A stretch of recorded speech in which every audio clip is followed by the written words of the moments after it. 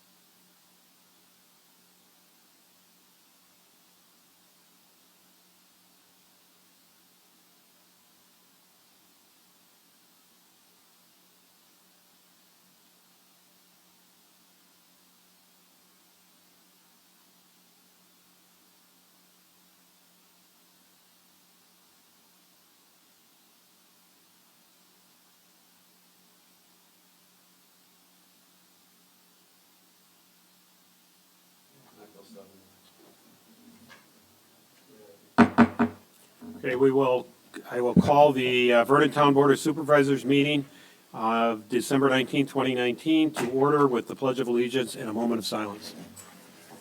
I pledge allegiance to the flag of the United States of America and to the republic for which it stands, one nation, under God, indivisible, with liberty and justice for all.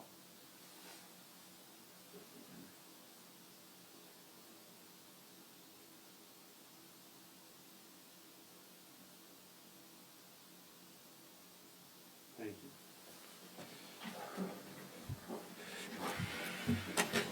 We will start with roll call and open meeting law compliance check. Madam Clerk. Chairman Carl Fortner. Present. Supervisor Jeff Millies. Supervisor Gary Wiley. Present. Supervisor Fred Mahalik. Present. Supervisor Lorene Dashik. Present. Mr. Chairman, note for the record that you have a quorum of your town board. The agenda was posted inside and outside the Vernon Town Hall to the media and to businesses in the town of Vernon and on the town of Vernon's website. You are in full compliance with the open meetings law. Thank you. I will now read item 5, announcement of possible closed session. The Vernon Town Board moves into closed session per Wisconsin statute, section 19.851E, deliberating or negotiating the purchasing of public properties, the investing of public funds, or conducting other specified public business wherever competitive or bargaining reasons require a closed session. More specifically, the cooperative plan border agreements with the towns of Waukesha and Mukwonago and the village of Mukwonago, Wisconsin statute section 19.851C, considering employment, promotion, compensation, or performance evaluation data for any public employee over which the governmental body has jurisdiction or exercises responsibility, specifically the employment review and compensation of the clerk, treasurer, DPW director, fire chief, and recreational director, and Wisconsin statute section 1985-1G, conferring with legal counsel for the governmental body which is rendering oral and written advice considering strategy to be adopted by the body with respect to litigation in which it is or is likely to become involved in. More specifically, the DPW insurance claim. Included in closed session will be the town board, clerk, treasurer, and town attorney. Motion will require a roll call vote, and our town attorney is here. Mr. Roll call, Mr. Macy is present. I will note that the town board will begin its meeting tonight, but may recess, most likely will recess the town board meeting until after the special town meeting of electors and the public hearing hosted by the Town Plan Commission for the Town of Vernon Tax Incremental Finance District Number 1. After those two public meetings and hearings, the town board will reconvene the town board meeting after the special town meeting of electors and the Town of Vernon Tax Incremental Finance District Number 1. So with that, we will start our town board meeting with public comments. Are there any public comments? Okay, seeing no one coming up or raising their hand, we will go to finances. Our agenda is somewhat turned upside down because we're going to try and get the business of the town first ahead of the public hearing the special meeting of the electors that starts at 7. So we'll start with finances, accounts payable. An additional manual check, Yes, to the manual checks. supervisors. Oh, you said you had questions? Yeah, I had several questions on the payables that I noted.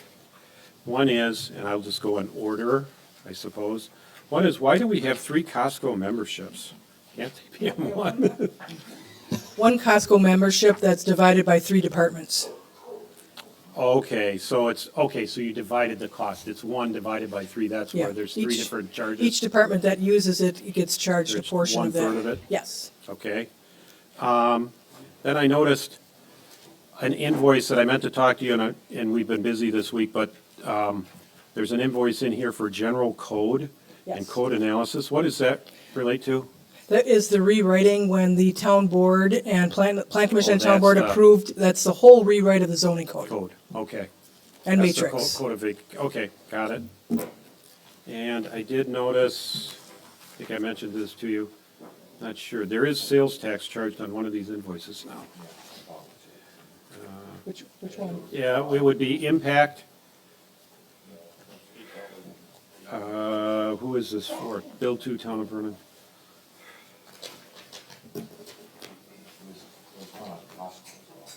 Was there? Costco's, you have to pay the tax. Yep, you can't get out of that. It's Costco's rule. You said impact, right? Right.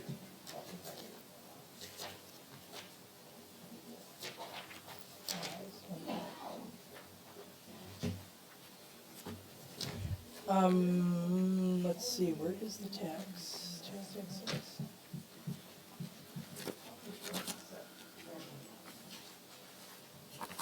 It's on the second page. Impact. Right after Hawes and, I see the bill, I'm just looking for the tax.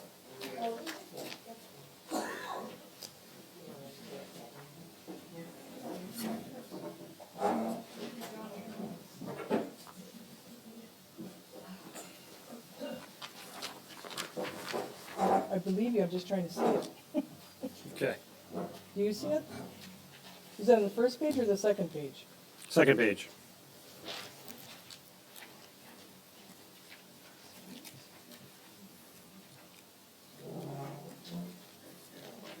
Do you see it?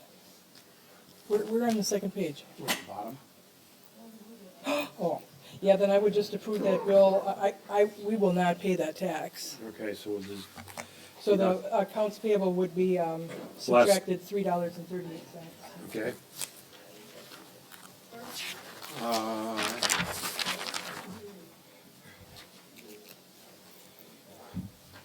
I do note what we bill ourselves for the stormwater.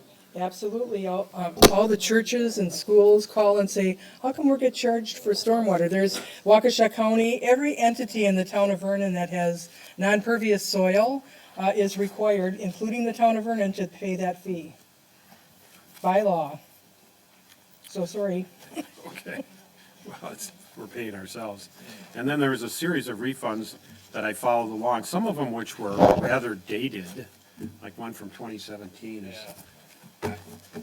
Other supervisor, and then I had a general question about the stipends for the plan committee, but can we do, if you've got other questions, let's get the other questions, and then we'll go back to the plan commission.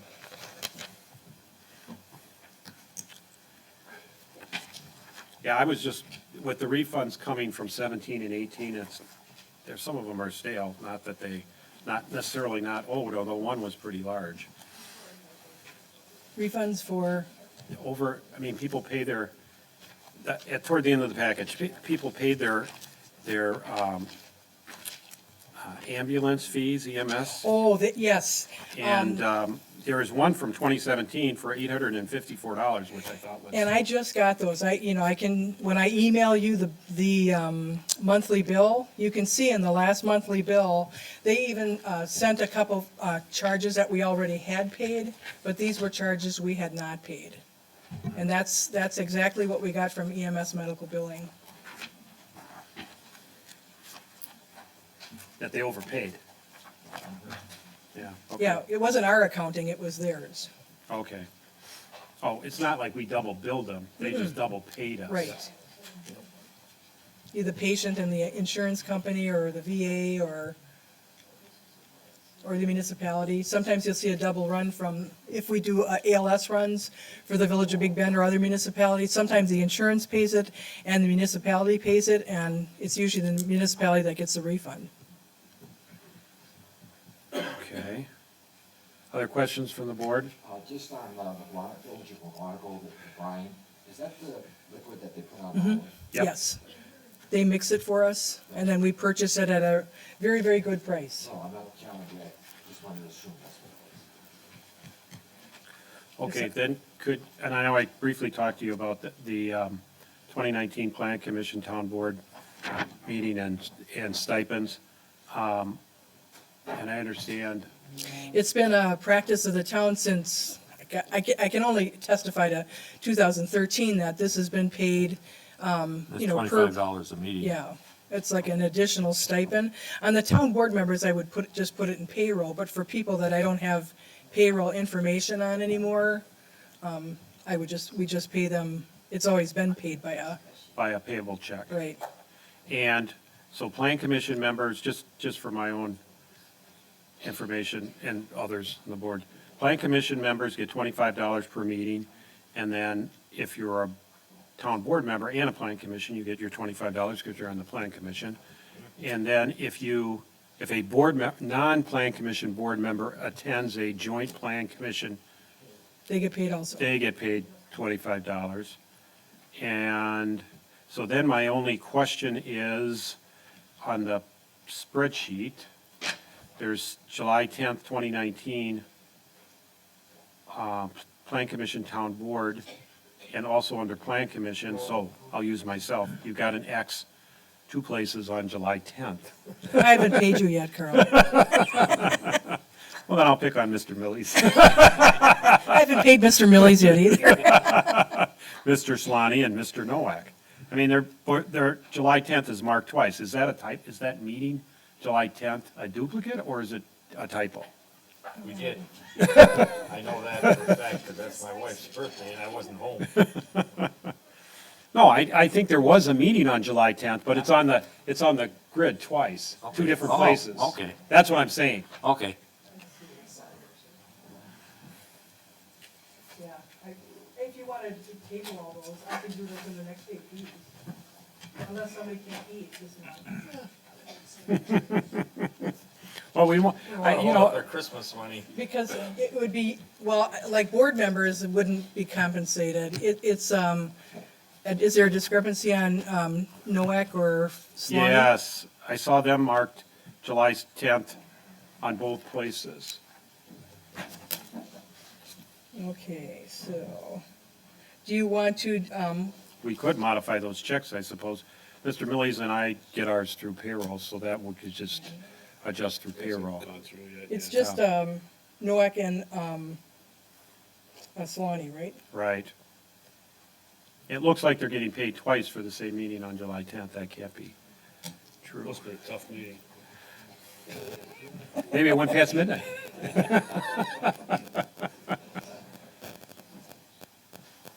So the accounts payable, if you, if you take out those bills for $375 and the tax for $3.38, your AP's bill, $129,931.72.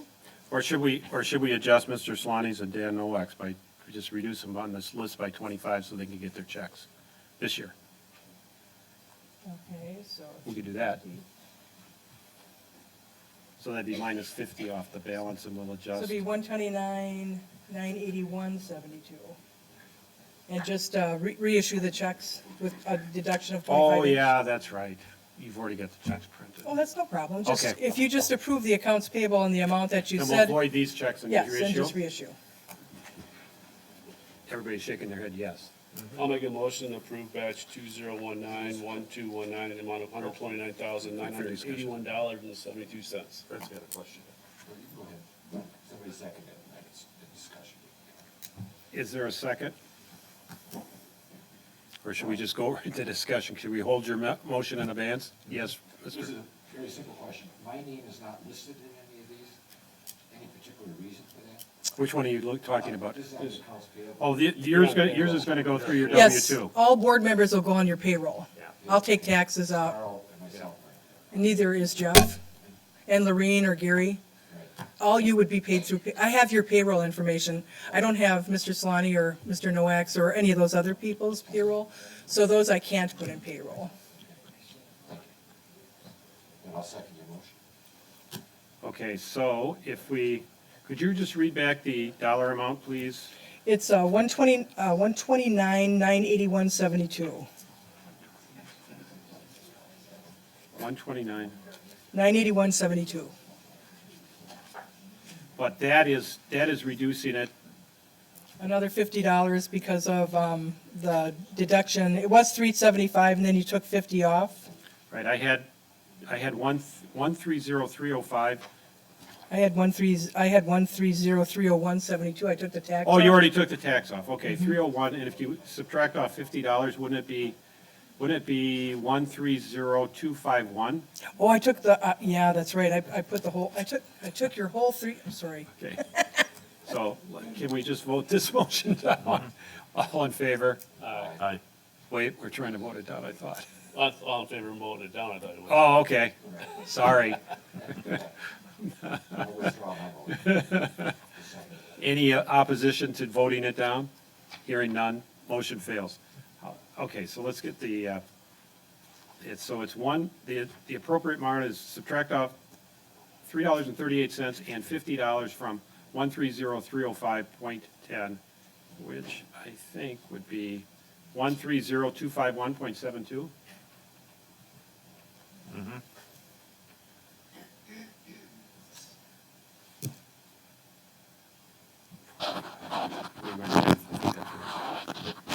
Redo your motion, Mr. Supervisor Millie. Carl, could you say that number again? I'll make the motion. I'll make a motion to approve batch 2019-1219 in the amount of $130,251.72. I'll second it. Any further discussion? All in favor? Aye. Opposed?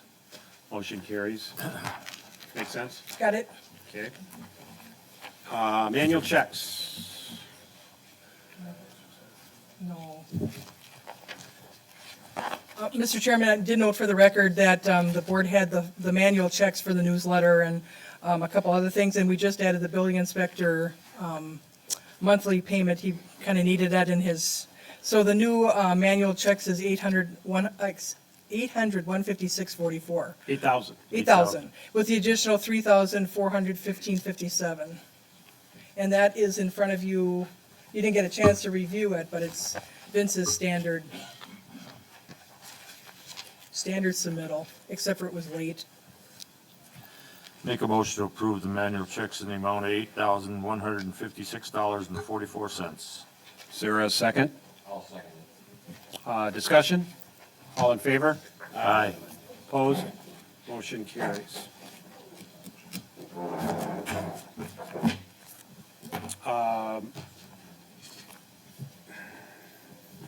Next up is correspondence and announcements and reports. We'll start with the town board. Supervisor Millies. I have nothing, so just like to wish everybody a Merry Christmas and a Happy New Year. Supervisor Wildy. Yeah, I have a couple of things. I'd like to get on the agenda for the next meeting regarding the Public Health and Safety Committee. We had a meeting and we came up with some information that we'd like to have disseminated to the board. And also, it's supposed to be the season for Christmas, but I got 3 complaints that I've got to write up for neighbor violations or, that I'm going to be handling through Vince. So other than that, wish everybody a Merry Christmas. And we won't meet again until after the first of the year, so Happy New Year too. Thank you. Supervisor Mahalik. I just wanted to Compliment DPW department on Center and Skyline has been corrected. The asphalt is there, the barrels have been moved back. It's much easier getting through that intersection, so they should be complimented for what they did. The other thing, I'd like to also wish everybody a very Merry Christmas and Happy New Year, and make sure you drive safe. Thank you. Supervisor Dashik. Other than receiving a lot of calls about tonight's meeting, I'd just like to wish everyone a Merry Christmas also. Thank you. On the town chairman, we're continuing to look for residency review board for our sexual offender residency review board. Also, we could use a couple of extra board of reviews for zoning appeal members as well. We do have 3 out of the 5. Otherwise, Merry Christmas and Happy New Year's, or Happy Holidays. And Clerk Treasurer report. Briefly, I will put in each board member's packet. Waukesha County sent amendments to the shoreline zoning and the town of Vernon's request for a rezone. Those have all been approved by the county board. I will copy the board members for all that. Just want to let everybody know that declaration of candidacy are due December 25th, and papers are available here. And if there is any people that want to continue bringing in, I thank everybody. I took everything away so you'd have room, but we have a lot of gifts for the veterans, but we're still accepting them till the end of the year. That's it, Mr. Chairman. Okay, thank you. Next town meeting dates are town board meetings changed to January 9 and January 23, 2020. The 2020 first Plan Commission meeting is January 8th at January 8th, 2020 at 6:30 p.m. We also, not listed there, but there's also a TIF meeting on January 16th at 3 p.m. And we are getting close to 7 o'clock. So what we will do is take public comments, item number 11 on the town board agenda, and then I would entertain a motion to recess our town board meeting so that we can start the public hearing. So this is a town board meeting. If there are any public comments for the town board meeting, if you're here for the special meeting of the electors, that's going to start at 7 o'clock, so people will have an opportunity to comment. So are there any comments for the town board? Okay, seeing none, we'll close public comments and entertain a motion to recess our town board meeting until after. You want to do minutes quick?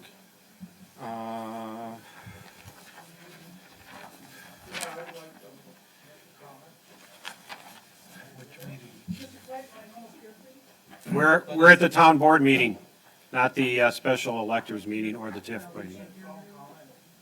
Yeah, it says town board. It's the town board comments, yes. So much for doing the minutes. Please come up and state your name and your address, please. South 86, West 23610 Edgewood Avenue. And, Turn on your, The mic is on. speak closer to the mic. oh, sure. I've been a resident out here for Could you 40 years. repeat everything you just said, your name and, oh, you have it already? Okay. I'm wondering why we're combining the clerk and the treasurer. Okay, we're gonna have that discussion at the next meeting. That's going to start at 7 o'clock. It's Oh. item number 1 on the agenda, Okay. okay? Thank you.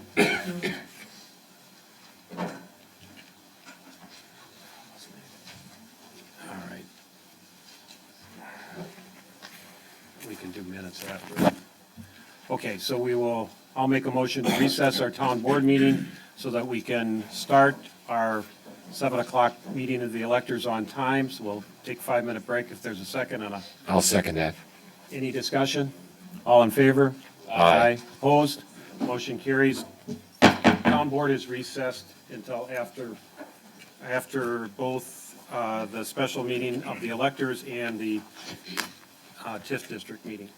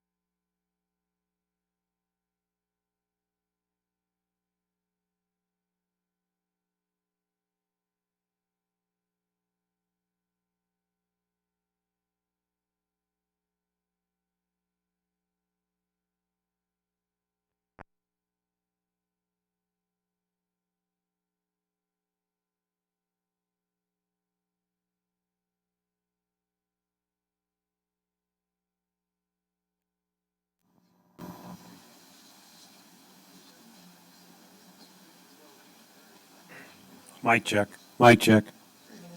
All right. Better yet. So, we're ready to go in about 30 seconds.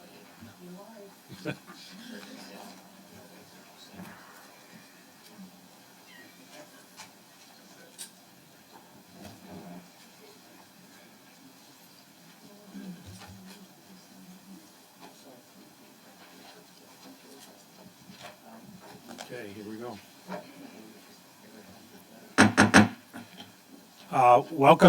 Welcome to the Town of Vernon, special town meeting of Town of Vernon electors of December 19th, 2019. We begin our meetings with a pledge of allegiance and stay standing for a moment of silence.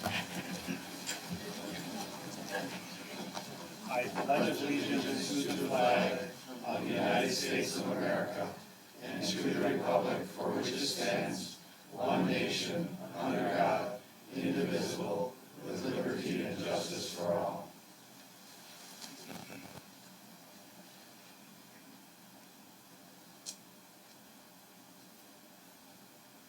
Thank you.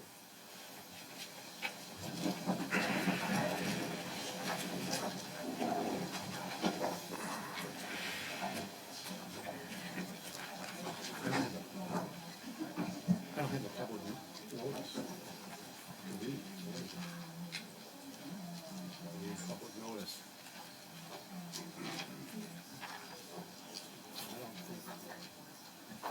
Okay.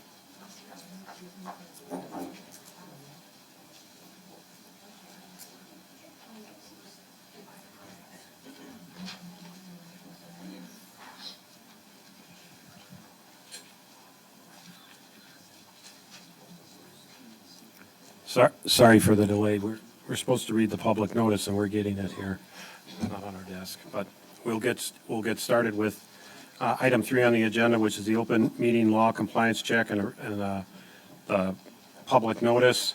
And then I will go through the procedure for the special town meeting and call it to order.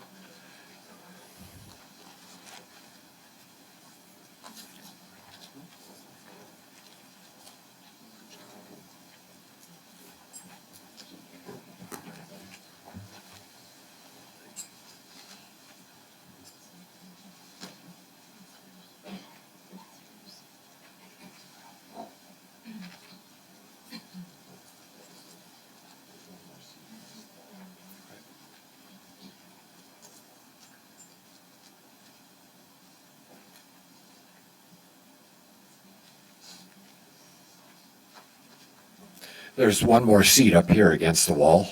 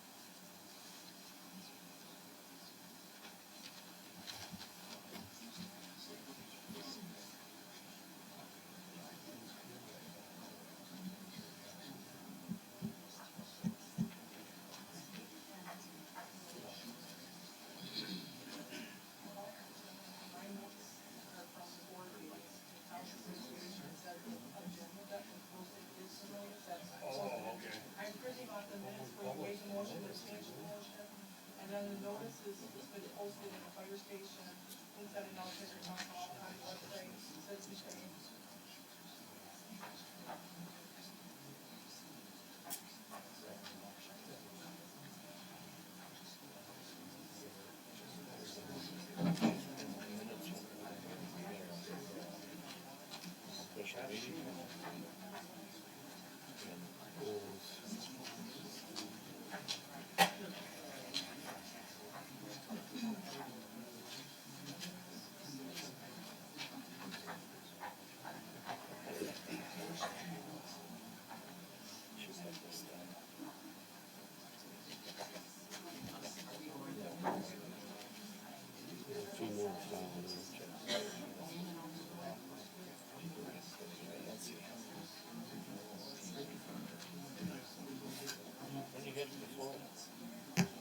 Not soon enough.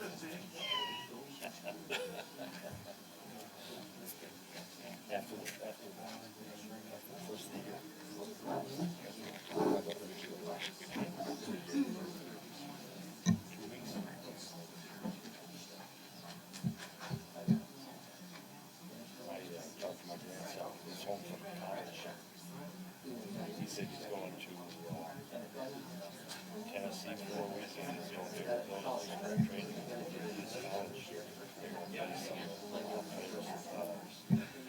White Sox.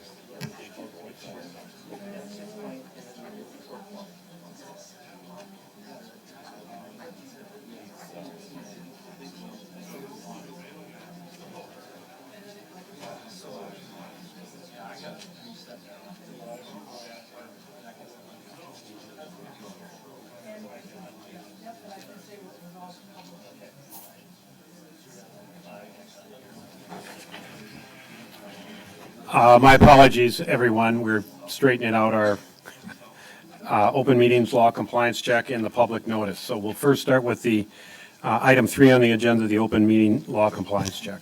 Mr. Chairman, this agenda was posted inside and outside the Vernon Town Hall, at the fire station, Citizens Bank, on the Vernon's website, and to the media. You're in full compliance with the open meetings law.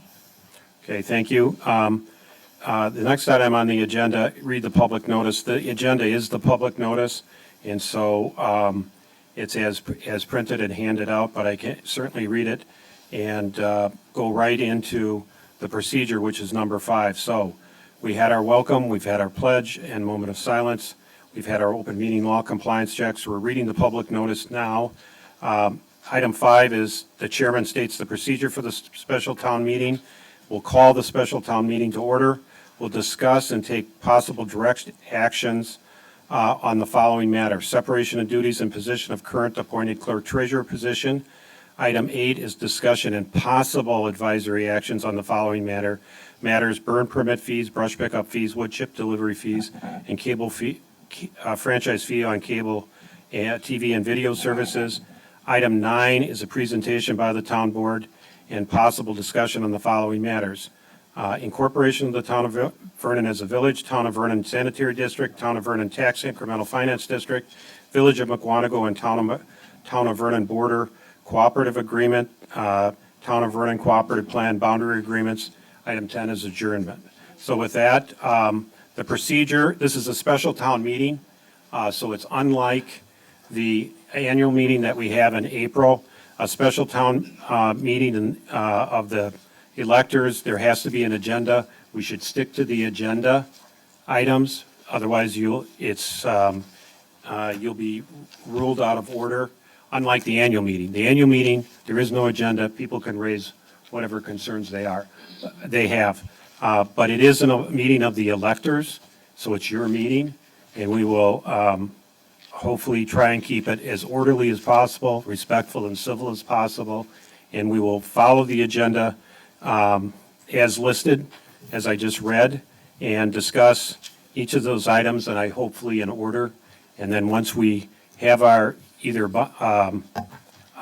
possible direct action vote or advisory vote, we will move to the next item. And we have our town attorney here that will help with legal issues with respect to this meeting, and also have a presentation on the incorporation that we are working on. So with that in mind, I will now call the special town meeting to order, and we'll start with item 7A, separation of duties and positions of the current appointed clerk and treasurer position. I would, just to kick the discussion off here, as probably everyone in this room knows, we've always, before this year, 2019, we've had an elected clerk and elected treasurer, separate positions.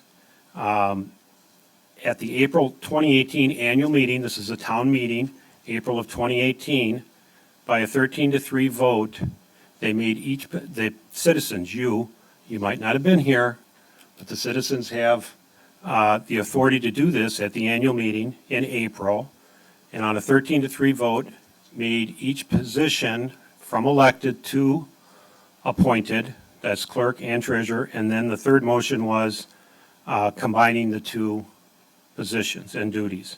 This change took effect this year, April of 2019. On the agenda tonight is not the elected versus the appointed, okay? It's only the combination. And the change back to an elected position will have to be made by the town board. And we've received legal advice from our attorney on that, and he can explain further if necessary. So on the agenda tonight is whether the position duties should remain combined or changed to separate. If the decision is to separate the positions, then an effective date of that separation should be established. The effective date, in my view, should be far enough into the future to allow the town board to post, interview, and hire a treasurer and/or clerk if the positions are separate. If they remain combined, they remain combined the way they are. So, Attorney Macy, do you have anything to add? Okay. So we will begin the discussion. If you could come to the microphone and state your views or reasonings. I think generally the reason why the position duties are separated is to separate the cash position, the treasurer position, from the accounting, which is in the clerk's office. If they're separate, each position would report directly to the town board. Because both positions are appointed under that April 2018 annual meeting, that's not going to change. And so they would be reporting to the town board as appointed position. The idea, of course, with separate position is that each can check one another and any discrepancies can be reported directly to the town board.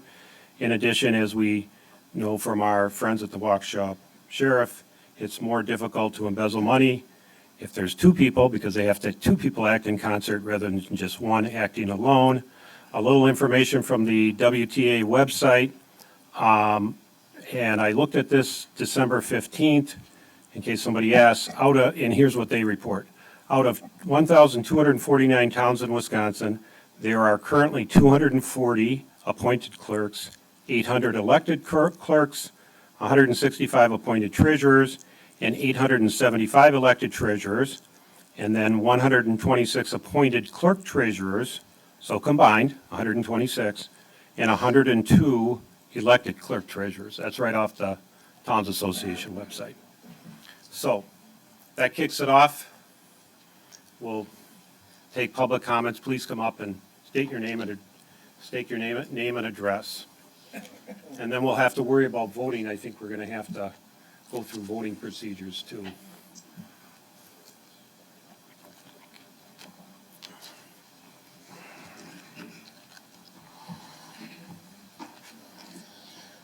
Good evening. My name is Marie Kumashek. I am on Hilo Drive. My question is auditors. Please closer. Thank you. My question is, what do the auditors say about a combined position versus the separate positions? Because I know they always had a problem with separation of. Yeah, we should save questions to the. Yeah, I think what we're going to have to do in order to move the meeting along is we will keep track of questions as we go. and then try to answer them all at the end. Okay, thank you. So,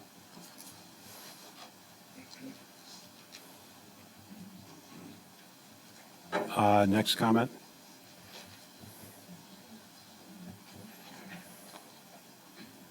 Good evening. Stan Wass, Kunzendorf Court. The question I have relative to this would be, is there a lot of redundancy between the clerk's position and the treasurer's position? I mean, it's a very small organization in terms of other villages and other towns. So I can understand the efficiency in having one person do it. And as the woman before me mentioned, is there an actual audit function? Or is it a review?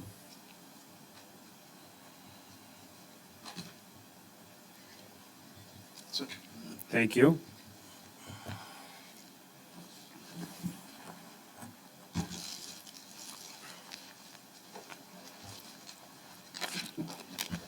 Vicki Ivkovic, South 81, W22620 Parkwood Trail. I'm sure most people in the town, I understand he asked the last question. So the other one would be is cost efficiency, which most people look at that in the town. Is it less expensive to have one do the job? Can that one person do the job efficiently? And I guess that's the question, if it is one. Okay? Thank you.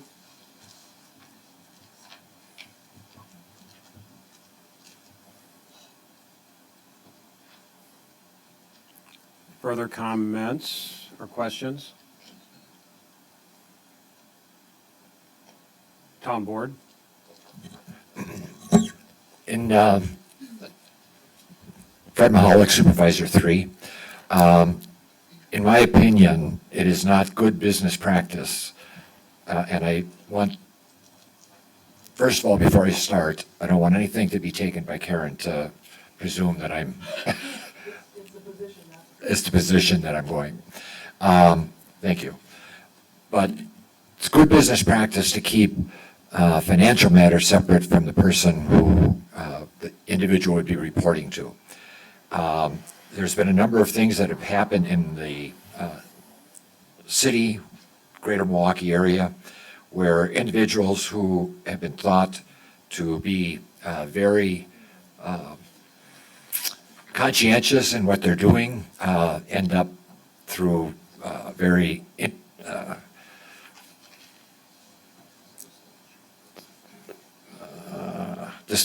mischievous means have taken a good number of dollars from the organization from what they're and I don't see any good reason to keep both of those positions as one.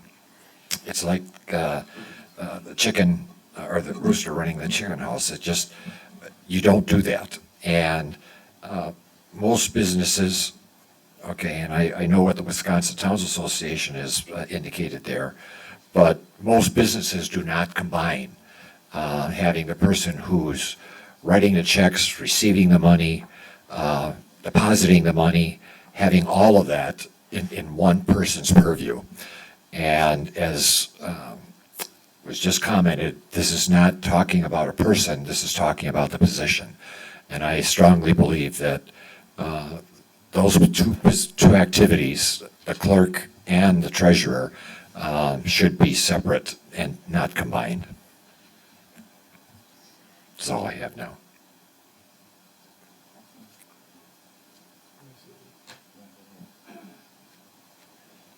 Supervisor.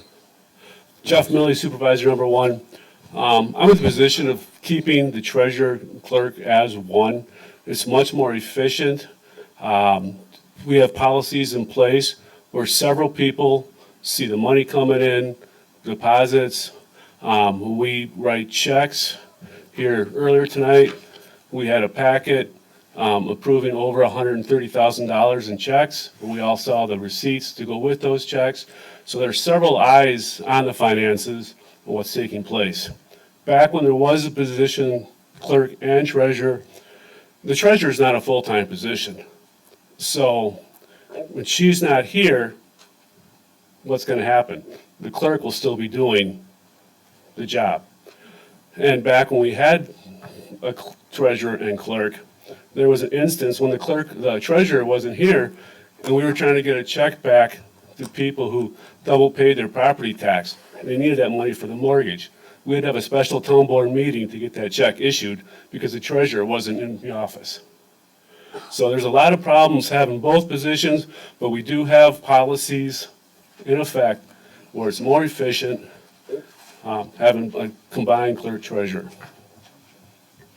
Thank you. Supervisor. Yes, Gary Wiley, Supervisor 2. I also agree with Jeff. When we combine these two positions, we were looking at efficiency and economics. We figured it out there, we could save approximately $20,000 a year in combining the position into one clerk treasurer.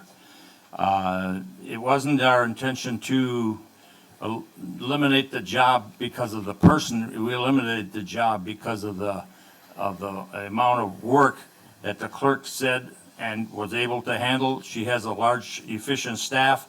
A majority of her personnel look at the bills before we even see them. They make adjustments in regard to determining that everything is correct in cash deposits and in checks. That we're in the midst of tax collecting right now, and there's a large amount of money is coming through the town hall right now, and there's no way that there's mistakes being made because there's so many checks and double checks on the position. So I'm opposed to breaking it down. I'm still in favor of keeping the two positions as one, clerk treasurer. Supervisor Dash. Yes, I was the prior treasurer, so I know exactly how important it is that you have a separation of duties. There were times when I balanced with the bank and I had difficulty communicating with the clerk to make sure that she was balanced. Took it to the town board and they did not do anything about it. I put some numbers together quickly. In 2 years, in 2018, when we were totally separated positions, the clerk and treasurer and the clerk and her deputies and the treasurer and her deputy, $173,000 is budgeted for 2020. In 2018, it was only $131,800. So it's $41,200 more in 2 years span to have the separation of duties, or they've combined, it's more. We're actually better off with another person and it's lower. It's just a part-time job for the treasurer, but it oversees the money and it's kept totally separate. I'd also like to let everyone know that the 13 votes that put through that motion to combine and the positions and deny you of your elected officials was the town board and their wives. 10 of those votes were the town board and their wives. The public was not made aware that that was going to happen at all. No one in the town had any notice that their elected positions were going to be taken away from them. So we can't get the elected positions back tonight, but we can separate the two positions because that's another thing they did that night. Just to make you all aware. Okay, further comments? I'd like to add something. Mr. Wass. Wass. I agree with Mr. Mahalik that I think it is best practices to have the two positions separate. However, it's rather difficult to make a decision or have a vote on it without number one, seeing the position description for either the new position or the prior positions. And secondly, taking a look at what practices or procedures you have in place to review the money. Because, you can have something as simple as having someone open the envelopes and another person recording the checks and crediting the receivable or doing the deposits, whatever has to be done. And that's an acceptable control. I guess I'm more on the side of the efficiency of having the two positions as one. Simply from the standpoint, again, I'll go back to the costs and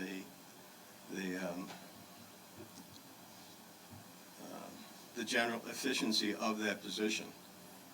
But it's difficult to make that decision and have a vote on it without seeing the actual position descriptions and the procedures you have in place.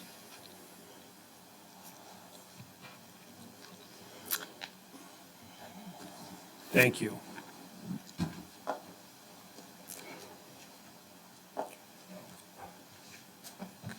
Mr. Solani.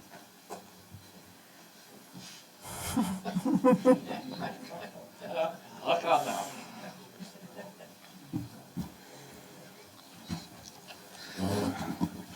Jim Sloney, West 250, South 8895 Center Drive.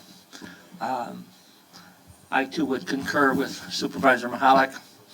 A couple things I've heard tonight. Efficiency. Hello, I don't see where there is any efficiency. Last year, who did the majority? Now this is my understanding of what happened last year, because I wasn't involved with the board or anything back then. Who did the taxes last year? My understanding is Citizens Bank that took the money, a lot of the money, not necessarily all of it, because people probably came here.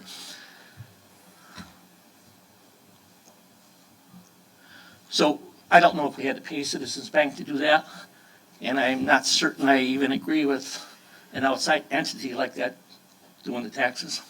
I can see where it might be, from a budgetary standpoint, advantageous to have one salary instead of two. But I think there's a reason why there are two positions or two job descriptions in the first place. You got a treasurer that has treasurer's duties, and you got a town clerk that has a whole lot of town clerk duties, right?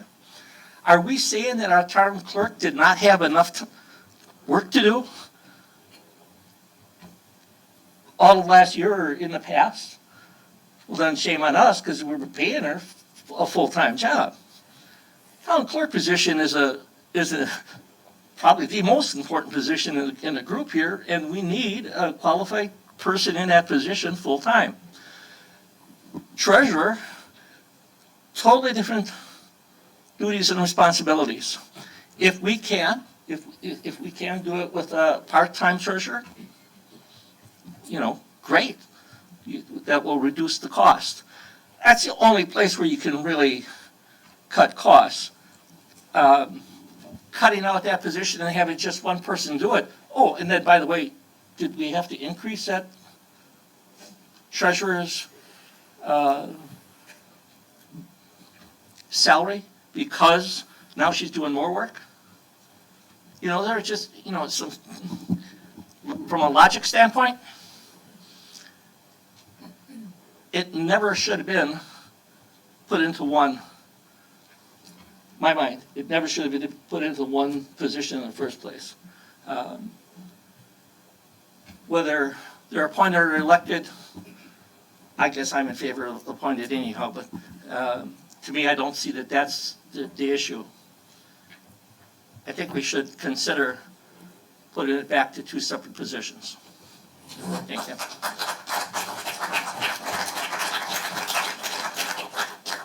Yes, sir. So you're next. Oh, yeah, you're next. Yeah, you.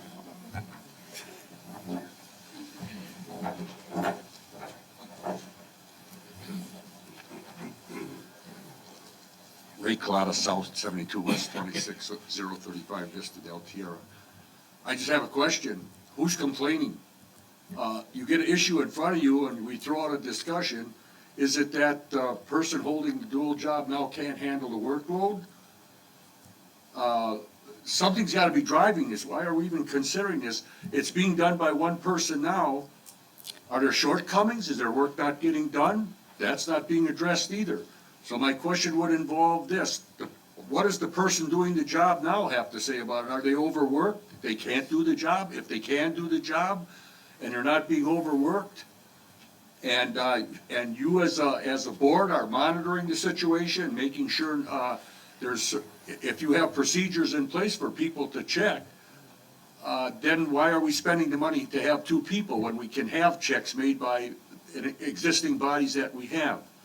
And it's awfully funny that I'm not hearing anything from the person occupying that job, giving us some input as to what the workload situation is, whether we do need two people or whether one person can adequately handle the job.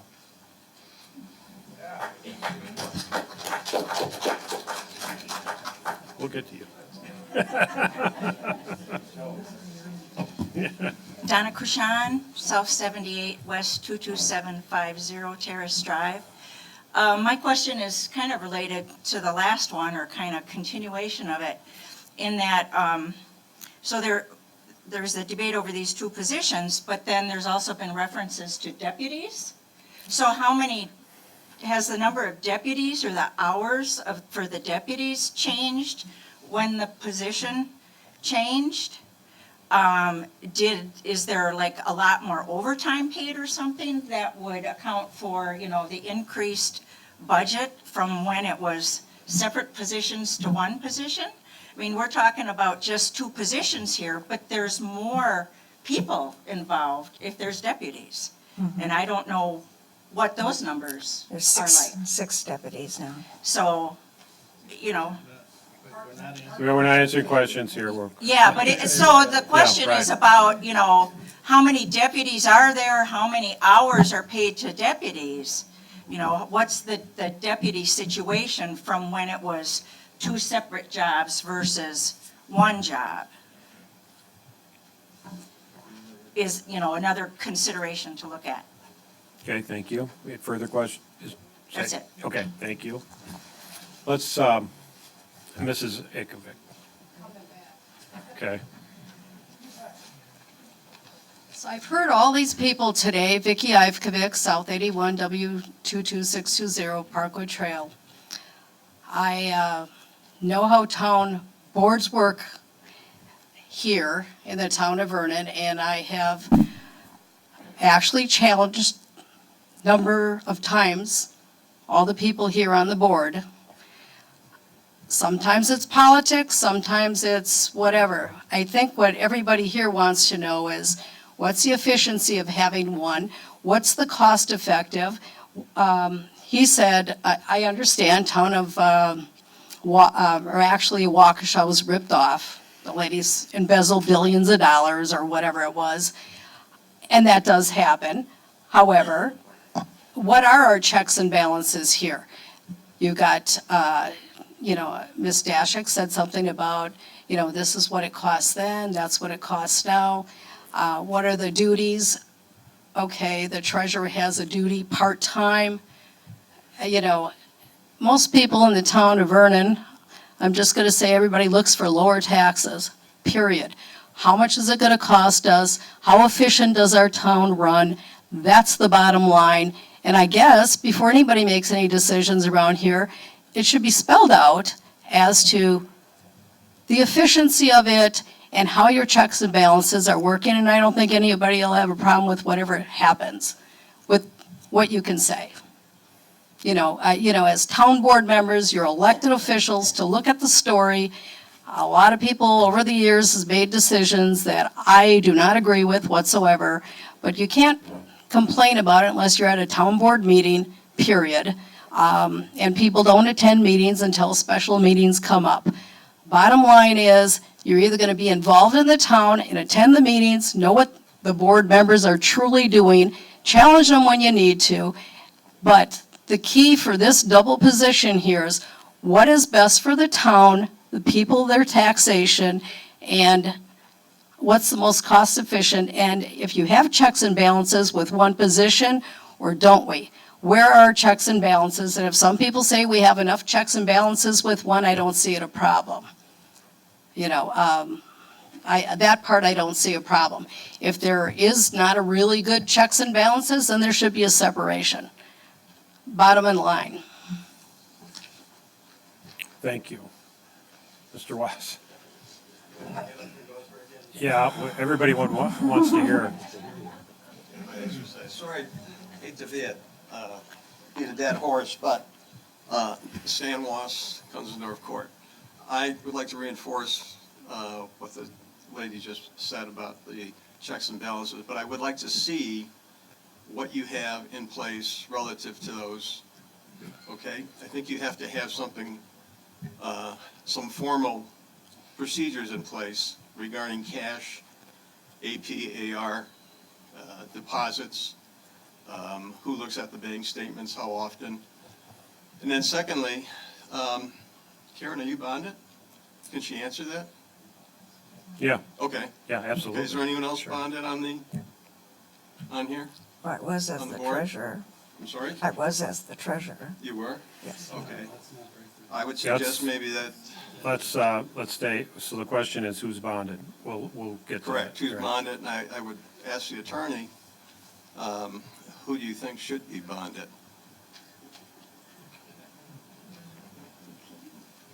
I think more than one person should be bonded. If you intend, regardless of whether you intend to keep it one or two positions, I think you need more than one person bonded. It's just a good safeguard, and it's good protection for the residents of the town. Thank you. Thank you. Further comments? So let's take one more, sir.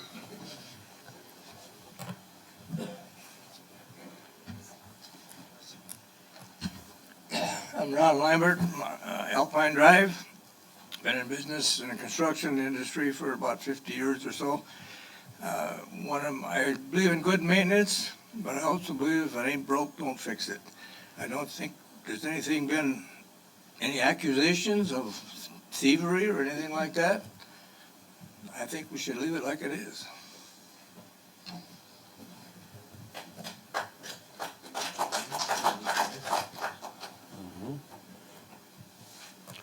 Okay, further public comments, and then we'll start answering questions. Yes, sir.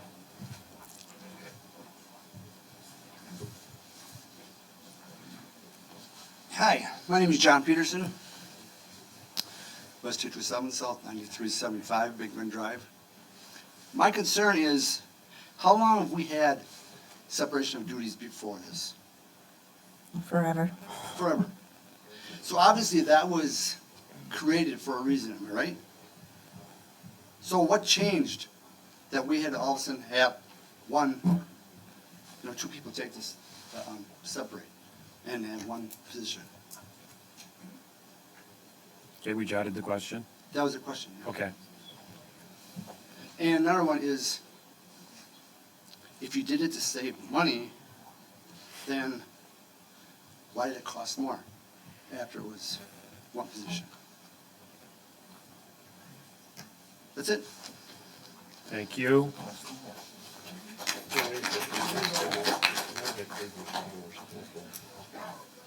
Yes, sir. We were wondering when you were coming.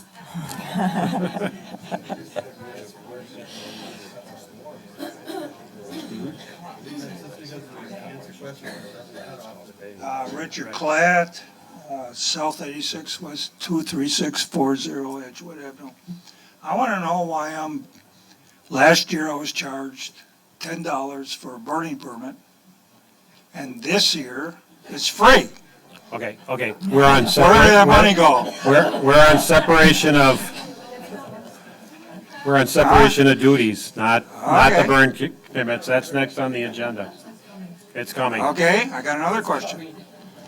I was the treasurer for the IBEW in Milwaukee. I was the treasurer. And what they would have me come in and do is, I was the treasurer, and they had me come in and sign 100 checks every month so they could distribute disbursements, which was directly against the IBEW's Constitution. Because there was no checks and balances. There was no clerk to check me. There was nothing. So I'm thinking if you lose a clerk and you combine with the treasurer, you're going to lose a check and a balance. And I think that's a dangerous road you're heading down. That's all I got to say. Thank you.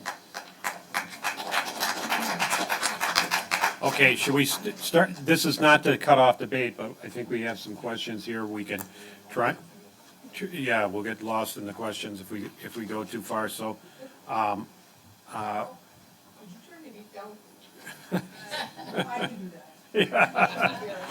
just the town chair. I wouldn't know how to do that. Probably takes a special key. Answer it. Yeah, I suppose that's right. Okay, what we're going to do is I'll read the question as best I can, just because I took notes. And the chair will try to answer, and then we'll allow the supervisors or the clerk treasurer to add. I think that's the fairest way to do it, because there may be differences of opinions as to what the answer is, and that way we can have the most input possible. So the first question was, what do the auditors have to say? And I think we should talk about how long have we had an audit, when it's been required, things like that. So have we always had an audit here in the town for far back? When there was an elected clerk and elected treasurer back when I was the chairman, and even when Sterling Peck, that's as far as I go back, the town has always had an audit, even though the town was not required to. Yeah. for So at least when we 30 say an years. audit, just for everybody, that's an outside hired auditing company that comes in and does an independent. Now, maybe not as thorough as an audit or a different type of audit for government, as the auditors will tell you, than you may have for your private companies, but it is an independent, separate audit. While they were elected, it was not required by state statute to have it, but it's been represented here that this town has always used the utmost of caution and had an outside auditor do it. When you switch from elected to, I don't know if it's elected to appointed or when you combine them for sure, then you're required to have an audit. So this town continued to have an audit and would continue to be required to have an audit. Now, the question is, what has the auditor suggested? I don't know what, as anybody would know, what they said when they were separate and they were elected.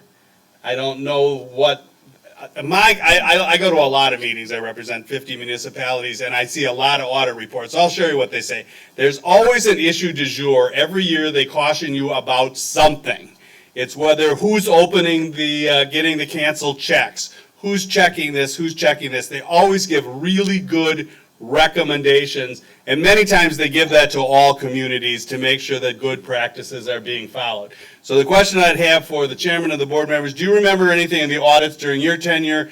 Some have been on a while, some have been a long time. Specific concerns that the auditors have addressed? I do. Yeah, I know too. Well, Let the supervisor go first. They're always cautioning that there aren't enough people in the office because we are a small municipality for separation of duties. They're always cautioning that in every audit. And that was when it was elected, both or combined, so that was a standard caution. If you had two people or one person or there, and I agree with that, they always have a concern that you need to set up procedures, which we're gonna get to, if you have a small office. And that's private business, public business, everything. If you have a small group of people looking at it, you have to have safeguards in place. Right. So, anything else you I remember? would concur with Supervisor Dashik. That's something that the auditing firm said years ago and repeated again, that there never was enough staff in either office, the clerk or the treasurer's office, to do the separation of duties correctly as the government accountability standards require in governments. Most auditors overlook that because of budget constraints, they can't hire enough people to do those checks and balances. So it's always in the audit report. Sometimes it's buried, but if you ask any auditor, he or she will repeat what Supervisor Dashik and myself has stated in regards to having a number of people opening, checking, cross-checking, signing off. That's extremely important. Okay, and if the board has, we're gonna keep moving, otherwise we'll be here all night and we'll get hotter and hotter. Redundancy between the two positions. A question was raised as to the redundancy. I think what I would add is there are statutory duties required, whether it's an appointed position or an elected position. There's a statute that says what the duties are. And I don't want to guess necessarily into the pros and cons, or there's different discussions among some of the supervisors or the sitting clerk treasurer might be able to answer that. But, you know, what did the board look to as to the question of redundancy between the two positions? I don't see that there would be any redundancy between the two positions. The treasurer's duties were completely separate from the clerk's duties. Does anybody else have any? That is, if you have a treasurer here full-time, when the treasurer's not here, who's taking the money in? It's the clerk and their deputy clerks. Disagree. I would say at the same time, when those funds come in, that they're then put on a side for that treasurer to take care of it when she does come. So that it's, I would not see a cross-fertilization between the clerk and the treasurer if they are two separate positions. Those monies were always deposited in the treasurer's safe. If they took in money for Park and Rec, that money was documented and put into the treasurer's safe. No, I need to correct that. Prior to 2013, there was no documentation except for what the rec director gave to the treasurer. And now what's happened is every single check is brought into the town. It's signed off by 3 different people, put into the system by another person, checked by another person. There's not one person seeing the deposits, and the vast majority of the money that comes in is obviously taxes, 8-9 million. But your building inspector, your rec department, maybe it's 100,000, you know. But now there's at least 3 different people signing off on each individual check that's put in, and there's 3 to 4 people that are signing off. And when a deposit goes in to the account, there's 5 people that sign off, sometimes 6, on every single deposit that goes in the town. And as far as procedures, when my positions changed, I gave the board, based on the audit, everything my office does. I also filled out and turned into the town board. There's a government accountability standards that all clerk treasurers should be required. I did fill that out. I gave that to the town board and the finance committee, and I'm just waiting for feedback on that. So, and that I could put on the website tomorrow as far as what the procedures are in my office. And you could also see what my duties are, and I could put statutorily what a treasurer's duties are. But that I could put on the website for you tomorrow as far as getting information on those responsibilities and accountability. That I could put up and you could read it because it's pretty substantial. Do the supervisors have anything else on the redundancy question? Then there was a question on the audit function, and I'm not sure that we didn't answer it.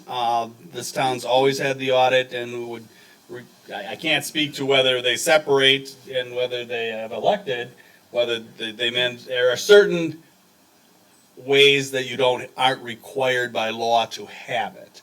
As it currently is now, and the past practice has always been that there was an audit. That's the best answer we can give you. I can't tell you what future boards would do if they were separated or they went back to elected. You know, there are certain instances where it's not required, but this town has always required it. The history of this town as far back as people remember. So again, if we don't fully answer your question, you'll have another chance to come back up if we missed it or we didn't write it down or we didn't grasp what you were saying. So I don't want to shortcut anybody or say these aren't all important. Cost efficiency and what is less expensive. And I can't begin to answer that. I don't know who, I'd be Supervisor? happy to do a spreadsheet for the public to put on the website so they can see cost efficiency in the deputy clerk's position, previous and current, the treasurer. I mean, I'd be happy to put that on the website for people. I mean, because those are excellent questions, and they should know. What's the answer? Well, the answer is combining the two. I think just the clerk treasurer was $20,000 savings to the town, above and beyond the disagree. $6,000 for stormwater. There's quite a bit. I What I could do is disagree. put the budgets. The numbers don't lie. Yeah. Numbers don't lie. I disagree. It's about 41,000 more from 2018 to the budget for 2020. No. Well, just bring For your, clerks and what's your treasurer. numbers? I'm not gonna argue, just give me your numbers and I'll put you put your numbers up and I'll put mine up. You can look at the budget and you see the facts speak for themselves. There's been a savings in regard to both positions by combining it into one position. We looked at this extensively when we went about determining whether to combine these positions, and it was determined that there would be a cost savings in regard to the combining the two positions. And that's a proven fact. All you have to do is look at the budget from 2018 versus 2019. And Mr. Chairman, I'd also like to put up for the public what the public paid for 2 full-time deputies in the clerk's office versus my part-time 6 deputies. I'd like to show you those. You should see those numbers. And I can tell you, those 6 deputies that I have, they're not even part-time, but they are phenomenal. I could not do my job without those 6 important people. Well, you've jumped the gun here a little bit, so let's explain to the public. They're here and they took time out of their busy schedules this holiday season to be here. What was the staffing prior to the combinations and what is the staffing now? I don't necessarily want to know the dollars amount, but I'm sure they all want to know who runs it, who did the work before and who's doing the work now. And if we have a difference of opinion on that, we'll get the two different. So we always start with the chairman. You want to answer that or you want to defer to others? I will defer to, when I first became chairman, which was this year, April, is when the positions were combined and appointed. The budget for 2019 had already been set and approved. And I did not go, in anticipation of that question, I did not go back and study 2018, 2017, 2016 budgets. Well, let's get an answer. So let's start. First, any of the supervisors want to answer? So your question again is? Just staffing, not dollar amount. Oh, They have staffing. no idea who, and so let's give them some information. So staffing, the treasurer was a part-time position. And you had seasonal help during tax During time. tax time, yes. So usually just on tax collection days, I had a helper. The rest of the time, I collected the taxes on my own. So the treasurer's office had one part-time, One we're part-time. talking about positions here. Elected. One part-time elected, and one deputy treasurer, seasonal tax time only. Right. And I assume everybody knows it, but I'm not going to make sure everybody knows it. We already know that you were the last elected treasurer and you were the last elected clerk. So they both know what was before, and Karen certainly knows what's there now. But I want to make sure if anybody didn't know that. So what did you have staffing-wise while we had 2 elected positions? So you had a full-time elected clerk, Yes, and then 5 part-time deputies. Part-time deputies. And you made reference to, prior to that, there was a different system. Yes, before I was the clerk, there were 2 full-time deputies with full-time benefits, full-time Wisconsin retirement, life insurance. Those things cost money, and I was able to replace people that didn't need those benefits and didn't need Wisconsin retirement and had additional checks and balances with all those people. And no offense to Lorene, she is a part-time treasurer. When Lorene closed her doors, people came in, they pay taxes all the time. So I mean, she can't be here 24/7, but when she closed, she has to balance out. But my staff, you have to admit, would have to take taxes for the treasurer to allow her and her deputy to balance for the day. Redundancy, we would take dog license, Lorene would process them. I mean, you know. And so now, now that it's a combined appointed position, what's our staffing? 1 full-time clerk treasurer and 6 part-time deputy treasurers. I just hired I was. Wait, no. Oh, wait, come, She said prior to, when she was elected, she had 5 part-time. Then I asked her the question, and I didn't mean to interrupt, but I want to make sure you understood. I said, now that you're appointed and combined, what is your staffing? And she said 6. But I always, for the last 4 years, was budgeted for 6. If I didn't need those people, I didn't hire them. And with, with a little bit more with the zoning and planning, there is. Yeah, and recently, since we're out of county zoning, our clerk's office is responsible for doing all the zoning, which is a lot more work from previous years. Yeah, yes.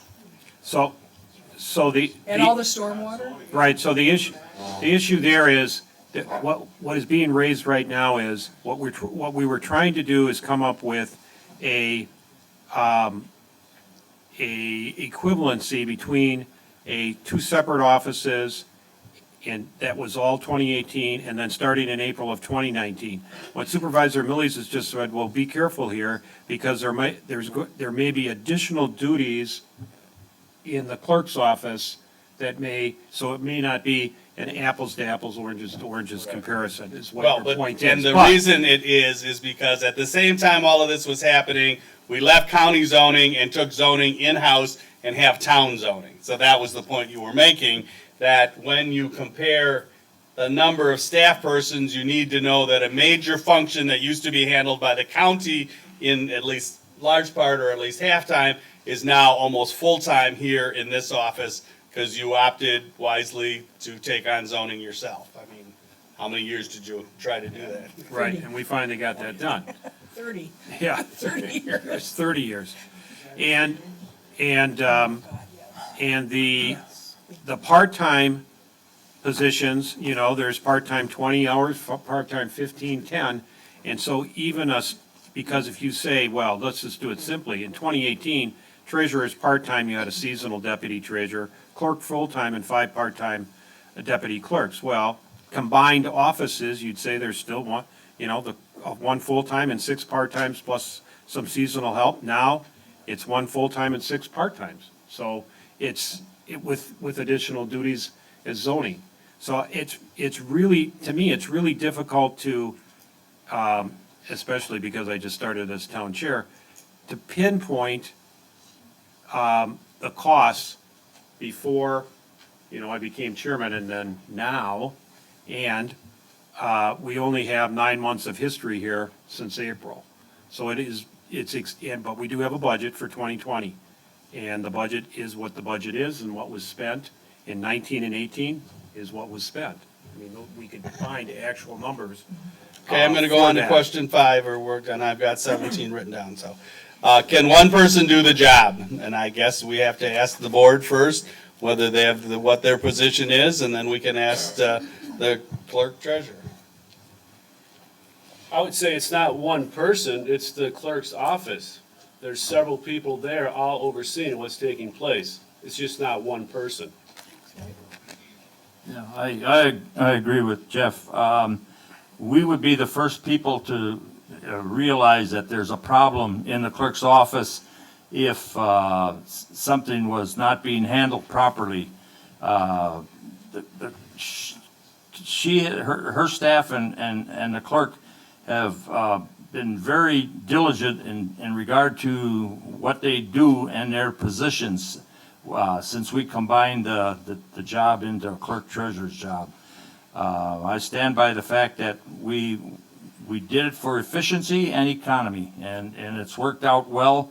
And I don't think we've had any complaints from the clerk's office that she's been overworked or she handles the workload, and everything goes along smoothly.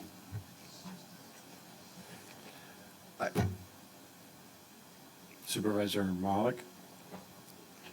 I go back to my original premise. It is not good business practice to have a person take care of the financial aspects and the business aspects of an organization. The processes can get kind of washed, and I don't think you can pinpoint one person responsible. It's been mentioned that the number of deputy clerks do a lot of different things in this process, And so trying to assign responsibility as to who made this mistake, or how did that happen, or how did this happen, you don't have that anymore. What you have is a full-time and a number of five, let's say five, stay at five, people, okay, who are handling the resources of the town. You can look at this and you can say, well, there's no problem right now, but it's one of these things that an ounce of prevention is a pound of cure. And we are looking at millions of dollars of town monies that are coming in vis-a-vis taxes for the most part. And I do not think it is in good stewardship to save, and I'm not convinced that there is a savings, but that you have the right balance when you have one person controlling, okay, both sides, paperwork and the finances. Well, let's stick to the Q&A. Stick to the Q&A. Can one person do both jobs? And I think it is an office, whether it's combined or separate. The clerk is a full-time job in and of itself. The clerk treasurer together is a full-time job in and of itself. Obviously, when the position went from just a clerk to a clerk treasurer, there was additional duties, but the part-time staff helps with those duties. It's an office, and there's more than 40 hours a week in the office, so one person cannot do Oh, God. both jobs. It's Not by themselves. yeah, not by themselves. So we have 6 part-time deputy clerks, and they're all under 20 hours, so we're less than 3 full-time equivalents plus the position itself. Great. Okay, I'm gonna move on to the next one unless somebody else, Karen, do you have anything further you wanna say on, can one person do the job? I think, John? Well, just, again, of course, I believe that the two positions should be separated. And if you listen to what Carl had said about the communities in all of Wisconsin, the majority of those communities have separate positions, not combined. Okay, let's move to the next question. The next were all just, statements by the supervisors, and except for the next area of concern was what practices are in place, for safeguards. I'm paraphrasing, but there were a number of people who next came up and talked about that, so I think the supervisors should talk about what is in place to make sure, there won't be issues. And to start that off, our auditor did provide a questionnaire of procedures, which the clerk treasurer did answer and distribute to everybody, and I read through it, as did, I assume, everyone. So there are, under that questionnaire, that certainly could be, it's a public document, could be made public, but it's, I've got it here, it's this thick. And also my procedures that I turned into the board, whereas previously there was one person signing off on checks, and now there's 5 or 6 people seeing each check signing off, different people in the software. The software is all software protected. Anybody that's in that software, they're logging on. I see exactly, the auditor is logged into my software. He can't change anything, but he watches what's happening within the audit. There's only one person that makes journal entries, and every single journal entry that I make is part of the audit process. All department heads, because we have a fire department at a different place, our DPW director, different departments need to have the software that we have so that they can get in wherever they're at. They're limited on what they can do within the software. The other difference too is we have 5 people signing off on payroll. I mean, that's the only good thing about having a lot of qualified staff, is to have that checks and balances that Supervisor Mahalik was concerned about. It isn't just one person. Yes, I do all the financial statements, all the financial, background, but it's imported with a lot of good help and a lot of checks and balances. And there's an auditor every year. Auditors are a pain in the ass to deal with any bank, Okay. with any bank. Let's stay, we're trying to stay on the questions. She brings up a good point. Every year in the spring, the auditor comes down here, and he's here for about 2 or 3 days, Weeks. And Weeks. well, when I've been in here, I've seen him, the tables are piled. He goes through every invoice that goes through this town of Vernon. And if he finds a mistake, he lets us know. Very few mistakes have transpired in the time that I've been here in the audit. Man, this guy is extremely thorough. I mean, he'll find a dime if it's missing. And I know, how thorough Howard is. So I'm real confident in the procedures and in the position as it stands. Yeah, the financial auditor doesn't actually go through every invoice, but it's a sampling of invoices and all the. Everything the over large- $3,000, Everything over everything. 3,000, Yeah. so, not quite every one. But the point is, there is and the point Mrs. Zigovic was making, we do have a financial audit, and I don't expect that to change, whether these are elected or appointed, combined or separate. And the reason I say that is because we've been under both systems, and we've been audited since the 1970s, and maybe even before that. And I wouldn't expect this town to forego a financial audit. I just can't see it, not the size of our town. No, and each month, the town board members here, we all see the bank statements, the ACH transactions, and any checks that we do issue. It takes 3 signatures by the town here to issue a check. And whose signatures are required, Mr. Mills? Town chairman, myself, and clerk Karen Shu. So there's 2 independent elected officials that review each, Well, the whole board reviews all the checks before we but Right. signing them, there's. Signing them. The treasury function, the signing of the checks, it takes three signatures, 2 town chairman, 1 supervisor, this is by ordinance, and the clerk treasurer. And what was it previously? That's what they want to know. What changed? Did that change? Did we always have 2 supervisors? The treasurer signed before the clerk and the town chairman, previously. So we switched, when the treasurer, the position was combined, we added a supervisor who took over for the other position. Right. Right. So we Yes, have 2 of the board members and the clerk treasurer now. It was the clerk treasurer and the chairman in the past. Yes. Correct? Right, We've got enough right. chairman up in the room. Okay. Okay. I think we answered that. Anybody else have anything to add on that one? The safeguards, the protections? We're gonna come back, sir, to more questions. I got a few more left. Again, there was another just comment. Who's complaining? Is the work not getting done? And we wanted some input from the current clerk treasurer. That was number 11.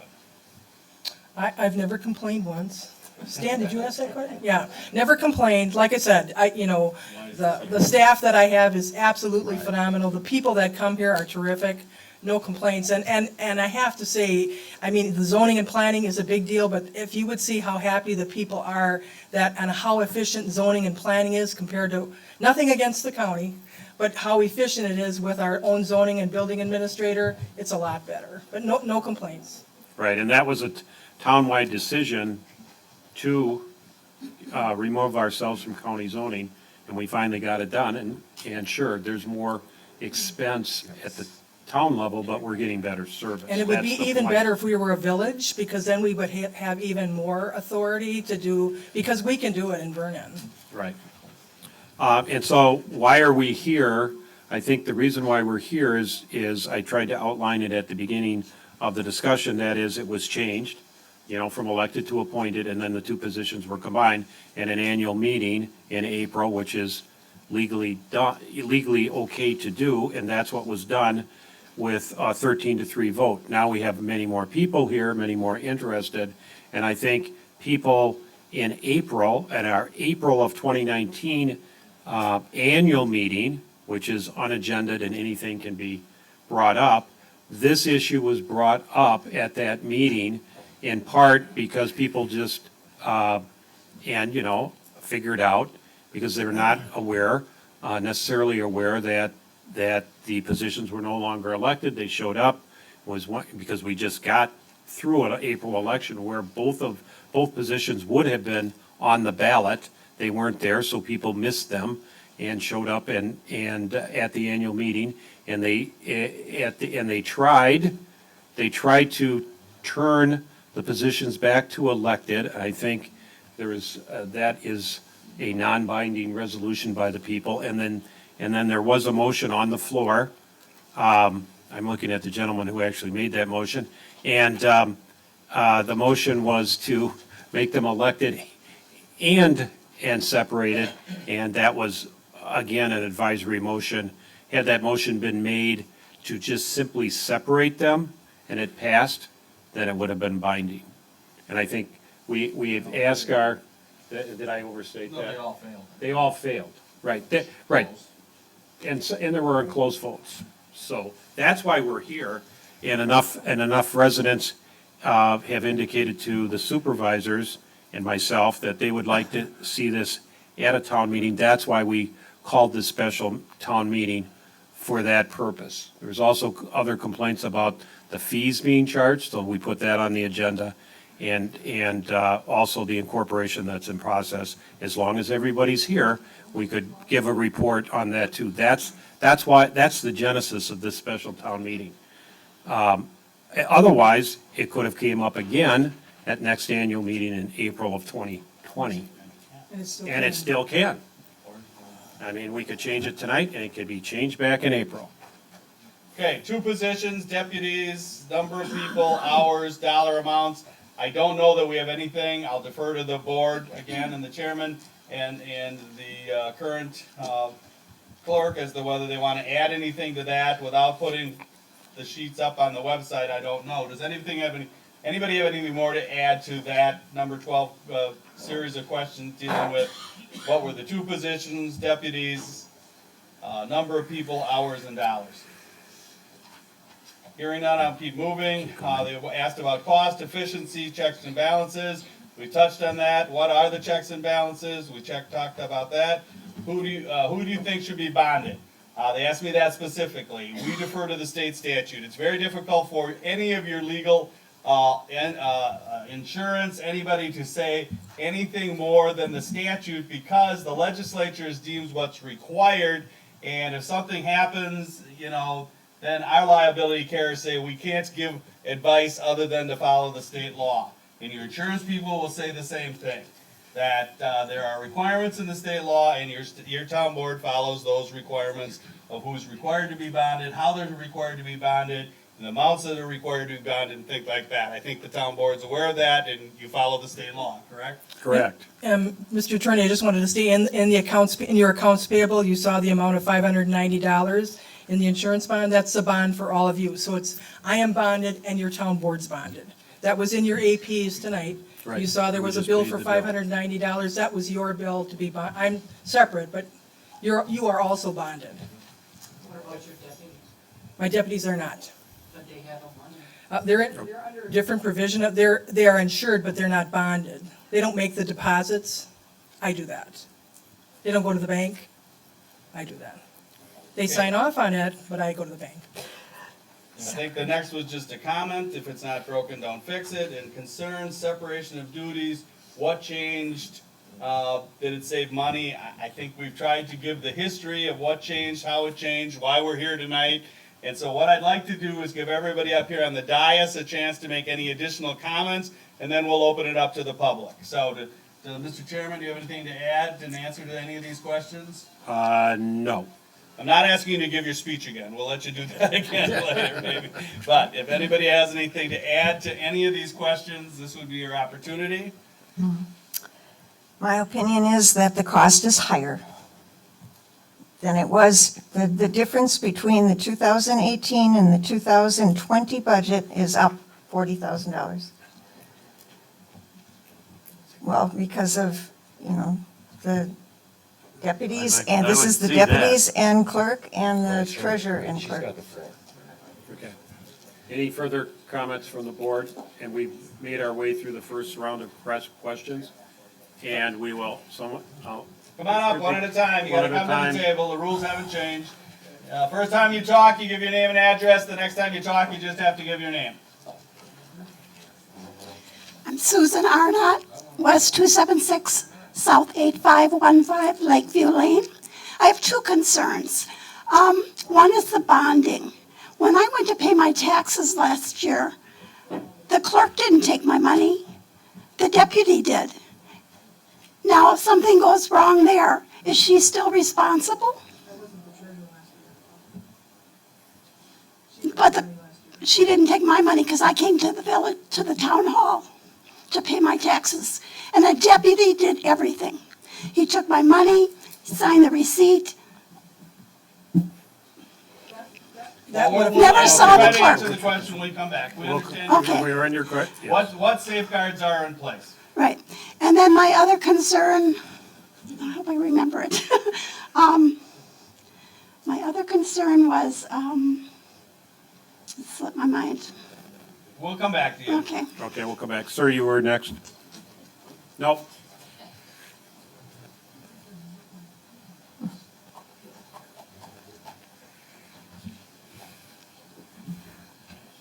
Charles Stock, West 260, South 7290, Vista del Tierra. Kind of when this first started coming up, the questions and comments, I got the sense of a lot of people are concerned about what is the cost to keep our taxes lower. I know sometimes I'm easily confused, but I'm totally confused. One person says it's 40-some thousand dollars more, the next one says it's less money. What is the bottom line? Is it more or is it less? That's all I want to know. Thank you. Thank you. Okay. We better get you back up here right away then. My other concern was corruption. When you have appointed officials in such a small board, how do you prevent political corruption within the board instead of electing the person? Okay, thank you. Yes, sir. Sorry. Two questions. I apologize again, but I'm confused. I spent my whole career in finance and accounting, and the last 25 years CFO or treasurer. And You know you just volunteered for the finance committee. okay. Okay, sorry to interrupt you. That's okay. I have a question for Ms. Dasher. You mentioned that the 2018 versus 2020, the budget was up 41,000. The budget for 2020, yes, Okay. for the, Specifically, where is that increase? Is it across the board, or is it in that position? well, the difference between the clerk treasurer and her deputies Yeah.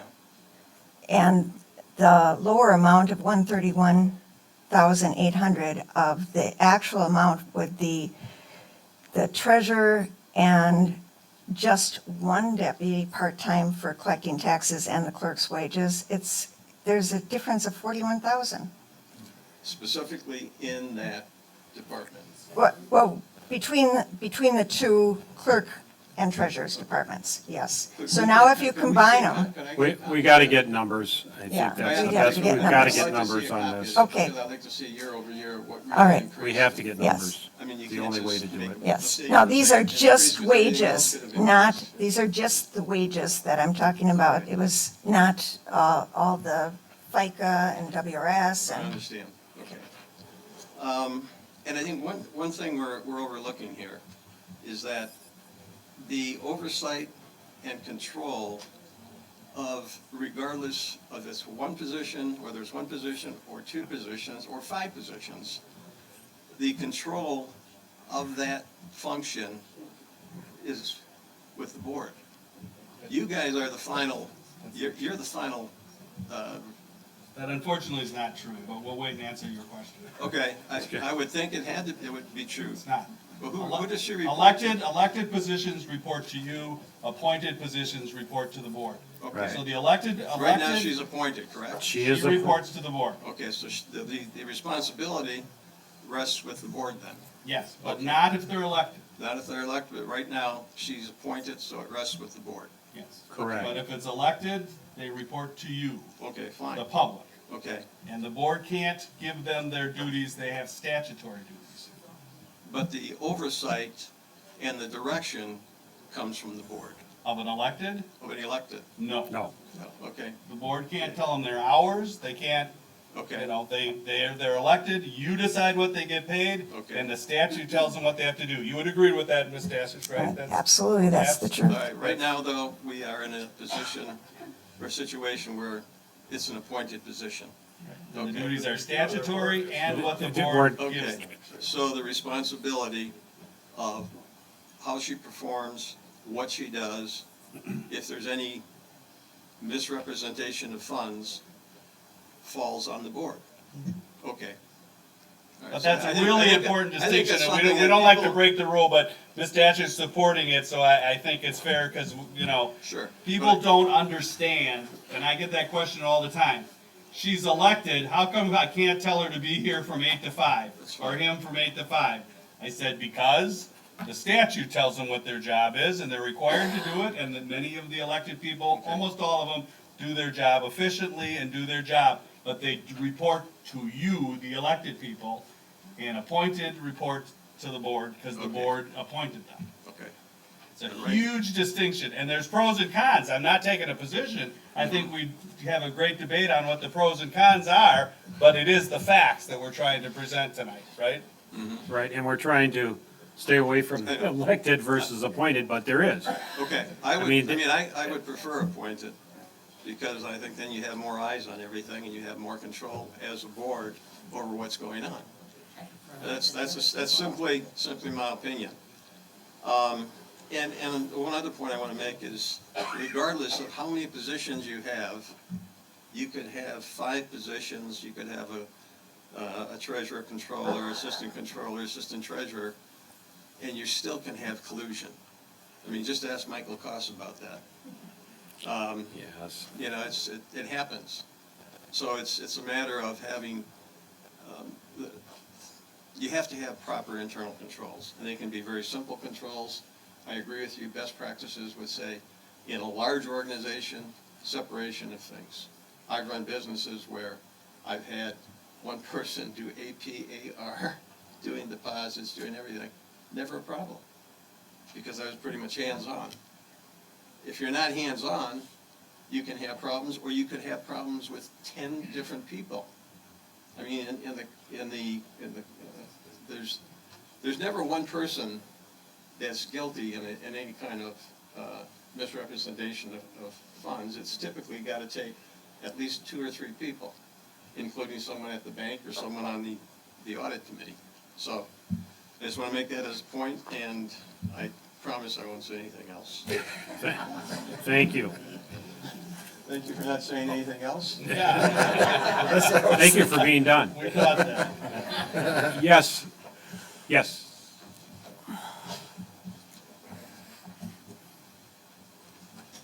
Gail Vogel, W235 South 7700 Vernon Hills Drive. Question is, if the position would be separated, would the clerk's office still need the 6 deputies? Comment was made, treasurer being only part-time, if it is a separate thing.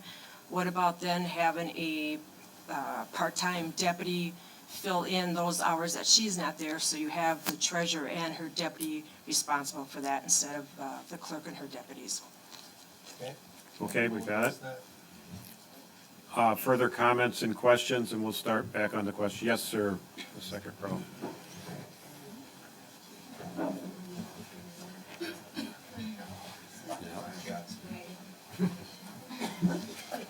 Gary Mente, West 225, South 6985 Guthrie Drive. I guess to me, we're kind of beating a dead horse here, but I mean, I agree, keep it combined, but maybe we need to look at not having the same auditor every year, change it up. Most businesses, you can't have the same person auditing your books more than once or twice a year. You know the auditor by name, that's not so good. Because, when you have an auditor that knows your name, or We'll get to the question, but, okay. Okay, you go through your invoices and they all start looking the same year after year after year. Okay, so. It's written down. Ms. Kumershak. Marie Kumershak on Hilo Drive. The only thing I thought of when, actually when Gail was talking is, if you have a clerk and you have a treasurer and it's separated, you, as a board, gives that treasurer her job, her duties. So you could give her APs or him, and separate that out the way you want, is my understanding. And give the treasurer more hours, take less away from the clerk, so that everybody's on the same page. I was just thinking, because you, as elected, it's according to state statute, but as appointed, the board can tell either one what their duties are. Okay, thank you. Yes, sir, way in the back, you're next.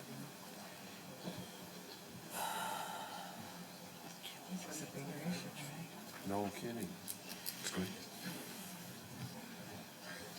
Richard Cladd, Edgewood Avenue.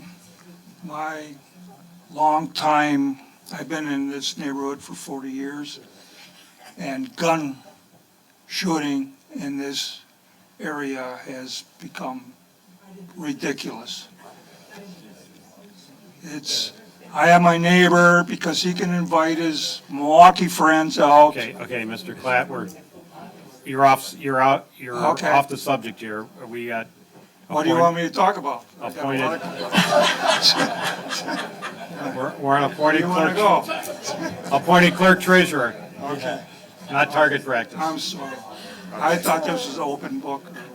No, in April, you can do that in April. Okay, I'll You're be welcome. back. Yeah, you'll be back in April. Yes, sir.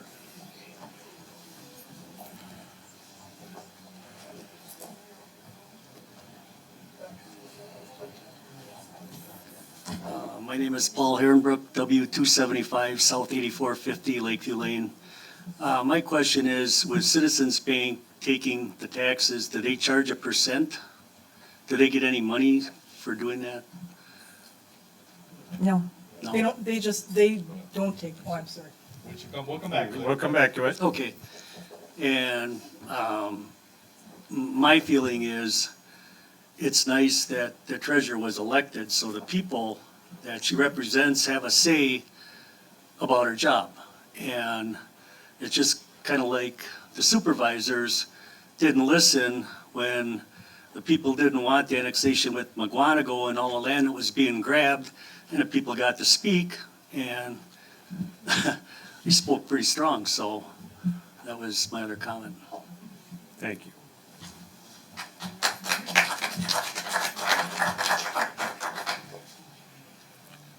Should we go to question?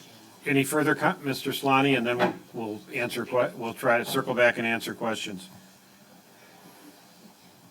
You're old tonight. You'll be older tomorrow. What a radical thought. Jim Slotting, of course. Speak for yourself. A number of, listen to all the different comments, and there's two sides to every story.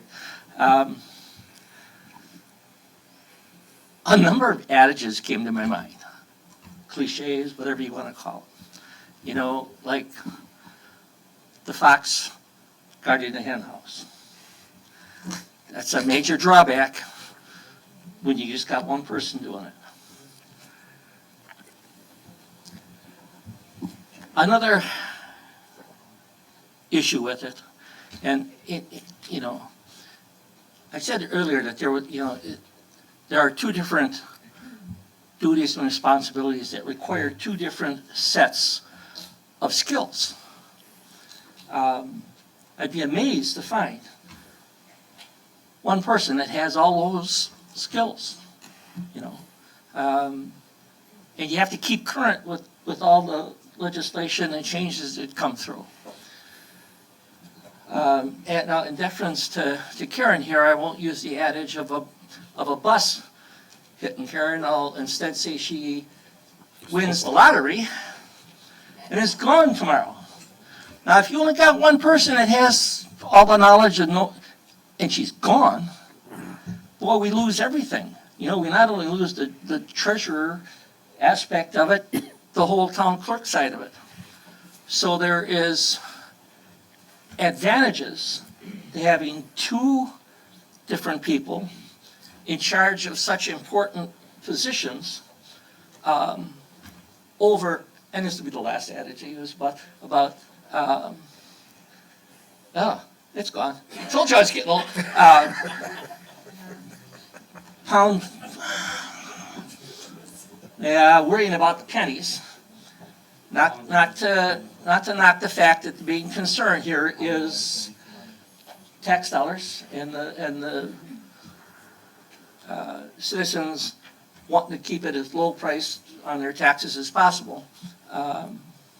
But you can be found foolish and whatever, spend money on something and not get any benefit from it. I think that's all. Thank you, Mr. Swanee. Okay, yeah, sure. And we'll get you next. This gentleman first. Gentleman in the Packer jacket first. My name's Mike Blowett. I live on Sunrise Circle. And just listening, it seems before April, you had, or prior to April, you had a clerk, you had a part-time treasurer, and you had 5 assistant clerks, which adds up to 7 people. Right now, you have a clerk treasurer, and you have 6 assistants, which adds up to 7 people. So what you did was traded in a specialist, and I don't know Lorraine, but you traded in an experienced treasurer, which whether she does it in the future or somebody else does it, there's still going to be an experienced treasurer. So you traded in that experienced treasurer for a part-time clerk. So to me, that doesn't make a whole lot of sense. The other thing is that both of these ladies disagree on how the budget is impacted because of the change. So one of them is right and one of them is wrong. Now, if they were working in the office together last year, they could fight it out verbally, and you guys could decide who was right and who was wrong. So my question is, what if you have one person working for you and that person is wrong? Okay? You don't have the benefit of the inter-office argument, which is a good thing. The other thing you said is if the position is appointed, the board is responsible for them and not the voters. Okay? I would rather have the voters responsible, because if they are, they can replace that person. Whereas the board, if you're appointing them, personalities just as a matter of course, working together in an office, you become friendly with people.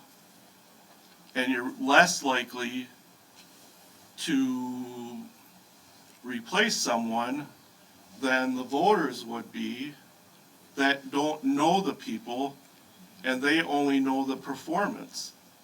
So I would like to leave it up to the voters, which is kind of what you guys ran on last time, was open government, okay? And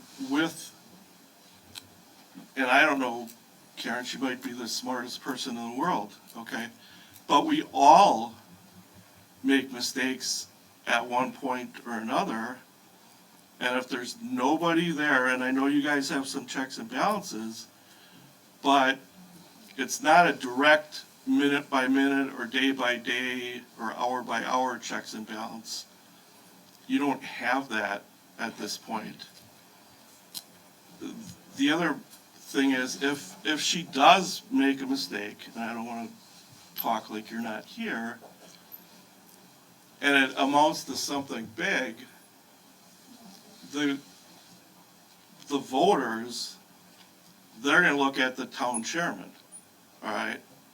They're not gonna say are these 4 people the responsible ones? Maybe if it got really, really bad, they might wanna replace everybody, but if they knew it was a mistake and the board is responsible, they're gonna look at the town chairman, and that's the guy that's gonna go first, okay?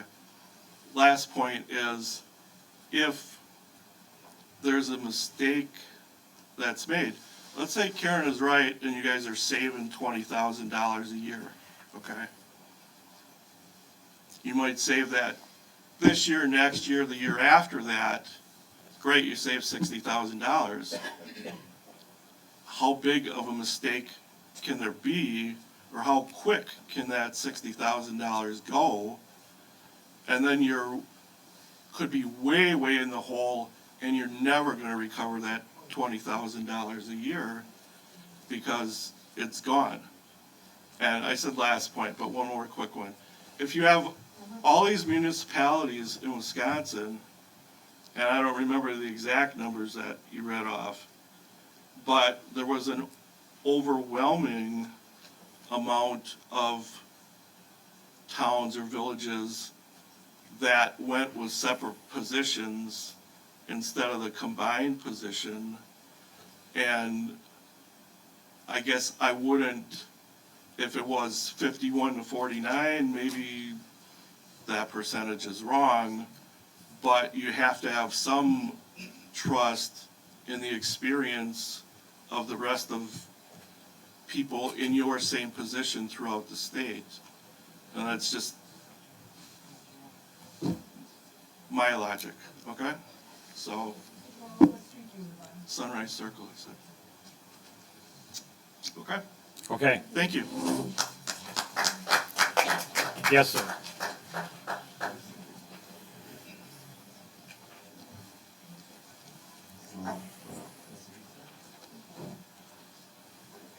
Want my name again and everything, or? Yeah, just your name.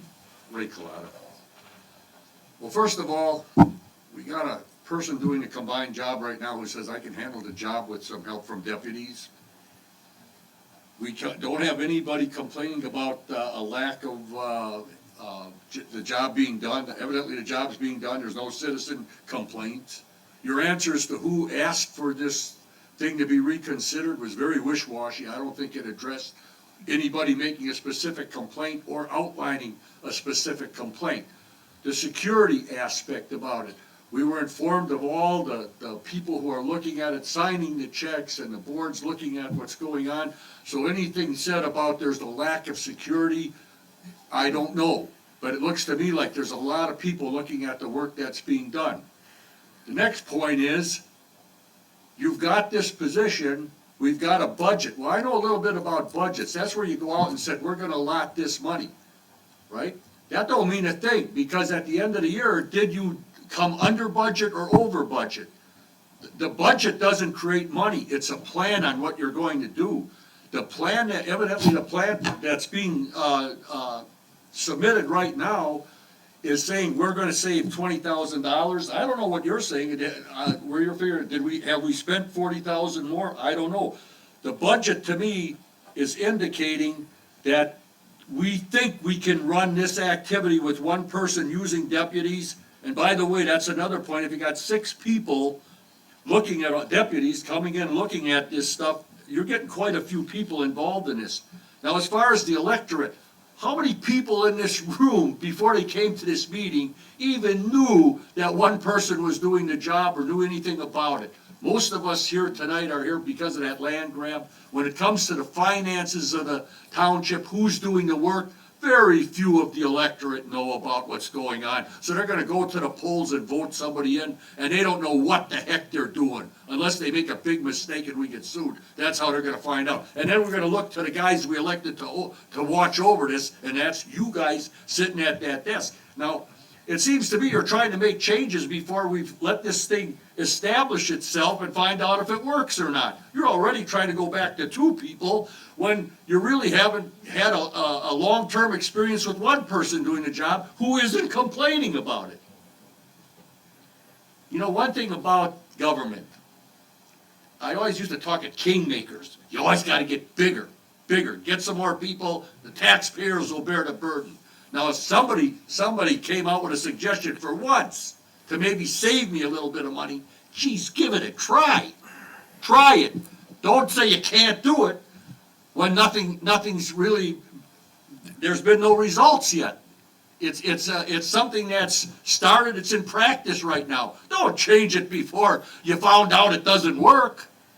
One guy said, if it ain't broke, don't fix it. Why don't you try that once?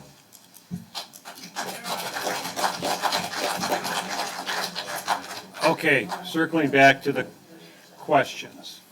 First question was bonding, what safeguards are in Yes. place, what protections, I think we answered some of that, but the specific question dealt with the person paid their taxes to a deputy. How does that work and what is the protection in place? So I don't. What probably happened, as I stated before, when Lorene and her deputy were closing out, there were times they were very busy doing that, and my deputies would receipt taxes. Lorene and her deputy would process them, but that the process was being done by the treasurers. My deputies would accept, because you don't want to turn customer service away from the residents, so we would receipt that money, but the process was done by the previous treasurer. The work. So what safeguards are in place that the deputy didn't take the check and stick in their pocket? What's the process if you, in the past versus now? The process is that the check was. Wait, the process in the past, when your deputies who didn't process the check, just took the check, what did they do? Previously, they would, if Lorene was there, we would put it on a box that she had in her office, and Lorene would lock all that stuff at the end of the day. Those checks were in full sight of the treasurer, but as again, she was busy trying to do her balancing, and then the checks were always locked and secured. So that allowed the customers to pay their taxes, but also allowed the treasurer and her deputy to do the important job of balancing out thousands and thousands of dollars in checks. Okay, so I walk up with my check and my bill and they're busy, so your deputy took it. Did they give them a receipt? No, they handed their tax bill in an envelope. Okay. It was a sealed envelope. So it wasn't processed at all? No, no one but the treasurer's office processed the tax bills. Okay. Ever. So that's a deputy who took an envelope from this person and they would just be walking it into your office if you. Well, it was in my full view if that happened at all. She's saying, Lorraine, that it was Mark paid. It could have been Patty that, was it a girl that took it? It was a boy. I only had one boy deputy. I never, no male ever processed tax bills. Okay, so now how is it done? It's stamped, when the resident comes in, it's stamped immediately. It's initialed by the deputy that took the tax payment, and initialed and stamped and put in the safe for processing at a later time. Okay, what is the cost? I don't know that we're gonna resolve the cost tonight, Mr. Chairman. What is your suggestion on We can how put to that on the resolve web, the Lorraine cost? can give her number. We'll put that all on the website if that's acceptable. Well, they wanna vote tonight. If so- they're voting, well, we could certainly, we can certainly put our budgeted numbers, actual numbers. I think we've already got spreadsheets that we handed out at our All the November, accountabilities. at our November, just last month,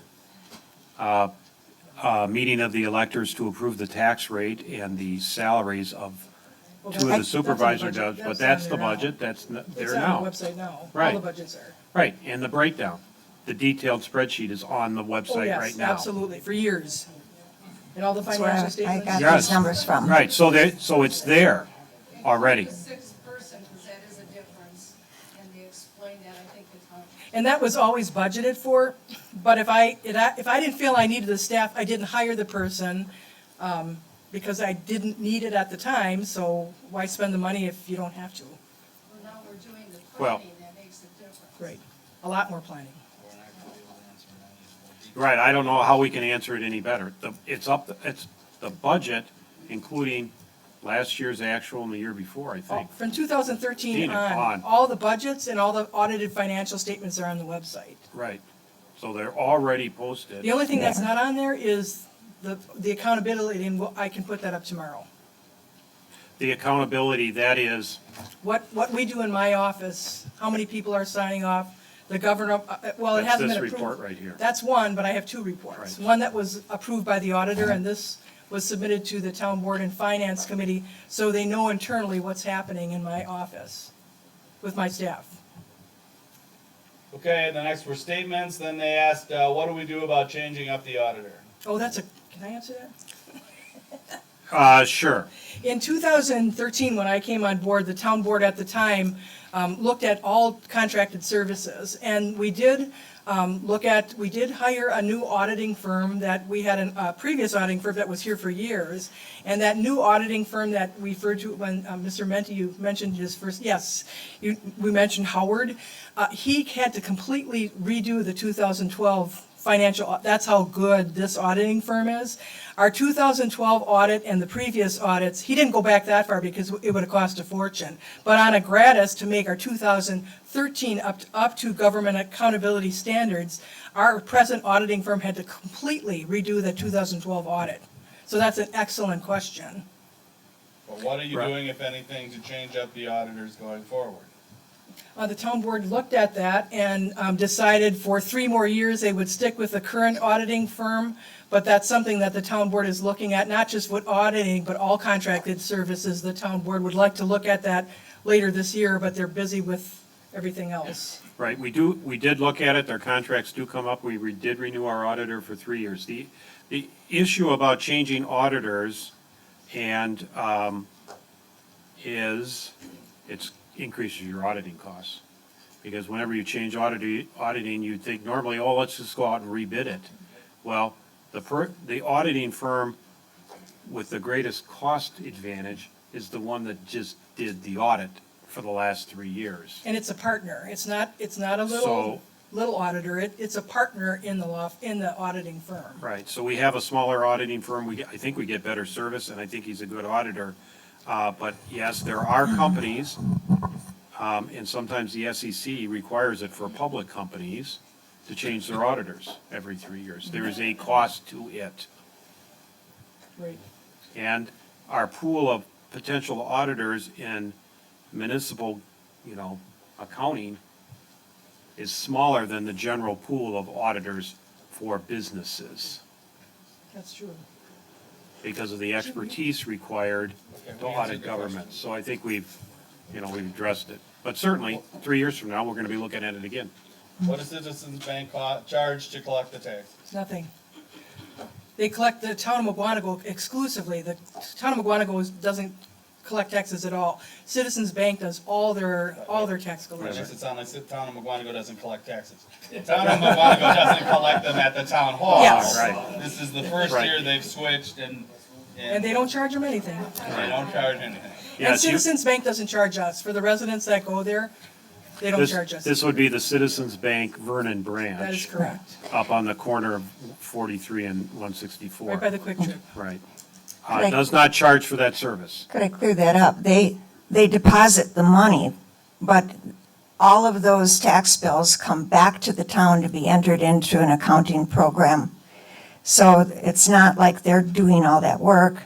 It still has to come back to the town treasurer, whoever's doing the job, and then they enter it into a program that gets sent to the county so that it registers on the county website when you've paid. And then we also issue a receipt and mail it to you. So you know your tax bills have been processed. But those clerks at Citizens Bank, I have to say, do a lot of work. You might not think it's a big deal, but there's a lot of people that go to Citizens Bank to use that service, and I'd hate to do a commercial, but it's very nice of them. It's growing every year. Right, and the other point made was some towns, including the town of Waukesha, and now this year the town of McWanago, do not have window collection hours for citizens. Do not. And a lot of them don't, as I understand it in Waukesha County. A lot of rhetorical questions that, you know, the town chairman goes first, things like that. We won't go into those. Then it was just that general question again. I'm not making light of any of the very important statements made. You know, where's the specific complaint? Who brought this forward? Budget is, you know, is the plan. I think again, we might be able to consider those rhetorical questions because he knows we answered them as best we could answer them. The chairman said, because this came up at the annual meeting, and there's a number of other items we hope to get to tonight too, they came up at the annual meeting, the board said those are important enough that we're gonna hold a special electorate meeting to address those issues, and this is on the list. The reason it's first is because this one is, and we're gonna cut to this, so maybe it'll bring it to conclusion, this one is a directive to the board. The board does what you decide tonight on this one. The rest of the matters we're taking up are advisory. The state law is very specific on what you, the electorate, direct the board to do, and combining or separating is a directive. They have to do it. The other things we're going to talk about tonight are advisory. And they're equally as important, but they still make the decision on the other ones. This is the one, if you're of a mind to change it or not change it, this is a directive they have to follow. So that's why it's separate, that's why it's first, but it's on the agenda because it came up at the annual meeting and they felt it was significant enough to hold a special town meeting on these 4 or 5 topics. That's the best answer I can give you. Right, and that's true. The board, the town board voted to have this meeting and set the agenda. So, I guess, Mr. Chairman, we need to see if there's any more or if there's any motions. Yeah, we'll see. Any more comments or questions? Otherwise, we will entertain what Mrs. Vogel. Oh, yeah. As far as if it would be separated, would the clerk get rid of some of the deputies and maybe one to help whoever the part-time treasurer would be, so you do have coverage of them being there? Okay, you're Okay. right, ma'am, I do have that written down. Let me Yeah. answer it this way. The board, while they're not elected, while they're appointed, could decide they want a full-time clerk and a full-time treasurer. The only reason it was full-time clerk and part-time treasurer when they're elected is because that's how it was set up under the election law in this town. Okay? So, and I apologize, that was a great question and I missed it, I have it written down. The board decides which are full-time, which are part-time, including the deputies. This clerk, while she was elected and now while she's appointed, prefers to operate with part-time deputies to save the cost of the benefits and things like that. She indicated that's a rarity. Most communities have full-time deputies, full-time deputy treasurer. So regardless of whether you combine them or keep them combined tonight, the board could take all this input if you separate them and hire a full-time appointed clerk and hire a full-time appointed treasurer. There's nothing in the law that says they don't have the option to do however they want to set it up. And same with the deputies. There's a quirk in the law that the clerk appoints her deputies and the treasurer appoints her deputies or his deputies, but since they don't have any money, the board really has the final say because without any money, they work for nothing. They can get appointed, but if they don't get hired and get paid, they probably won't show up for work.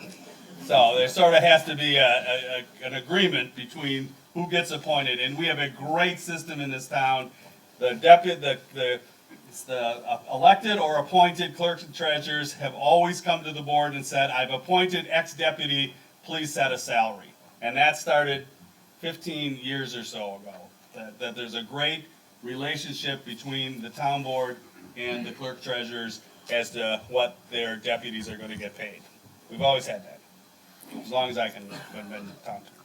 And then there was also another question about staffing and assigning other duties to the treasurer's office. That will, if doing that, defeats the purpose of separating the offices.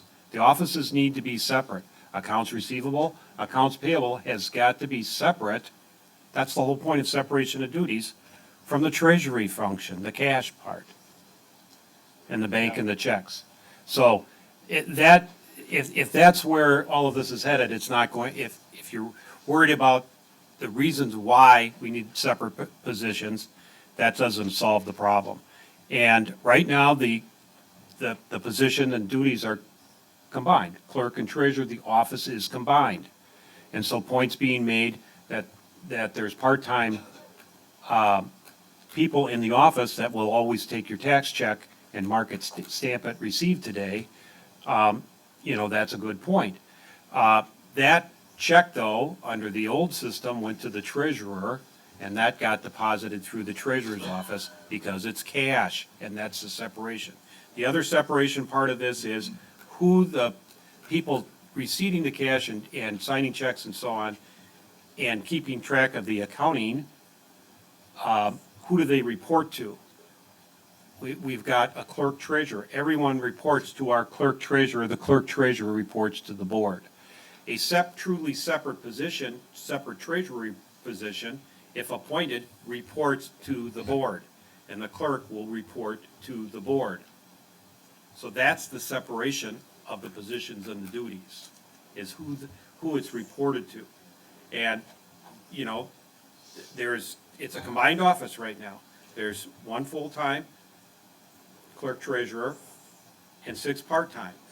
And as stated, there's a reason for that. That's the way this office works. It's preferred that way. I think it's providing flexibility to attract employees that don't want to work full-time, saves the town money on full-time benefits, also provides at certain times of the year, if you just took three full-time equivalents, the most people in the office would be 4, the clerk treasurer and 3 more. If you have part-time people, you can have 5 people in the office during busy times, or 6 people, and schedule them accordingly. Or other times, maybe 1 person or 2 people.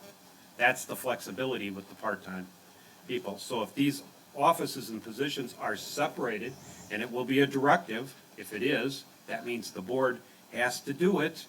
We would look at, to me, we'd have to look at the budget, because the budget's been set, the tax levy's been set, and we can't make up money and budget money, so we would look at that combined office and somehow separate it to achieve the town directive. If it's combined, I think our budget's been set, and the office has been set. Carl, could I say something? Sure. We've kind of gotten off in different areas here, but my feeling is the change in the clerk treasurer position that was elected was taken away from the citizens with no regard to how you would vote, what you would want. You were not informed. You had no chance to vote. The town board, the prior town board, did that on their own, and you had no knowledge of it. That is why this is here today. I told Carl I want to be on a board that has transparency, and we're giving you your chance now to vote. I'll never be the treasurer again. It doesn't matter to me that way, but you have now the right to vote. Take it. Whatever you choose to do, you're being given the vote tonight to make your choice. Right, we'll have that, and then in April, it could be changed back, but setting aside. So further comments, Ms. Susan Fisher. Okay. Clerk treasurer stay as a combined position. Okay. We'll be here all night with. Okay, so there's a motion made by Ms. Fisher, I believe, right? And seconded by, to keep the position of town clerk combined. Town clerk and treasurer combined. Thought we were here to vote on it. Can I amend that motion? Depends if it's consistent with the intent. Yeah, you can't amendment How it. you amend it, but I'd like to amend it, let me know if I'm wrong, to move to separate the clerk and treasurer's position with a starting date of April 1st. That's not an amendment, that's a separate motion. Motion, right. You have to defeat the first motion and then you bring the You second. vote this motion down and, right. And then you can raise You the can't make an motion. amendment that totally changes the intent of the first motion. Right, You have to defeat the first motion. right. Okay, now, discussion on the motion, and then we'll have to talk about voting on the motion. Discussion, yes, sir. I would like to see an amendment added that perhaps a time limit be added to this for review. In other words, at the end of a fiscal year, when you're rebudgeting next year, we would have hard figures, not as to what was budgeted, but what the actual costs were. And therefore, at that time, we could, whatever you change tonight, you can change in the future. If we give this a fair trial, and let's say in the next budgeting thing, you look at it and say, well, our combined system didn't work, it indeed cost us $40,000 more. Then we'll say, okay, we tried this, it didn't work, and we can go back. So, I don't know how to phrase it, but basically my amendment is kind of placing a review on this, on the motion that's made to be looked at, during the next budgeting cycle. I don't know.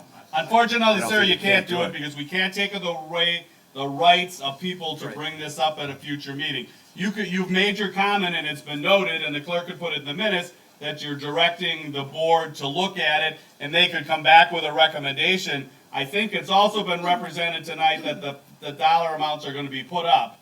I'm guessing, because I've worked here a long time, that the combined clerk treasurer currently is gonna put up the facts as she understands them, and Ms. Dashik would be given the right to put up the facts as she understands them, and all that information will put on the website. Every annual meeting, this issue can come up. I can't stop it, it's the law.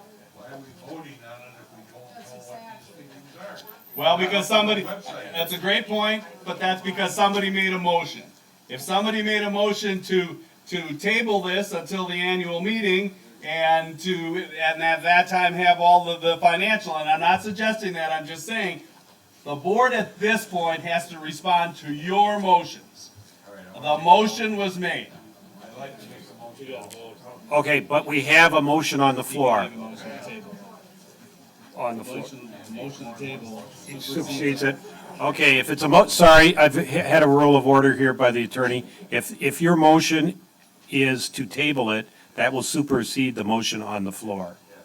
I want to make a motion to table it until we have the hard facts. Then we know what we're voting on. A lot of people, this is a concern to them.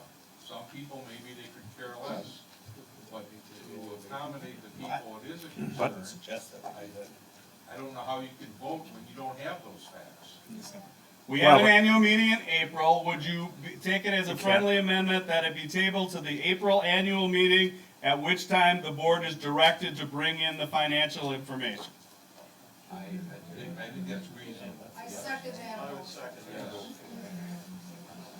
Okay, so, sir, your name again? I'm sorry. Stock is TLCK. And Ms. Vicky, you seconded? I would like to second that motion. Second the motion to table. Okay, Right, now okay. voting. Let me talk about voting. Many communities have everybody sign in, and we have the election roll there, and we didn't know whether that was gonna be necessary tonight, so we didn't do it. You have them all Election roll. signed in? No, the election Well, roll. we don't want to go and sign them all in. So we have the election roll, that's required to be here. What we do is we have the honor system, and it's right in the statute, believe it or not. We trust that only those people who have the right to vote as an elector are going to vote.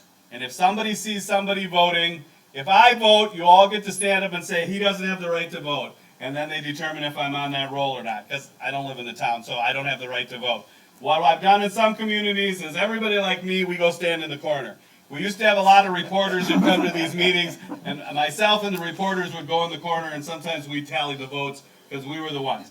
Is there anyone here tonight who does not have the right to vote other than myself? Okay. So define an elector.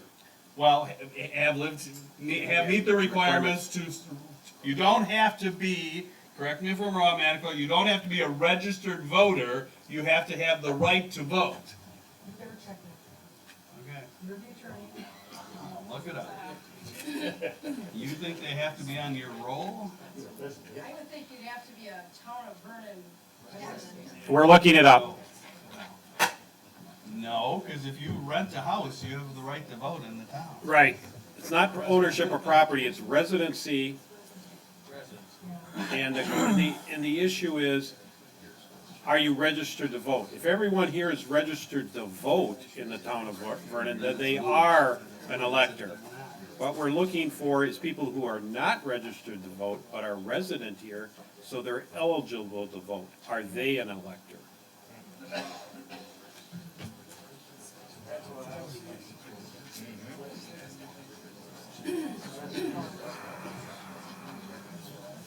And the statutes are very specific when they talk about. 60.14 procedure, qualified voter. Any qualified elector of the town is defined under chapter 6, they vote at a town meeting. That's why I said it's not a registered, Karen, you're right, up above, it requires you to have the poll list here and the people who, that's a different statute. Qualified voters, any qualified elector of the town is defined under chapter 6, may vote at a town meeting. And I don't think that means that you're a registered voter. That means you have the right to be a qualified elector. All I know is I was told that I had to have my registered voters here, and I just wanted to let you know that I do have that. So that means that you have the right to vote, meaning that you would have the right to come in, as I understand the law, and register to vote. And I don't want to paraphrase what that means. Karen, does that mean 10 days? How many days? 10 days of living here and proof that you lived here and your ID and all of that stuff. Right. We're not checking IDs. So, everyone here is taking the position, if anyone has a challenge that someone doesn't have the right to vote, that's part of the procedure and you can do so. You can let us know. I don't think Joe really has the right to vote or things like that. So look around, if someone here thinks someone else is not a resident and an elector, let us know now.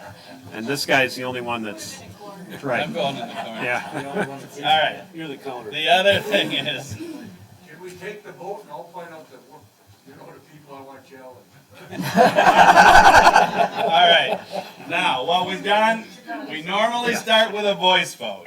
And if the chair is clear, then if it's clear on the voice vote, we had 350 people at the town of Waukesha meeting, and we did it by voice vote, and there was no doubt about it. Okay? If there's a doubt, then we have you stand up. And then if that doesn't work and we have to go to ballots, we go to ballots. But that's my recommendation on how to get through it quickly and efficiently. The motion on the table was to keep them combined. That has been tabled to the April annual meeting. We have a date for that, Madam Clerk? April.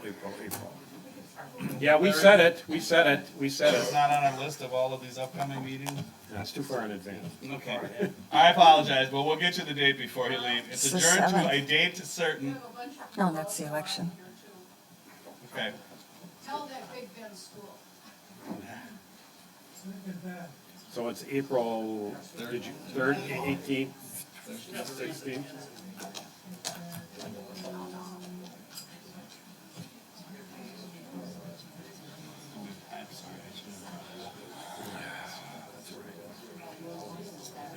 Well, I think we're gonna have a closed voice vote, so. Or should we just go to ballots? This is the table. Oh, this is the table, right. Yeah, this might. April 21, is that right? Or is it April 14th? Okay, is it the third Thursday or the second? Third Tuesday or the second Tuesday? Then it's the 21st. Check your calendars, but we think it's the April 21, 2020. Okay. Does anyone have a question on what the motion is? The motion is to table until the annual meeting. And with a directive to the board to have the financial information available for your information at that meeting, but it'll also be posted on the website prior to that. Okay. Any further discussion? We'll have a voice vote. And if that isn't clear, we'll go to the other methods of voting. So all in favor of the motion to table until the annual meeting with a directive to the board as stated, signify by saying aye. Aye. Opposed signify by saying nay. Nay. We gotta count them. We're gonna have to count them. What to do, stand them up? Okay, Yes, stand 'em up. standing up? All right, Okay. we need someone, I don't know if it's one of yourselves wants to go and stand in the back and count from the And we gentleman by need- the exit sign.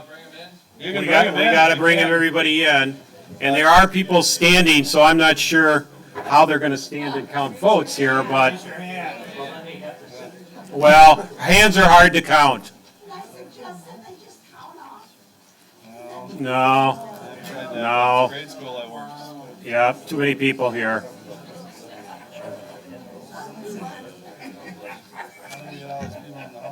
Yeah, we have a lot of people standing already.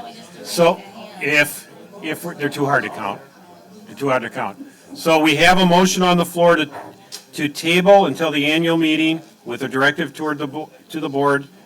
And the voice for it was too close, so we will say, all in favor of the motion to table, stand. And if you're standing, I suppose if you could stand out in the hall and not be counted. If you don't want to be counted as a yes vote. Okay, so, all in favor, please stand up, and then we will, who's counting? Everybody count? To table, this is a motion to table. Yeah, I'll count one side, you count the other, we'll go.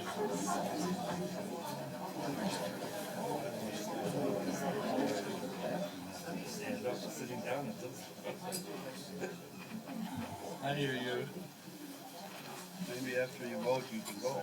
You just got started. I know. I had guys, I tried to move it along as best I could without being rude.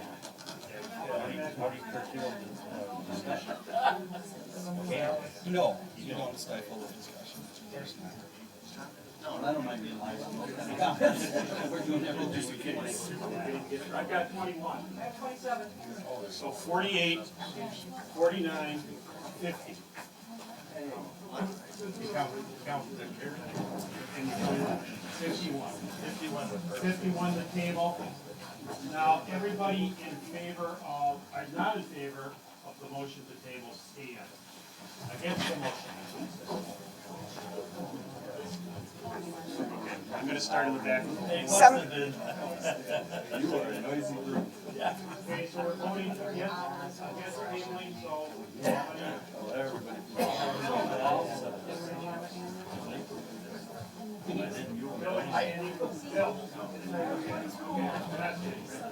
You can only vote once here. 10,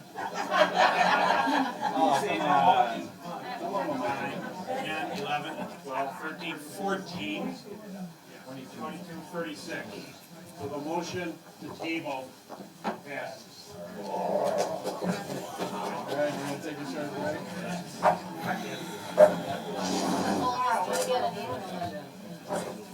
Not in April. I don't know why I went back there. Yeah. 5 minutes, are we gonna? That's what the people want. So what are you gonna do? Sure the heck votes that way. All right, so we're gonna take a short 5-minute recess, 5 minutes, and then we're gonna get back on the agenda.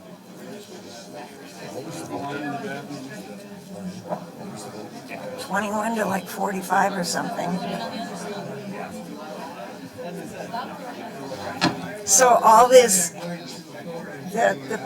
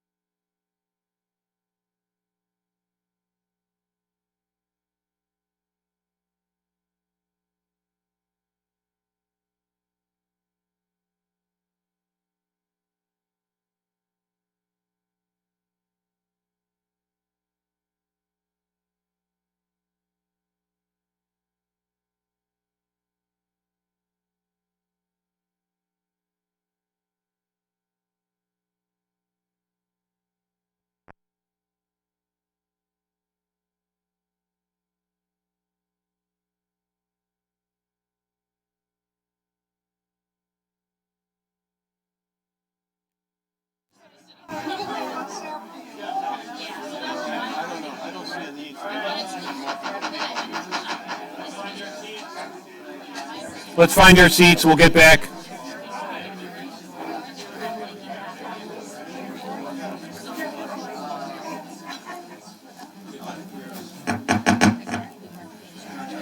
Yeah, that was her interpretation. We can answer that. I can answer. Okay. Recess is over, but feel free to use the restrooms if you need them. But I received several requests from people here, and I know I'm going to make some people mad and some people happy, that we should take up number 9 and give at least some presentation on the incorporation of the town of Vernon as a village before we discuss the fees, which is item 8. So unless there's strong objections, I think we should do that. What we'll have is a presentation by the town board, and I will do my best as well as Attorney Macy to describe the process, and then we will circle back to number 8. We will take questions, but there is nothing on the agenda for advisory voting, so this is just a report, since you all were nice enough to come out here this evening, and some of you at least want to hear this discussion, and that's why they came. So we'll start with Attorney Macy and describe the statute and the process that we're in the midst of with Okay, regard for to the this. entire time that I've worked here and for many, many years prior to that, the board has always tried to figure out ways to protect its border from annexation of its property from the incorporated municipalities. And so one of the tools for preserving your borders, and why do you preserve your borders? You preserve your borders so you have enough land mass and enough people paying taxes to provide and pay for the services. It's as simple as that. If all the land or half the land gets annexed away and only half of you are paying for the services and the services cost the same amount of money, you're all going to be paying double. It's a simple math.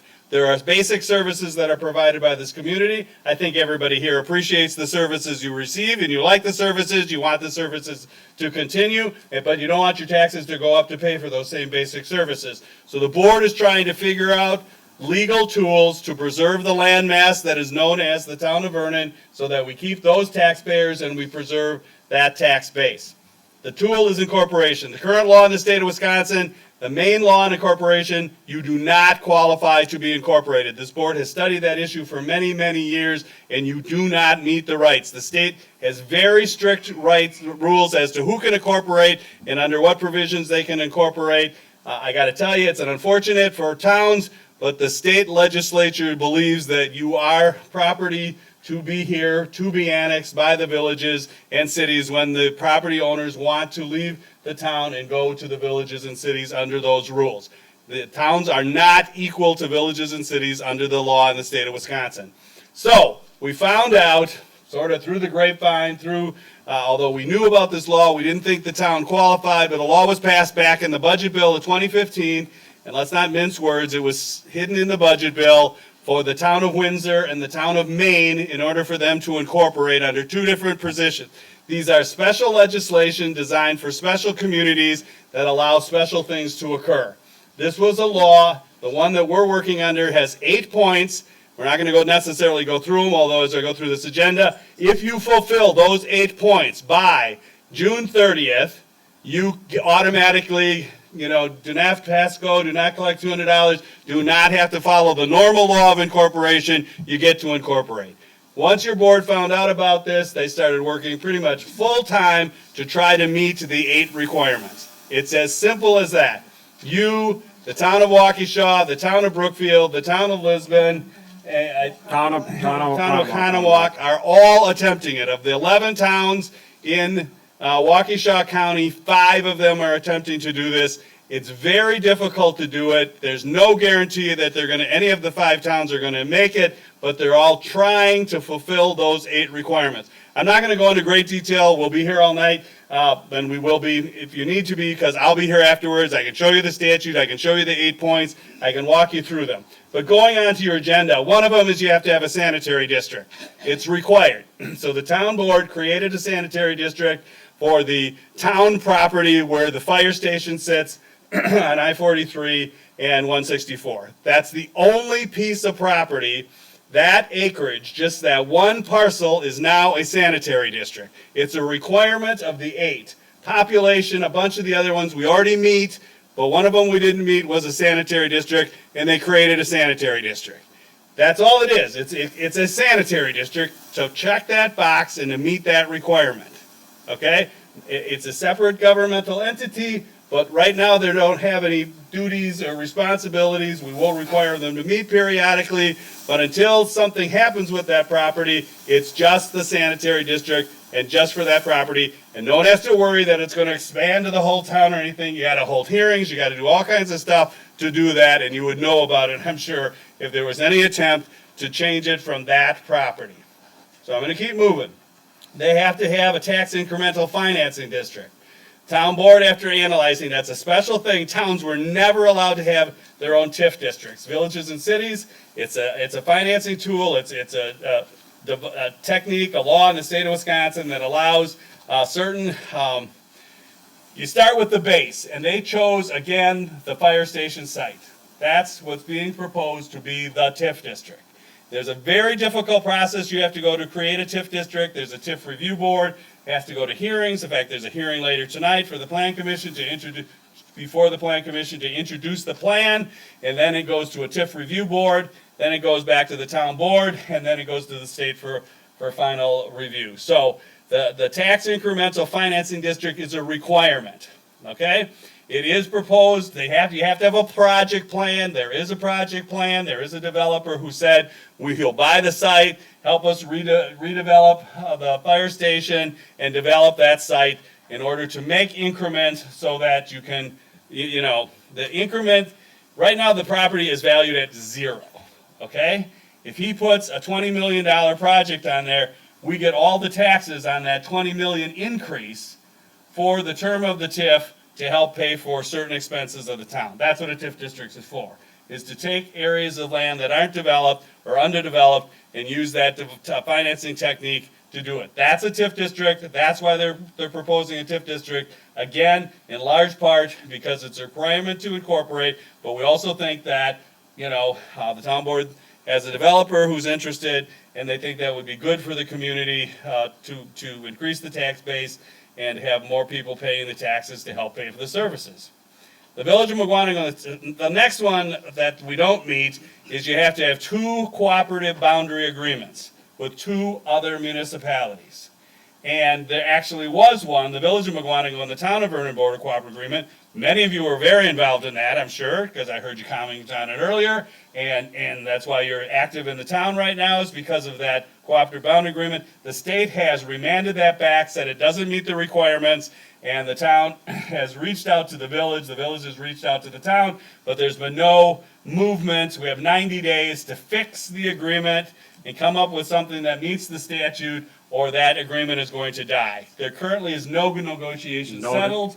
Calls have been made back and forth, to see whether there's interest. It would be very difficult, I think, in the town chairman's opinion and mine, to fix that boundary agreement, because you have to have some reason for the new land mass, okay? And that's, the other ones we could probably correct by drafting, but that one is going to be very difficult. Right, the land, the size of the territory, and the other thing is the consistency with the comprehensive plan, land use plans. Those are 2 substantive things that the state of Wisconsin said we didn't meet the criteria. So that's pretty well dead at the moment. There is no real push, and I think it's safe to say that at least the majority of the board, the feeling's well known, that they would not agree to that expansive of an agreement. If there was something else that the state would agree to or would find acceptable, but I don't want to speak for the board members because there's differences of opinions on the boards. We respect that, but right now that border agreement is not, cooperative boundary agreement is not going ahead, but we still need 2. So the town is negotiated with the town of Waukesha and the town of Mugwanago, and they're proceeding with cooperative boundary agreements with those 2 municipalities, which basically lock the border. They can't take any of our land, we can't take any of their land, and they have joint services provided and joint planning. So that at that border, there would be cohesive, there wouldn't be manufacturing on one side and, single-family large estates on the other. The committee is supposed to decide that we have, a similar development along the border. So there are 2 border agreements. You'll read about them in the paper. City of Waukesha is fighting the border agreements, especially this town of Waukesha. There's going to be a lot of, I don't want to get too far off track because we're making this quick. In the 70s, this happened in Milwaukee County, where all the towns got eaten up and everybody got incorporated, and they're still analyzing all of the law and they wrote books about everything.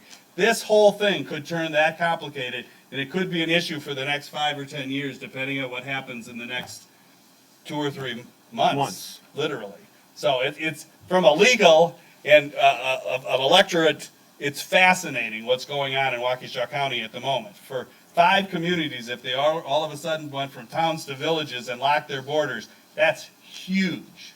We've only had 2 communities of the 37 in the last 20 years that have incorporated. And that's the city of Pewaukee and the village of Summit. So to have 5 do it in one 12-month period is going to dramatically change things in Waukesha County. But that's neither here nor there. The bottom line is your board's doing everything it can to preserve its borders by cooperative boundary agreements, by potentially incorporations, to protect the borders so that the residents continue to have the services at the level they have without having increased taxes. That's the way I explain it. That's as simple as it gets. And I defer to the board, or the chair, or the clerk to, add anything, and then we take questions. Okay. The Vernon View just came out, front page. I wrote the front page article on incorporation. It actually continued over to page 4. It has the statute. It has the 8 criteria. It has a short description of criteria number 6, 7, and 8. The first 5 we already meet and have certified. The clerk treasurer has the certification right up on the website of why we meet it. It's population, equalized value. We're contiguous to 2 third-class cities. We did have the increase of at least 7%, and we've authorized, and the town has authorized village powers since 70s. So that was easy to meet. So that is, further information is in the Vernon View front page, and that's also posted on the website in case you missed your copy or threw it away. So, Mr. Chairman, we would welcome any questions. Yep, I would say And if have we questions. have a lot of them, we do it the old way. If we just have a handful of questions, maybe we can go through it quickly and efficiently. Okay, please come up and just sit. Yep. So everybody can hear your questions. Donna Krishan, why does the door close on June 30th? Or June? It's a great question, because they wrote this law, again, for the town of Windsor and the town of Maine, and the legislature put an expiration date. It specifically says in this unique law, it's done on June 30th. And You've got to be incorporated on that day. on or before that day. That means everybody's going to get a vote here. It's going to be a binding referendum vote to become a village if we meet the criteria in time to call an election. June 23rd is what we're aiming for. Everybody will get a vote, and if it votes for a village, as soon as we file our paperwork by June 30, we will be a village. But the June 30 is by state statute. That's why there's a rush. And there was a request for the legislators to extend that, and there was a request from the legislators to repeal that. So those two. Depending on where you are. So those 2 towns had to get legislative That they did it permission to do it? And we just we might be able to sneak under their rule. It was never written for the legislators will tell you it wasn't written for anybody but those 2 towns. They wrote a special legislation for those 2 Would towns. be interesting to know the history behind that. Well, just call their legislators and you'll Yeah. find out who they are and how it happened. Again, Yeah. the 2 cities were Town of Windsor and the town of Maine. You go Windsor to and the Maine. Department of Administrative website and you look at recent incorporations and you'll find them. Okay, thank you. Next question. Yes, sir. Yep.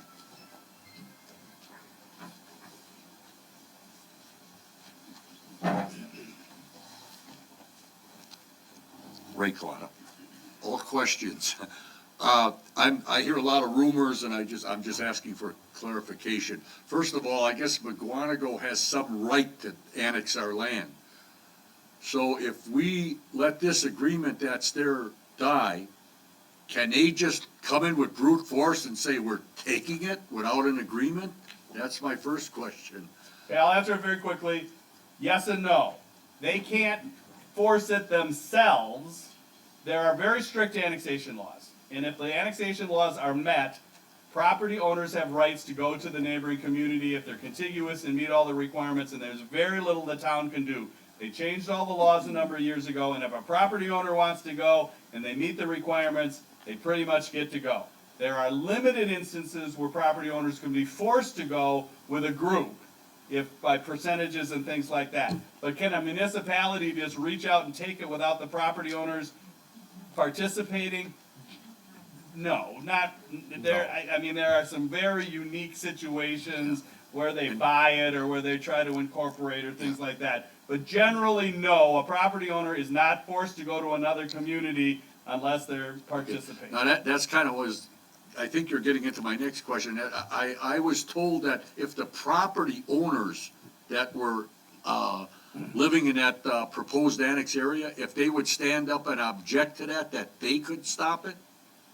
In other words, is it possible if we have, I understand that we're gonna be about 50 families involved in that area, could they First, that have? agreement's gone. That Right. was a cooperative boundary plan. Right. That would have forced those people to go under certain instances. But did them people know about it and did they agree Well, to that? I don't think they did. There's different theories on that, but I don't think we need to belabor it because there's pretty much the consensus that that boundary agreement and that 2,200 acres is no longer on the table. Yeah.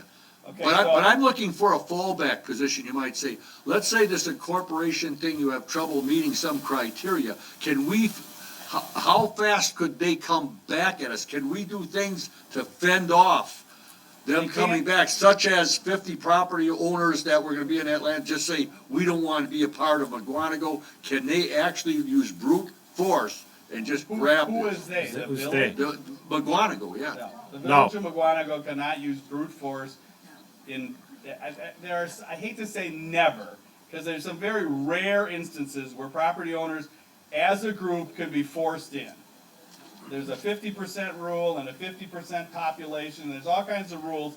So, but the general law is, property owners aren't forced to go, they go when they wanna go. Well, then how was this agreement? Because it was a cooperative boundary plan that was negotiated, and if that was agreed to, then they would be forced to go. Then you're saying the property owners had agreed to that? No. No. That's the question. Now we're back. No, You're saying no. the property owners have to agree, and yet this was going forward without that agreement. Excuse me if I'm No, it was a misunderstanding, but cooperative boundary agreement. And in a cooperative boundary agreement, the property owners don't have the say, the governing bodies make the decision. so the governing body at that time made the decision that the people living in that area were not gonna object. Would be, am I No, correct that's in not making true, that no. assumption? Because at that town hall meeting that we had on that, you saw, everybody knows the turnout, and it seemed to me like a lot of the people who were in that area and in the rest of the town were really against that happening, and it's almost in a state of shock, they turned on their own board. As many of you know, you got elected because of that. There was a lot of anger in this town. But we don't wanna rehash that too much. We'll talk to you afterwards with more detail. The best we can tell you is that was a negotiated agreement between the two governmental bodies, and in a negotiated agreement, the property owners can be forced to go in a timetable or under certain circumstances. That was part of a contract. That's all we can tell you, but it got stopped. And we could spend all night talking about just that, and that's really ancient history. And that's not what's being proposed in these cooperative boundary agreements. As you stated, the citizenry rose up and made a change. That's all I can say. But from what you're saying, that's not what stopped it from going through. It was some technicality that the state said we didn't meet, right? It wasn't the fact that a bunch of property owners said, hey, we don't like what happened Right. here. It appears to me that what happened was some technicality at the state level that saved this from happening, which makes me very uncomfortable, because I have a feeling sitting right here that as a property owner, I don't quite get to say what happens to my property. If you decide to annex my property, allow my property to be annexed by McGuanago, which I would dislike very much. Okay. Let's not confuse what legally is going on. There's annexation, and then there's these boundary agreements. It's two separate statutes. The annexation, as stated, as general, a property owner cannot be annexed against his will, okay? The boundary agreement, the town board can kick people out of town, literally, as far as these boundary agreements, and send them to Mukwonago or wherever.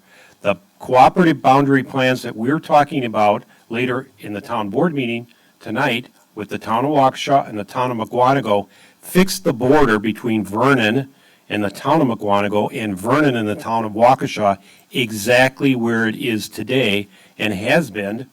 There's a map from 1873 with those borders on it, and it's the same borders.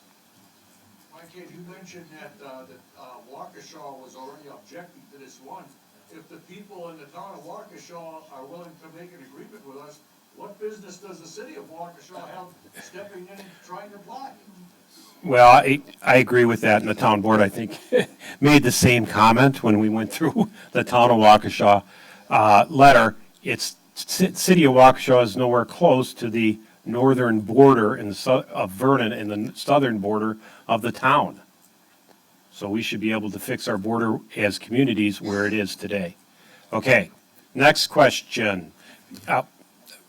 Yes, sir, ma'am, in the front row here. You've spoke. You're next, Ms. And we'll circle back. Michelle Sachka, Meredith Avenue. Michelle Sachka, Meredith Avenue. I was here for the sanitation district comment or the meeting, and there was a comment about getting a agreement or a contract put together with the Big Bend about, hooking into their sanitation system when they get around to doing it. Are you guys working on that? Is that something we actually need, or does it just look good for the incorporation? Well, we can answer that question. Okay. We have been questioned as part of the TIF that the people who have to approve the TIF may not approve it if we don't have an agreement with Big Bend. Okay. They say the TIF is a sham. If you don't have at least some kind of agreement with Big Bend that sewer will be provided just to that site. Again, we're not trying to have agreement with Big Bend to provide sewer anywhere else. We don't want to have anybody start thinking that anybody wants to sewer the town. But there is a question that's been raised, I'm told, at the TIF review board, who we have to have 3 votes. We have 2. We have to get a 3rd vote, and the county has questioned how we can proceed with getting. They gave the impression, I'm told, I wasn't there, that they would not approve the TIF without having at least some general understanding with Big Bend that sewer service will be provided to that site. Now, part of that site is in the sewer service district. But Vernon could say Big Bend could say, we're not giving you sewer unless you annex. And then, then we're back to square one. Okay. So to be perfectly honest with you, and we're being totally transparent, it's not required as part of the TIF. You have to have sewer potentially available, and they're saying at a minimum to meet that requirement, they want to see some kind of agreement with Big Bend. Is that a fair statement? I think that's fair. It's not a requirement in our view, but that's their To statement. get a vote, we may have to have it. Okay. And then for the TIF district, you mentioned that there was a possibility of a developer already. Yes. Have they come to, what kind of a project are they looking at building there? Or is that still to be determined? No, interestingly enough, that's on the agenda later tonight. There's a TIF review board. The Plan Commission is going to review the project, and that'll be on the agenda later tonight. It's not a secret. He wants to put workforce development on that site, as we talked about last time. Okay. He's figured out the maximum number of units with the amount of wetland that's there and the amount of land that's there. And he said, in order to make this work, and we've hired experts to analyze that plan. I'll tell you, the TIF review board, if there's no developer, does not look favorably in most instances. Okay. I just left the TIF review board meeting for hours this morning in Waukesha, And their problem is there's no specific developer in Waukesha. We have a great plan, we have a blighted area, we have an area that's ripe for a TIF. If it was in the city of Waukesha, I swear they'd approve it in a minute, but it's in the town of Waukesha, and the big question today was, you don't have a developer. Okay, so we need one. Okay, thank you very much. Well, I mean, the law doesn't say you need one. Even the people who voted today said, you know, you're not required to have one by the law, but we don't look favorably on a TIF district that doesn't have a developer, and we've been told they may not look favorably upon it unless we have an agreement of some sort. I personally think a letter agreement with Big Bend is all we need. That, yes, they will sell us service without requiring annexation to this site. That's what we're hoping to get. That's not a secret, that's what we're hoping to get. I hope I'm not divulging anything. We want to be totally transparent. You stayed this long.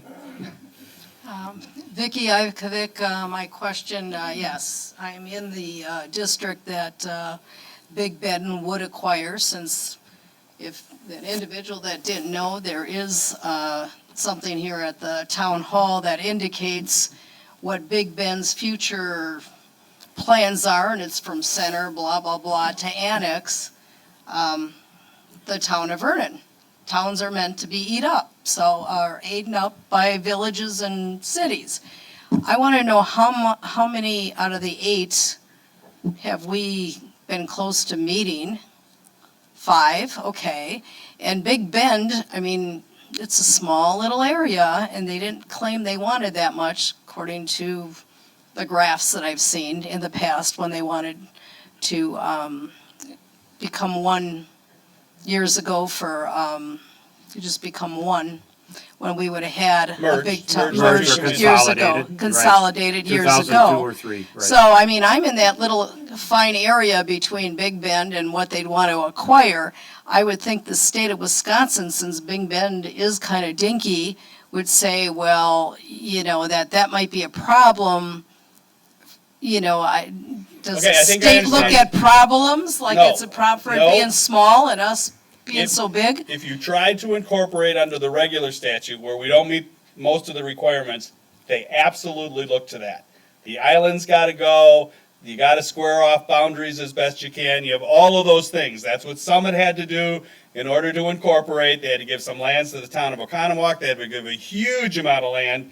Contrary to that gentleman whose question, that's what they felt they had to do in order to incorporate. They had to go to a cooperative boundary agreement with the city of Oconomowoc, and they gave up most of the Paps farms. Let's not kid ourselves. I could give you example after example of what towns have given up in order to finally try to protect their borders.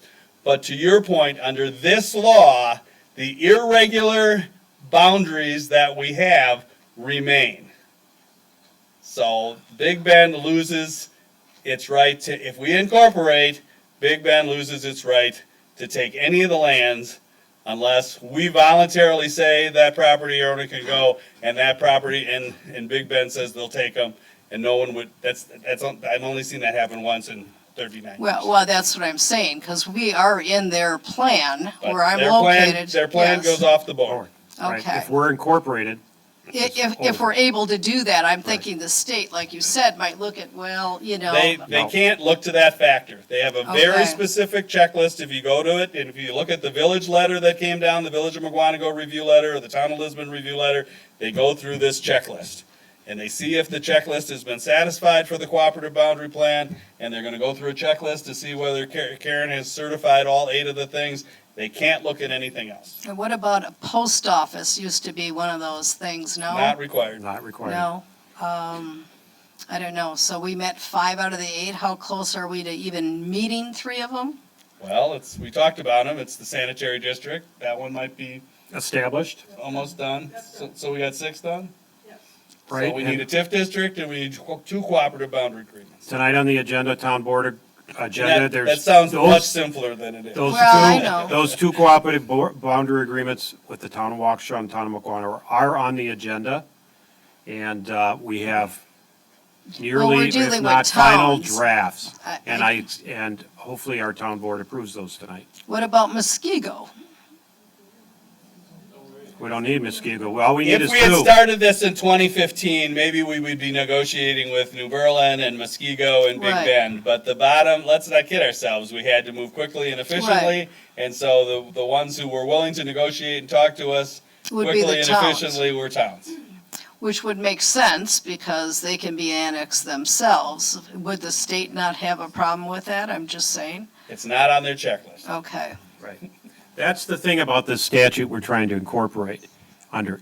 If we meet the eight criteria and get them certified, and we have a referendum vote, and it passes by June 30, it's over. There That's is no good. more state review. We file our good. paperwork, they give us a certificate of So incorporation. we're at 6 now?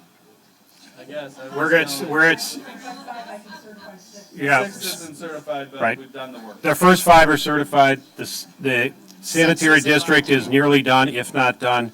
Tonight, we have 2 border cooperative plans on the agenda, which leaves the 8th one, which is the TIF district, which we're having a public hearing immediately after this meeting. We'll have that public hearing, and from there, Plan Commission recommends approval to the board, then the board takes the TIF district up on January 9th, but it has to go to the TIF Review Board, and the town of Vernon and your friendly elected officials do not control that review board. So that, to 5 me, people and we have 2 votes. we have 2 votes out of 5, and we need 3 out of 5. The county has a vote, the school district has a vote, and the VOTEC, WCTC has It's a vote. Well, somebody needs smooth. So some all of people. this is to get you a vote on incorporation. Exactly. Okay. Yes, sir. Yes, Mrs., okay, yeah, that's right. And Mrs. Vogel, you're next. Mr. Rodell, you're next. I'm Barb Hemrick, West 237, South 7625 High Point Court. I actually just have a couple questions, clarification. I thought at the meeting in November, it was my understanding the town of McGuanago had agreed to the border. No? The town of McGuanago and the, I thought that people The- from the town of McGuanago were here in November. yes, we Thought had they- we had a public hearing November Right. 13th with the town of McGuanago. Last night at their meeting, they did approve the agreement. Okay, all right, so now we're just waiting on Waukesha. No, let me tell you the process. There's 2 different agreements. One's with Vernon and McGuanago, one's with Vernon and Waukesha. McGuanago and Vernon will vote tonight in all possibility. Then it goes to the state for review. If somebody asks for a hearing, the state holds another hearing. The state gets 90 days to either approve the agreement or find problems with the agreement. Everyone that's gone to the state in the last few months they've found problems with. So then it gets sent back and we have 90 days to fix it, and then they have 30 days. We're gonna run out of time, okay? We're counting the days as to the 90 day to get it to the state, get it back to the state, and get it back here in time to certify the election, because you need 6 weeks before, all 8 of these conditions have to be approved at least 6 weeks before June 30th, so that the clerk can call an election. So we have time charts everywhere trying to keep track of when all these dates are. So when the clerk says she's got the election pegged for June 23rd, that's because she's counted back 6 weeks from there, and she's counted 90 days from when she sends these 2 agreements to the state. One of these agreements, because of when the public hearing, can't go to early January. So in early January, it goes for the 90-day review. It comes back. We're going to turn it around in 24 or 48 hours if they found problems with it. File it again to start the 30-day so that we're all done in time for the election. I know that's more than you want to know about No, that penguins, as I said, but that's why everybody thinks that, oh, well, you almost got these agreements done. Well, yes, the agreements are done, but they're not reviewed by the state yet and approved by the state. And then separate and aside, we got the TIF, and we got to get another vote on the TIF board. Okay, so then my other question is, Fair enough. you have Fair the enough. hearing for the TIF tonight. When do we find out, or how do we find out the results or outcome of that? Do we find that out? Well, the hearing is just for information. The Plan Commission will make a recommendation to the board as to whether to move ahead with the TIF, and we're hopeful that they will. And then the town board votes on the TIF on the 9th. Right, January 9th, right? And then that resolution goes to the TIF review board, and then, do we know the date of the TIF review board? TIF review board is January 16th at 3 PM. Now, many times they table it until they get all their questions answered. That's what they did today in Waukesha. They table it again. And so you really don't want to vote until we know we got three votes. So we continue to work on it, and we do have until X date, the same date to be done with the cooperative boundary agreements, 6 weeks before the June 23rd date, we have to have the TIF done. Okay. It's the same time schedule. Okay, but do we have any way, the residents have any way of finding out the result, outcome of the hearing tonight? That we won't be here for it?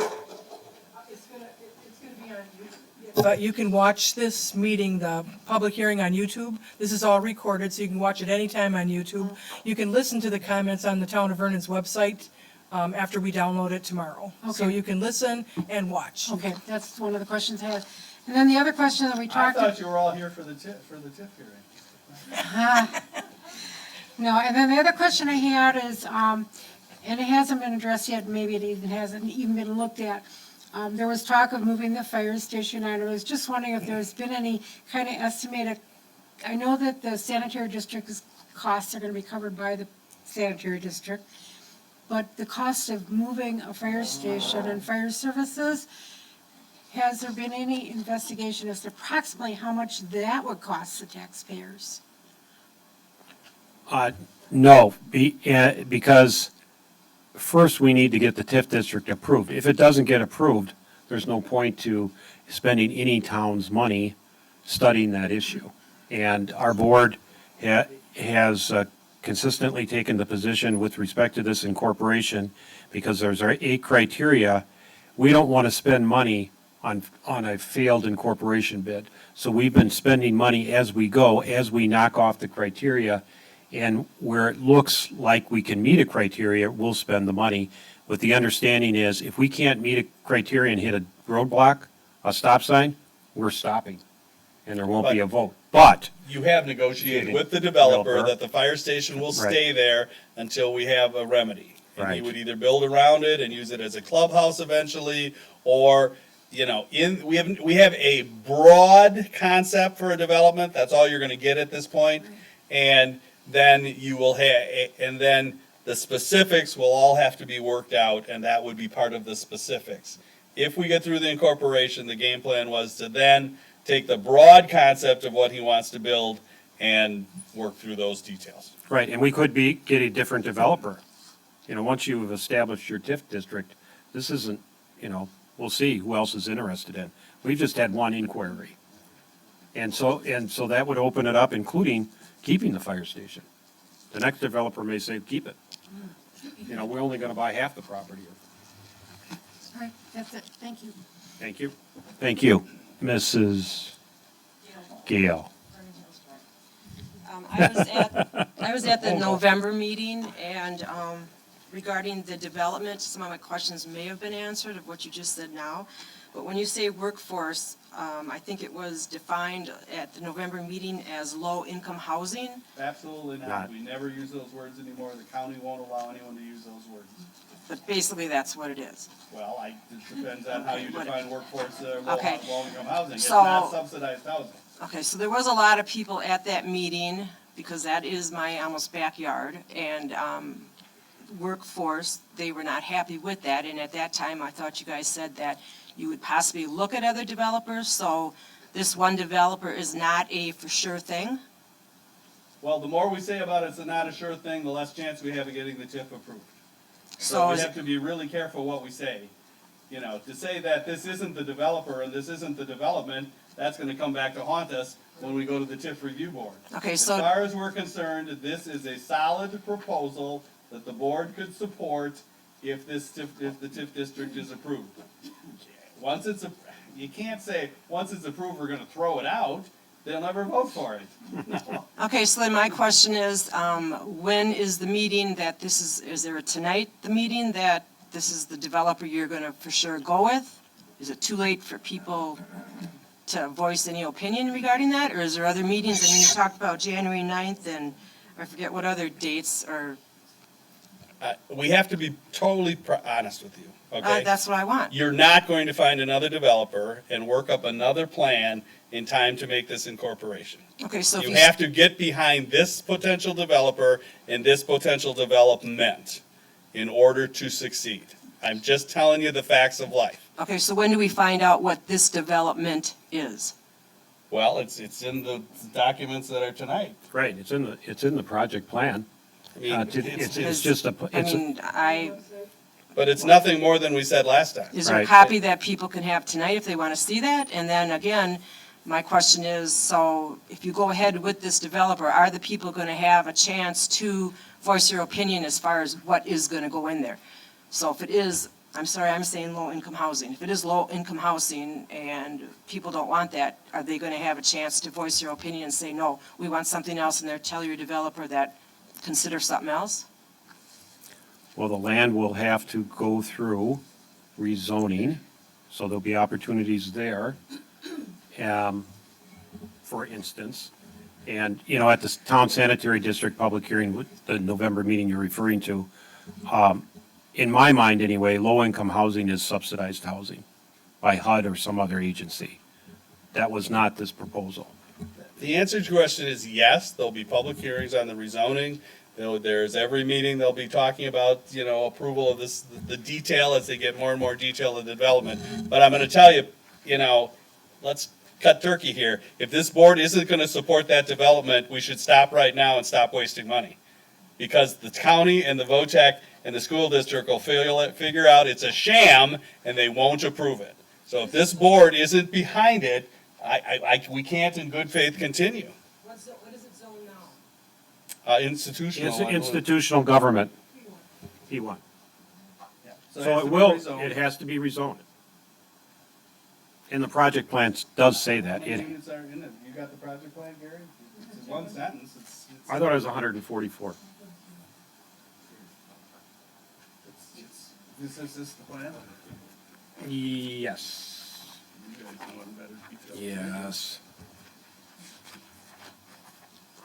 And as of today, gentlemen and ladies, they've required a draft developers agreement. County will be requiring to see a potential draft developers agreement. Because that shows how much subsidy is being requested by the developer.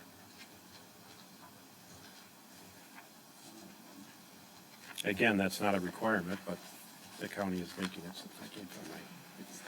It's not a lot of detail in here. Here's the plan. That's why. We'll try to get the answer. Who's the next question while the chairman Right. looks that up? Go ahead. I'm sorry. He was really next. Do you want to come next or should I let him go? He stood up before and we didn't point to him. You can run faster than me. Younger than you. Dale Gross, South 109, West 27685 Maple Avenue. You talk about the sewer district and requiring Big Bend to agree to provide sewer to the TIF district in order to get that approved, correct? I indicated, I was told, I wasn't at the TIF review board meeting, that questions were raised as to whether or not discussions in agreement had been reached with Big Bend, which leads you to believe that they're going to be looking for that in order to approve the TIF plan. Did I answer that? Did that answer the question? Yes, but Okay. my That's fine. question then is, if Big Bend agrees to supply the sewer to the district, that will then allow us to go ahead with our incorporation, and that will fix the borders with Big Bend. Why would they want to do that? What do you have That's to? a great question. What do we have to give in order to get that agreement? We're hoping all we have to give them is a customer, because they're having a trouble finding a customer that'll buy capacity in the sewer plant, so that once they get enough customers, they can build the plant. Right now, they don't have enough customers. They're obviously not going to give us capacity in their sewer plant for free. So the sanitary district, hopefully with the use of some of the TIF monies, would buy the capacity for these units, and that would give Big Bend some money, so that then Big Bend would start to be able to put their plant together. Between the town realty site and our site, and maybe some other projects, maybe they'll figure out a way they can pay for it. We don't have enough detail on Big Bend's financial problems, and we don't want to, maybe I shouldn't even use the financial problem, maybe I should just say financial situation. But you all live here, you all know that they put the pipe in the ground, they haven't built the plant yet, they have a lot of debt. We anticipate that they need users, and we're going to supply them a potential user, and maybe that'll help them, spur them to be able to build their plant. That's the quid pro quo. I'm just telling you the strategy. You can tell us we're full of it, and it's not going to Well, work, but. I hope it works, but I guess I'm just wondering what Big Ben's view on getting the borders fixed as a result of. They won't be happy, but they may be in a position where we've offered them enough. See, we're also bringing the pipe from the Big Bend school up to the fire station site, which opens up a lot, and we would be paying for that through the TIF, and that opens a lot of their land. And it's in the document, it's about $250,000 to run that pipe, and so that's what they're getting. They're getting a pipe with capacity that they can hook up other people to, and they might be able to get some money from this user to then help pay for their plant. Maybe I shouldn't be giving all of our strategies, I'm probably not supposed to, but I think I know this town board well enough that they want to be totally transparent with its residents, especially those who sat here till 10:12 or 10:07, that they don't want to play games. We're telling you the truth. Okay. Fair enough? Fair enough. Sounds good. Is my out of place, ladies and No, gentlemen? I think that's it, and I would add This gentleman. that our initial conversations with some of the village officials, there has been no objections raised to that, and they are looking for customers. Yes, and the TIF project plan, right. The TID is being created as a mixed-use district development with a primary focus to promote residential, retail, and commercial development. A developer which specializes in residential and commercial development is interested in acquiring the property and developing approximately 144 apartments, which may also include commercial retail within the TID. That's all that's in the TID plan. That's what, so maybe we shouldn't even say it's workforce development, housing. Maybe that's inappropriate to even say. We'll talk to the developer and see if. I think that's what the developer You calls should be it, more and- concerned about how much they're spending to build the units and what the rent is than what they call it, in all honesty. And I think you'll be amazed. I don't think he's building the same one he built in the town of Waukesha, but I know his rents in the town of Waukesha are $2,000. We're not talking, this is a huge complex he just finished in the town of Waukesha. I think it's pretty well known what he sold it for. And so it was a very successful project in the town of Waukesha. It's over on Springdale Road and I want to say Arcadia 59. Yeah, Familiar with that area. He mentioned to me he doesn't build apartments that rent for less than $1.35 a square foot per month. Good. Mike Blowett again, Sunrise Circle. I get the idea everybody is here because we like living in Vernon and we don't want to get annexed. I, for one, didn't know what all the work you guys are putting into or what all the requirements are, and now that I do know, I'm impressed. And I think my view is do whatever is reasonably necessary to get this thing done if at all possible. And I really appreciate it. That's all I want to say. Okay, So- thank you. Thank you, sir. Mr. Singert, I think you had your hand up? Yes, sir. Before yours. Before. Yeah, he's had his hand up quite a while. But Yeah. you're not going to give us a long speech, Mr. Sangert, are you? I never do. Just a couple of quick questions, right? We go way back. He gives me a lot of grief, and I give it back to him. Right, Rodell? Yes, we're okay. I also don't want to live in a village, and I worked very hard along with a couple hundred people to get signatures and get elections and meetings. And the last meeting was I even forgot the month, but it was at Big Bend Elementary School where we had the DOA ask for, under the statute, ask for a public hearing on our point of view. And I thought that it was very clear that the people there opposed what the previous board had approved. And that happened, and I thought that what the DOA did on,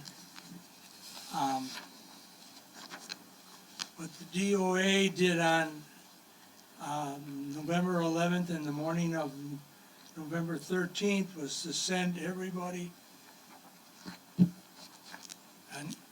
email stating that the land grab border agreement with the village of McWanago was temporarily stopped, and that the two parties would have to change their proposal to, for them to agree.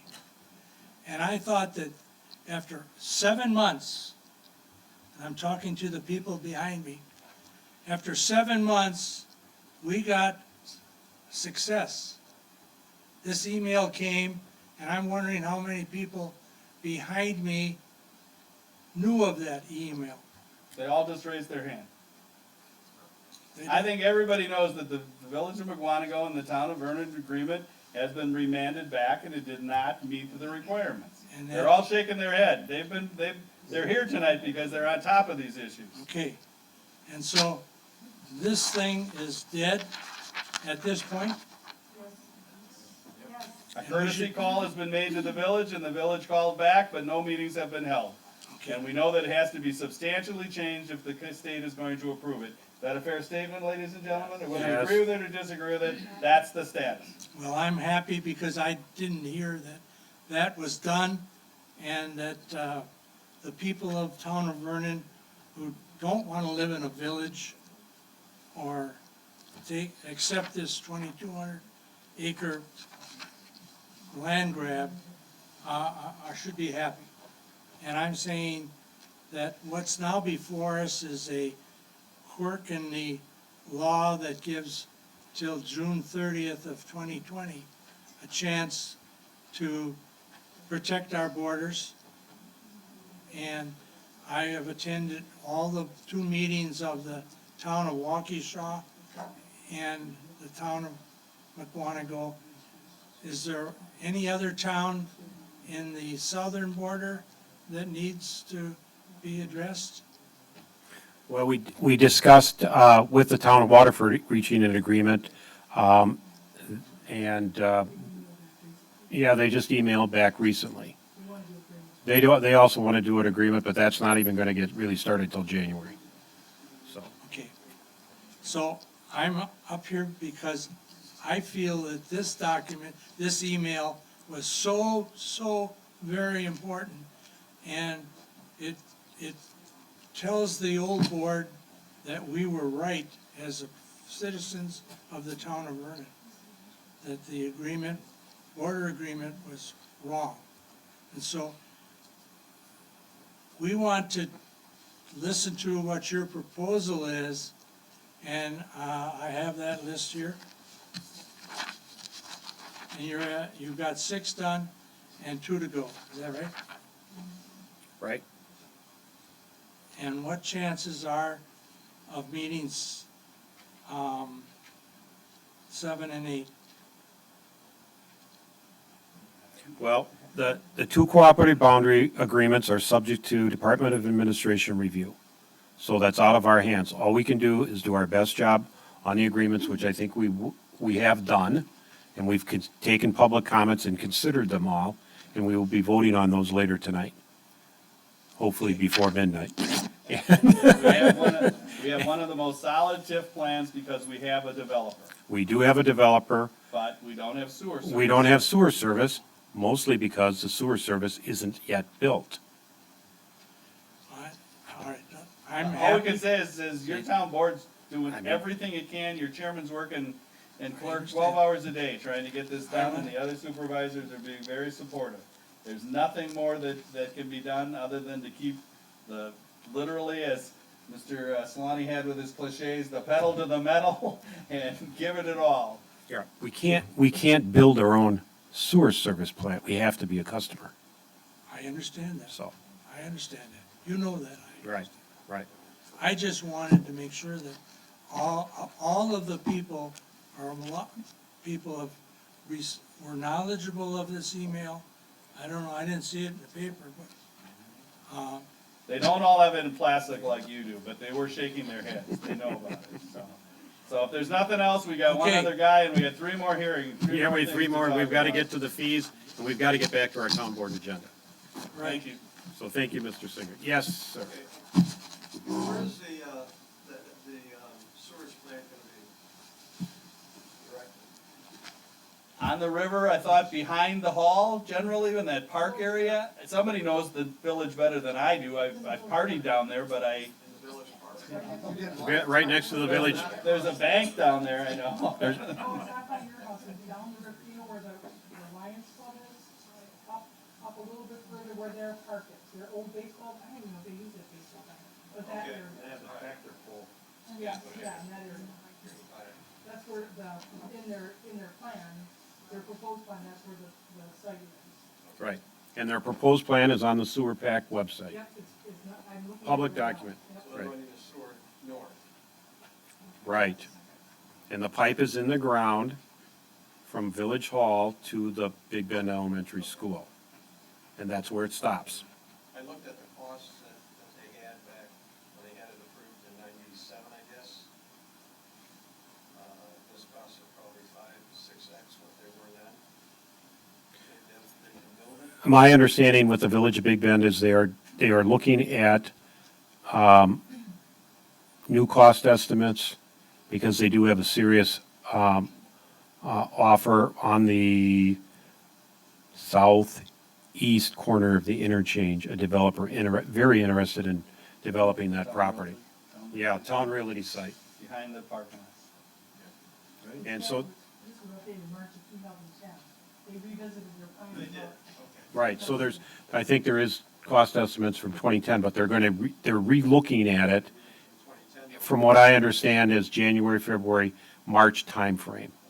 But on that, I want to put an optimistic note. There are some people who've said they have new efficiencies and new types of plants, and that the actual technology, we may find that it's not, the cost won't be as scary as we thought. I want to put a positive spin on it. Right, If we and- make the agreement with Big Bend, does the plant have to be built? Is that a contingency? Yes. I mean, Right, the agreement's no good. they wouldn't get any money if they didn't Right, build the plant. I mean, we're not We gonna, don't get any money, but as far as us incorporating, as far as Town of Vernon incorporating, is it a contingency that that plant be built, or do we just have to have an agreement with Big Bend? Well, that's a question for the TIF review board. You can all come in and watch that because that'll be fascinating. We're hoping to convince them that if we have agreement with Big Bend, we have a developer, and Big Bend is showing good faith to try to get that thing built, that'll be good enough to let them approve our TIF plan. That's it. Come and help. Talk to your school board reps. We'll tell you, if you want to help, they listen to the constituents. We have people calling the school board representatives in the school board in Waukesha, and believe me, it's helped. I'm being totally honest with you. Yeah, and that would be Mukwonago, we can do that. in the Mukwonago area Closer. public schools, who have approved Big Bend's TIF district, and the Village of Mukwonago 1, 2, 3, 4, 5 TIF districts. These are all great questions, and we thank you all for staying this late to show your interest in your community. It's great to see you. Okay, so we'll close the agenda on number 9, and we'll go back to number 8, discussion and possible advisory actions on the following matters: burn permit fees, brush pickup fees, wood chip delivery fees, franchise fees on cable TV and video services. These will be advisory actions, not directives like the separation of duties of position of current appointed clerk treasurer. So, we've had These are on here because we had the special town meeting of electors, so we added these, the town board added these on. And where we stand, let me see if I can summarize, and the town board can do one at a time. Burn permit fees. I can't, 3 years ago, I think, there was a burn permit fee instituted for $10.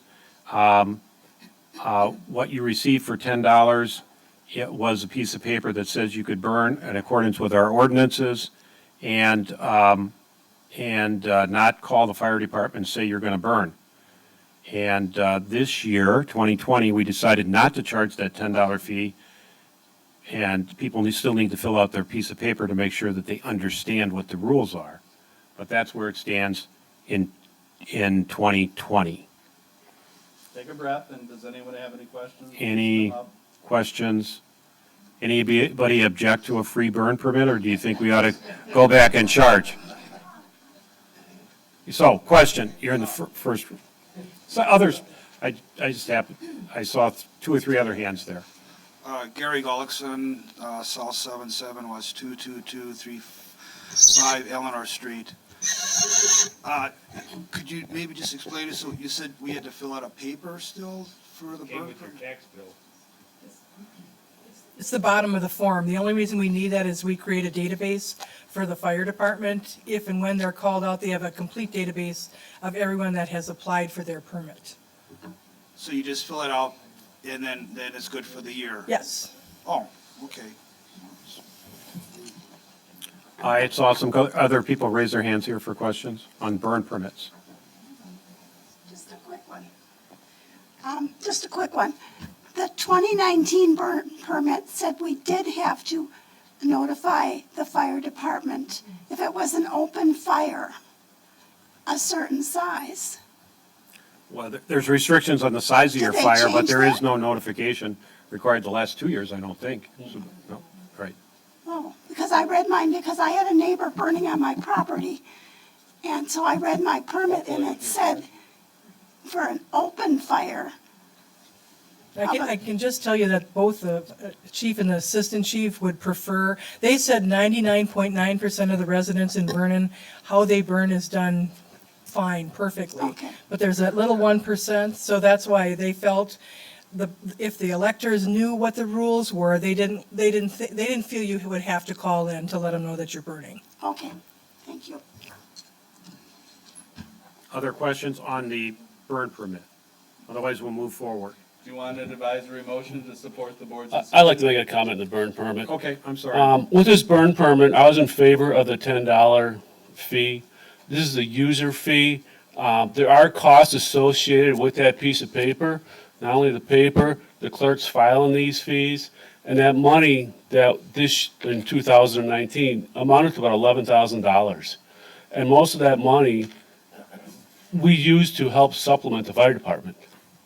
You know, we try to give the fire department the best we can and the equipment they have. And that's just one way of helping subsidize the fire department. That's the explanation. Does anyone else on the board wish to speak to that? That's fine. This is the opportunity for the residents at this special type of meeting to make an advisory motion. If you wanted to make a motion to support the decision not to charge or to go back to charging, you don't have to make a motion. We're just giving you that opportunity. I just have a quick point with, if we need to pay a fee for brush pickup or leaf pickup or something like that, I don't mind because that's you guys coming to do something for me. But if we're talking about a burn permit, you guys create the need for the burn permit, and we're burning our own brush on our own land, that's a whole separate issue than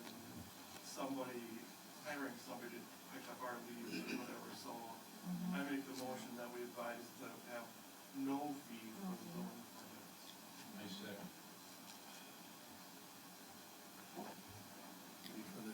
second. We have a motion made and a second. Any further discussion?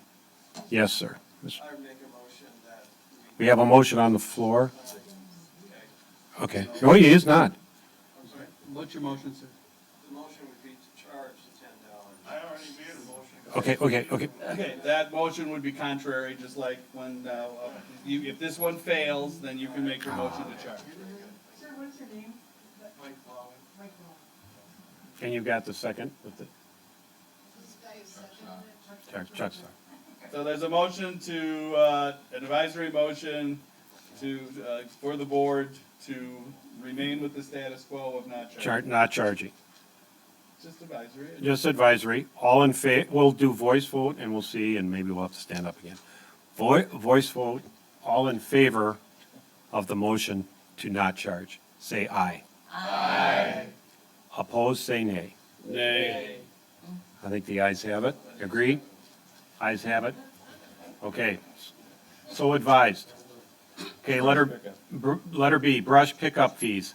The town of Vernon has picked up brush all the way through 2018 without charge, twice a year. In 2019, I got this right, 2019 in the spring, there was instituted a $30 per household brush pickup, if you had brush to pick up, no matter what size of your brush. And so that was done this May. Some people paid in advance, not many. Most people got invoices, then claimed they didn't know about it. And brush was between neighbors, and both got bills. People were double billed, and there was every agenda, we were dealing with brush invoice fees. And so that's why it's on here. The rationale for the fee is as the gentleman mentioned, you are getting a service from the town of picking up your brush and hauling it away. And some people use it and some don't, and the people that use it should pay. It's only fair, otherwise the taxpayers pay. That would be the argument to charge a fee. Or we don't provide the service. Or secondly, we just don't provide the service. Or third, we provide the service and it's just part of your general tax payments. That was the spring of 2019. In the fall of 2019, we had brush drop off, which worked well for people who were dropping off from what we understand. But we did not do brush pickup, and instead, our DPW department got 3 extra weeks of crack filling our roads that are badly in need of crack filling. So that was the decision made by the town board for this fall. For 2020, the budget was passed with no brush pickup fees in it, but left undecided, and I've heard from some of you, are we having brush pickup? Are we charging? When is it going to be? Once a year, twice a year? And so that's why it's on the agenda, not only for the fees, but we'd like to listen to your thoughts on how often we should do brush pickup. And I'll start it off. My preference as your town chairman would be to, because of the difficulties with the DPW department who is supposed to be picking up the brush and chipping it out, sending out invoices, and the number of invoices that came back is incorrect or fixed, and that we had to void. I'd prefer not to charge anybody, but I don't want to be picking up at the expense of crack filling, because our roads need to be maintained, and I'd rather have our DPW time and labor on crack filling in the fall. In the spring, they should be done in time to do brush pickup. But again, I understand the argument that a lot of people don't use it, and so why do my taxes incrementally are higher because we're providing this service? So that's the argument. I know the board members all have their differing views, and I know a lot of you have your different views on it. So we will start the discussion on that item. Sir, you're up first with the. Yeah. I just have to, why couldn't we have a dual system? Those people who needed brush pickup, couldn't they contact the town hall requesting that and then pay a fee? And for those who want to transport it, maybe have a central site here where we could bring it to that site and have it chipped and then bypass the fee. In other words, a dual system where we could kind of have it both ways. So if I wanted you to supply me with the service that the whole community doesn't necessarily want, then I'm willing to pay for it. But on the other hand, if you just give me a place to get rid of my brush and I don't want, and I'm gonna do it myself, I'd like the opportunity to do that too. Because burning it all presents problems too. Was that considered by the board? Oh, yeah, absolutely, and that's what we did this fall. Except we just said drop off in the fall. Because we had a spring pickup. Alternative charge, you know? We had a spring pickup. No, he For a just, he charge. said, my question was that considered by the board, that you call up, you'd say, I'm ready, come and pick it up? Oh, yeah. And, Yeah, we did discuss prepayment of, oh, yeah. right. So that's on the table. It hasn't been implemented, but it could be on the table. Anyone else? Mr. Singer, Sanger, and then Snowball. and then Mr. Novak. Novak. That's what I said. No whack, I would like to eventually make a motion on this subject, but I do feel that, for what taxes we do pay, that a brush pickup, because of different size property owners have a need for a brush pickup, don't abuse it, but need a pickup. And you could correct me, but I believe the spring town meeting said that we would like to have a alternative, no fees, but at least try to have one pickup in the spring or in the fall. And I thought that was a positive vote for keeping brush pickup as a service to the citizens who do pay taxes. And I think that property owners of any size over, and I'm just mentioning a thought, 5 acres and property of more than that, once in a while we'll need to have a storm, and they will have a need to have a pile out there and not be excessive or abuse the privilege of being served by the town government without a fee. Okay, thank you. On the storms, we've had storms in the town of Vernon in the middle of summer, and we do have special brush pickup. A lot of times there's grant money available, and that's not what we're not gonna, I don't think anybody in the town board says we don't pick up on a big storm, especially when there's grant money available. What we're trying to do is talk about regular brush pickup. So you made yourself, I think you made yourself clear. You want it at least once a year for no fee and some alternative to drop it off. I have a pile that's been collecting on the back of my property home, and it's very large, and it's just because of storm damage on my 16 acres. And I feel that that is not an excessive request to have a pile to be picked up in the spring or fall. But I don't know how big that pile is, but we have to have some limits on the pile, and we've always had. Now, when you say as a storm, we haven't had a major storm, so this is cumulative little storms throughout the years, is what I'm hearing you say. Yes. Okay. And it's not pruning any trees, and I have a lot of trees on property lines, but I do feel that it was not a interference with the road and the filling of cracks, and that it should continue as a service to the citizens of Vernon. Okay, thank you. Any further comments? I want to make a motion.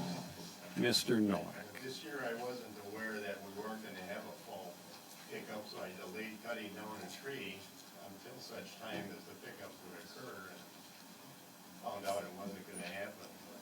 I suggested to my supervisor that maybe we could charge a fee for those people that need it. But everybody doesn't have a trailer or a pickup truck to bring stuff to town hall here. So if that would be provided for a fee, people should have to come to town hall here to pay for that ahead of time, not send out a bill. So you're in favor of a fee. How much would you charge? I was willing to pay $40. Okay.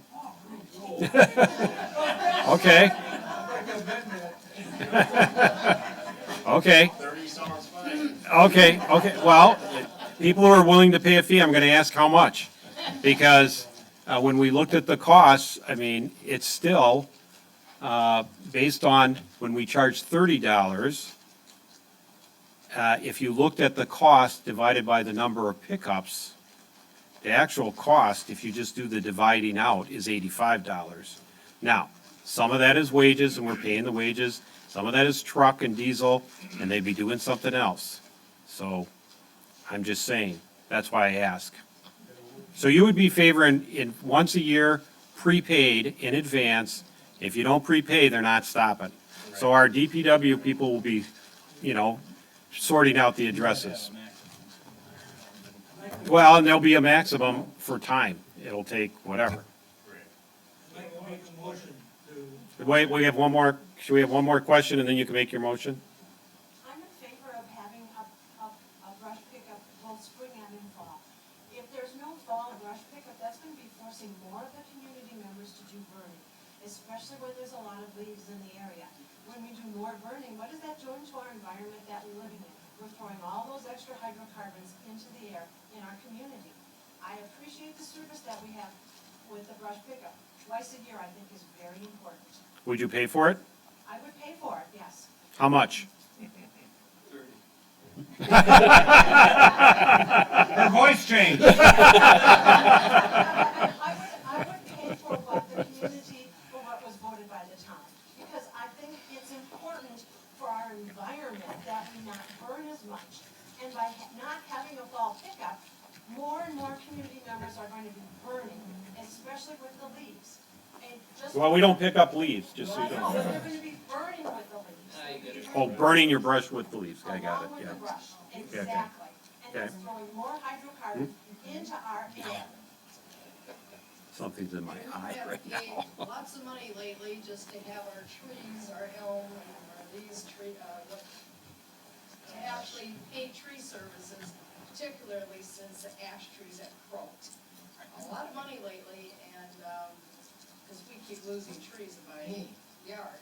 I got a lot split To up. have somebody to. That's what I bought. Well, you know what, we've lost so many trees in the last few years, but it would have been nice to, but I paid for a service to actually have that done. What's a tree? But you know what, we live in a town, Yeah. we don't live in a village Yeah, or a but they're city cutting the where trees they and have everything. garbage disposal, town dumps anymore, and it would be nice to actually, maybe, like he said, for him, if you had somebody to contract or pay to have large sums, it would be nice to actually be able to drop it off over here.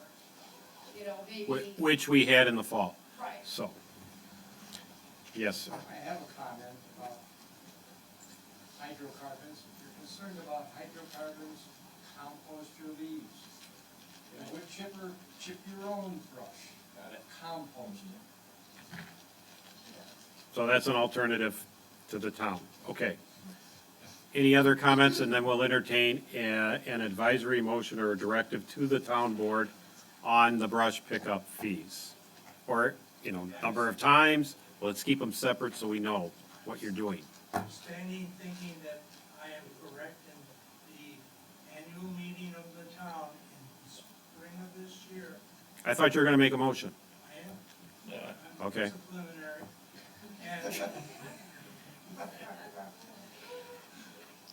And I think it is not unusual service to provide to the citizens to have at least one. And that motion was a fall pickup one time.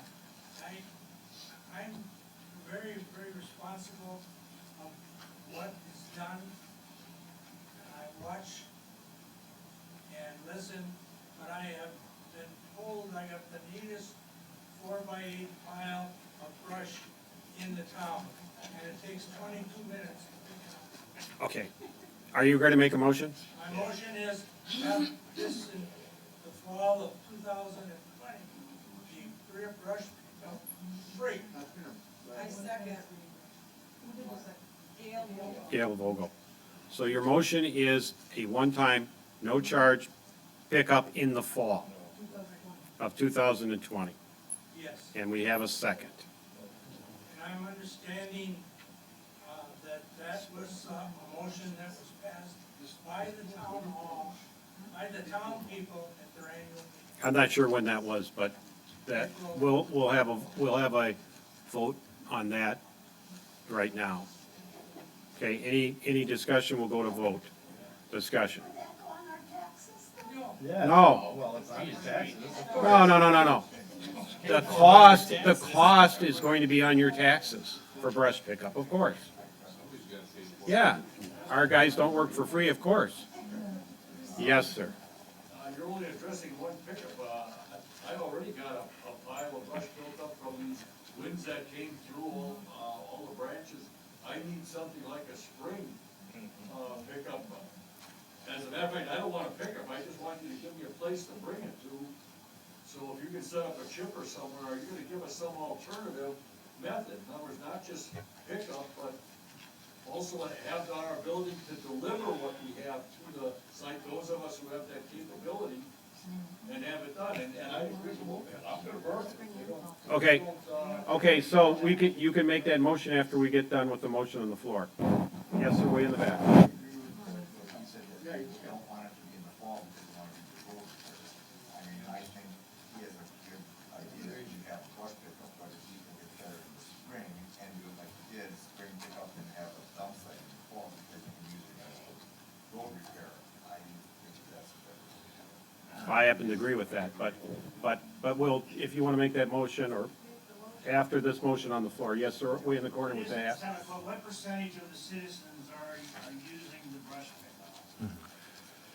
I'm trying to think what that was.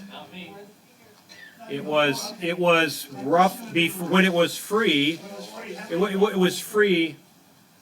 I didn't bring my, well, wasn't it more like 800 or something like that? So 800, we have roughly 3,000 households.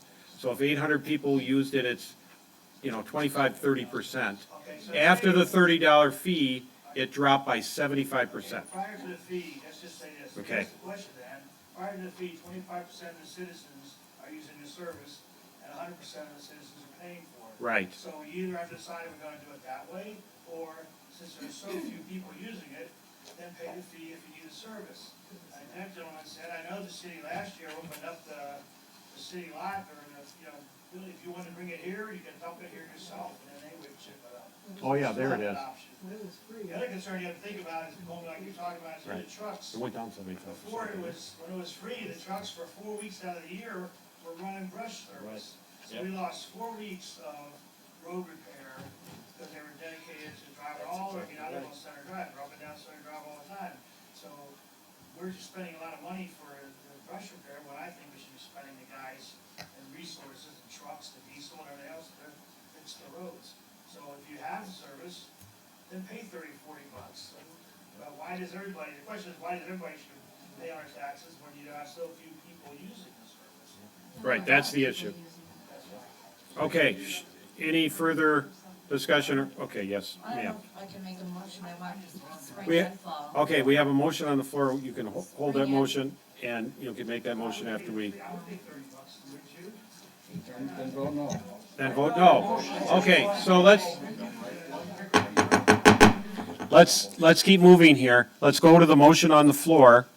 That is a no-charge brush pickup in the fall, and it was made and seconded. So we will do it by vote, and if necessary, stand up. So all in favor of that motion, say aye. Aye. Opposed, say nay. Nay. I think the nays have it. Okay, Mr. Chairman, instead of having all kinds of motions, we have a manageable group. Maybe we should just see to get consensus. How many think that it should be done free, and how many think it should be done at all? okay, maybe we could just do, maybe we could do it that way. show of hands. How many think? How many that the- how many think Vernon should still provide brush pickup service, whether once or twice a year? What, You're not saying if it's free or fee. right, we're gonna go to the fees next. Okay. That we should provide the service. Okay, that's pretty much everyone. How How many- many think drop-off spot? How many people think the town of Vernon should have a drop-off spot for brush, not leaves, just brush like we had this fall? Okay, How many think it should be once a year? Okay, so how versus many- twice a year, and then we'll go to pay. Pay. Is that fair enough? Are we gonna cover most everything? then? right, we gotta get going. So how many people think, Once in the spring. okay, how many people think there should be once per year in the spring? How many people think there should be once per year in the fall? We just had that motion. Okay. Two, okay. So Spring was more preferable. Right. How How many? Are we many, just to pay? not, well, do we need two? Twice. How many Well, I think, don't think they can vote again, can they? think we should have it both in the spring and fall? Okay, how many people are against that? Okay, I think it's against Once that. a So year now, spring. once a year spring, we got that. Now let's talk about. And the drop-off spot. And the drop-off spot in the fall. Okay? Yeah. Okay, now let's talk about Price. the price. And we'll start with whether it should be free, no charge, which means it's on everybody's taxes, let's be clear. Or prepay is what I've heard, as opposed to DPW sending out invoice, or it's actually the office sending out, but they're telling you who to send them to. So we'll just say prepay. How many people are in favor of charging prepay? How much are you picking Well, up? we're gonna Go to the money for, Yeah, How much are you picking up for what we're paying? we'll do that when we talk about the money. How's that? yeah. So now, what did I say? How many Are people willing to pay. are willing to pay, or think people should pay? Prepaid. Prepay. Okay? That looks like a pretty good majority. If you want to show your hands that still think it should be free, you can do that. Show your hands that still think it's free. I think we got free, or no charge, I should say. It's not free. So I think the people who raise their hands for some kind of charge carried that motion. Yeah. Okay. Now we're gonna start at the top. You want to Because start it said- No, you said, how much does it really cost? Right. 80-some dollars. Right. I mean, if you, For X amount of you don't have material. They did a study, Yeah, found it's- out it was costing $80 per, and you said, sir, how much do you get for $80? And we're gonna start at the top and then we'll work our way down. How Right. many are willing to pay 80, how many 60, 40, we'll just work our way down. We'll say the same amount of material, which is how much? Time, it was time. it was time, 20 minutes. 20 minutes, as always, was 20 minutes at an individual So if it's neatly property. stacked like Mr. Sanger's, they can get more in their 20 minutes than if it's scattered. They can get quite a bit in 20 minutes. Actually, they can. You have a couple of questions before. Question first. Less than $80, You're the subsidizing. entire, Yeah, that's my point. That's why we started with the 80. Right. You're willing to pay the full boat, or you want it subsidized by everybody? That's a fair question, isn't it? Okay, there's the chart. I can't hardly read it from me. What you'll see in the chart is, I can't hardly read it, but you'll see fall 2017, spring 18, fall 18, spring 19, so. Right. Free is the first three columns, and the one so you can see how many people used it and how it went out. I barely can see the chart, but is that chart based on the actual time and material and everything? Right, Okay, but the DPW driver is being paid anyway, right. so don't you have to back that out? Well, we're starting at the top. We're starting at the top. He's being paid, but he's not doing what he's being paid for, so. Well, right. Okay, so Right. let's see a show of hands. They're willing to pay, Okay. what is it, $85? Yeah, we'll, 80? We'll start at 80. Willing to pay 20 minutes of brush pickup in the spring, once a year, $80. Show of hands. What are you running for? I never use it. All right, that sends the It message. sends the message. I don't use it either, okay? So let's try 60. 50. 40. There's 40, yes. He's consistent at least. 30. 30 is what it was set at this last spring. Okay, there's pretty many hands. And of course, I suppose 20, more hands should go up if you're willing to pay 30. We got a consensus. You got, Yeah, we got a that's the best we can have, and we thank you for your input. That's, it's not scientific, but it's gives some direction to the board. That's what this is for, right? Right. And Fair you enough. certainly can contact any of the supervisors anytime with comments or questions or, Okay, wood chip delivery fees. Here, the charge was to deliver wood chips after we picked up the brush and they ran them through the chipper. They produce wood chips, mulch, and for $30 you could have a truckload delivered to your house, or you could come with your pickup or your truck or your trailer and pick them up for free. Now, we didn't have problems with the invoices because it was prepaid. So, yes, Mr. Nowak. What do you do with a pile of wood chips if nobody wants them? Well, that was one of the points I raised. They eventually turned to dirt, but Where do you put them? they're piled up there in the back. No, if anybody wants to buy a $30 load. I can get some out of your driveway. Yeah, usually in the spring, they run out of chips. There's a more of a demand for chips in the spring, and they run out. You don't have to pay to haul them away, is what you get at. No, we don't have to pay to haul them away. That was one of the concerns, but I think that would have been a valid concern if we pick up for free and charge for delivery, we would still have a pile there. But because the $30 charge for pickup went down by, 75%, and so you had 75% less chips, which then was sold. And we're not selling the chips, it's the cost of the truck to deliver. The grinder. Brush would have dropped down, what were they doing with it? hauling it in. Burning it, or Mr. Singer stacks his up in his backyard. So, chipping them themselves, yeah, hauling it in here. Yeah, they did there was a lot of that. So we're not going backwards. So we're going forward here. Just ask for input on this issue. Okay, so input on charging a delivery fee. Even less people use the delivery wood chips, okay? And they were, in my understanding, they actually paid it without griping a lot. Every complaint I had was the brush pickup. No one called me and complained about the delivery fee for the wood chips. Okay, and everybody that's saying the same thing. Yes, sir, in the back.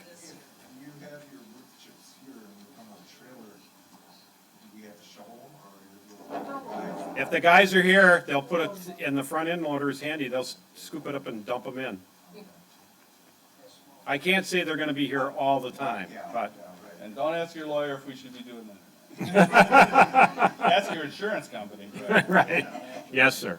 When they pick up the brush, do they chip it on site? Chip it here on site. They pick it up from and they bring it here and chip it here. Right, they do not chip on site, they chip it here. They used to chip No. on site. Well, used to. And then we just have All right, comments on this?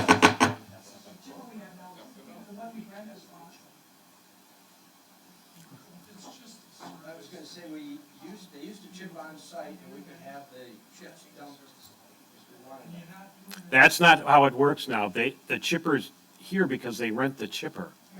Right. Right. Much faster. It's much faster and less time consuming too.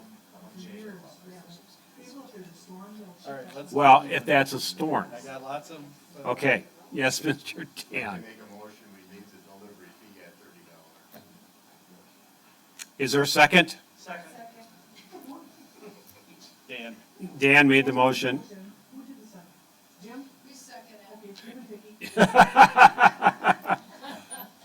All in favor signify by saying aye.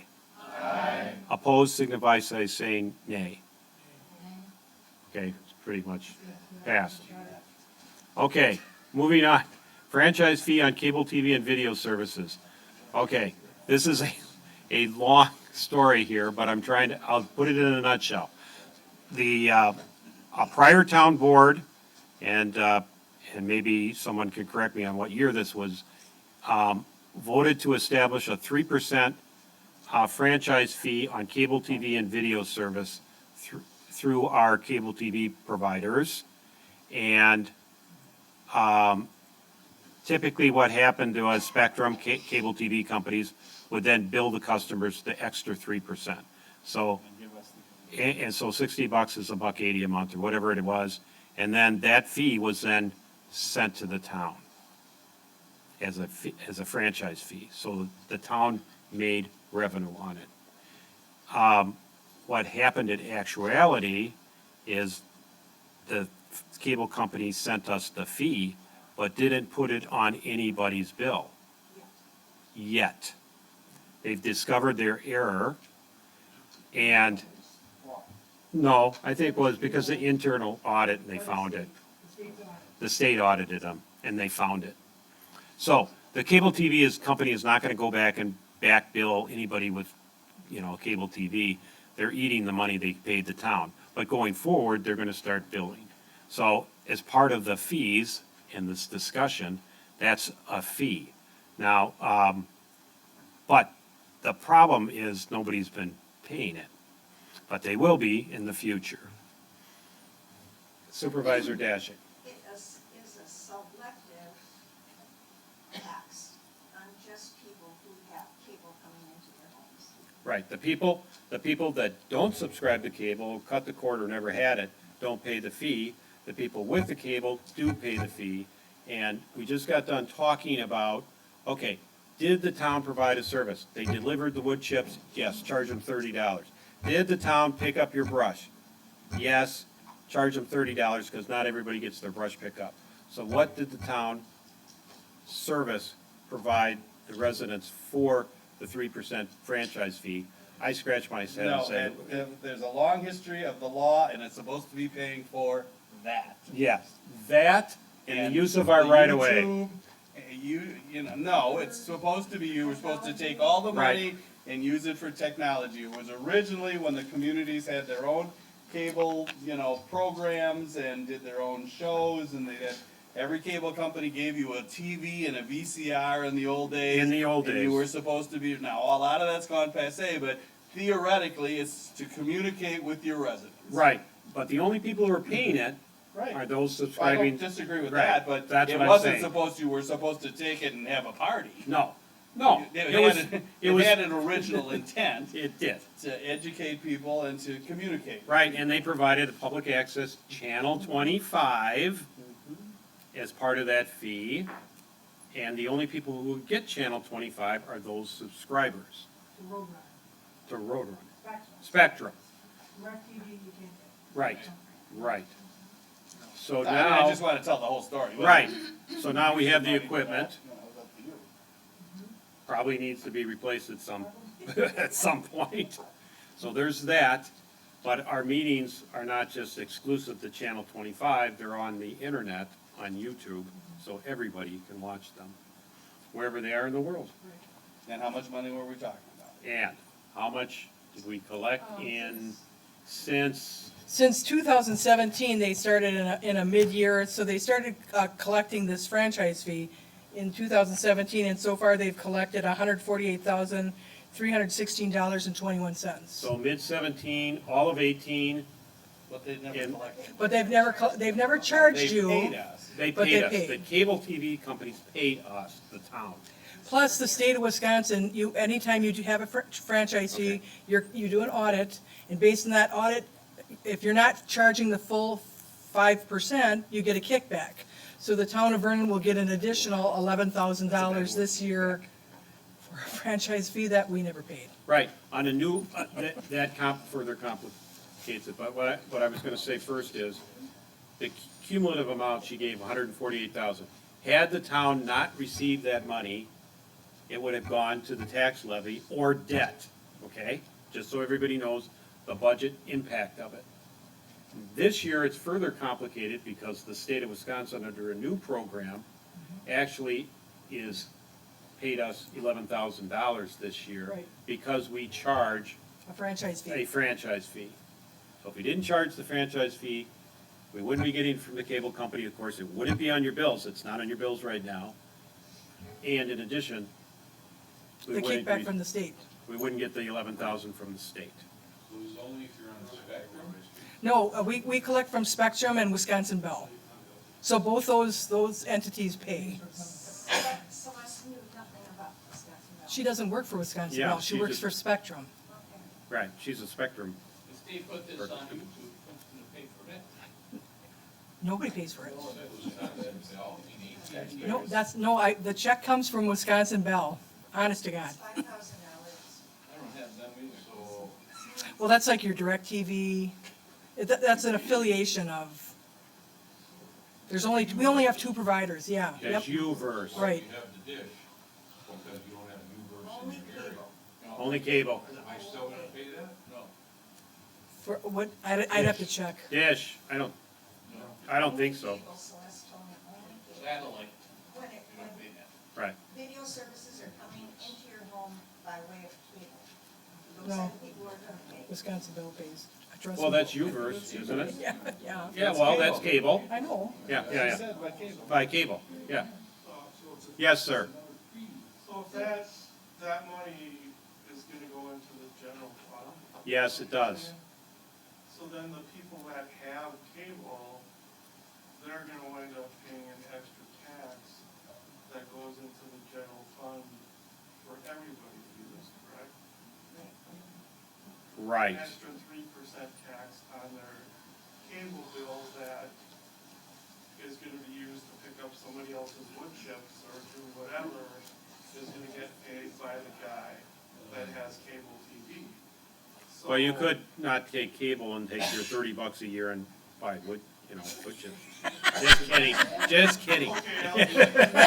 Just kidding, you're absolutely right. That's Yeah. the discussion. Yes, But yes. part of the discussion is there a groundswell saying eliminate it? Once you reduce it, you can't, You can't ever charge it again, as far as I and understand once you it. go down, you can't go And you back can't up. go up. You can never, the community can never go up. And so this is a major decision because it's a hit to the budget and you're gonna have to find that money somewhere else and you can't raise the tax levy.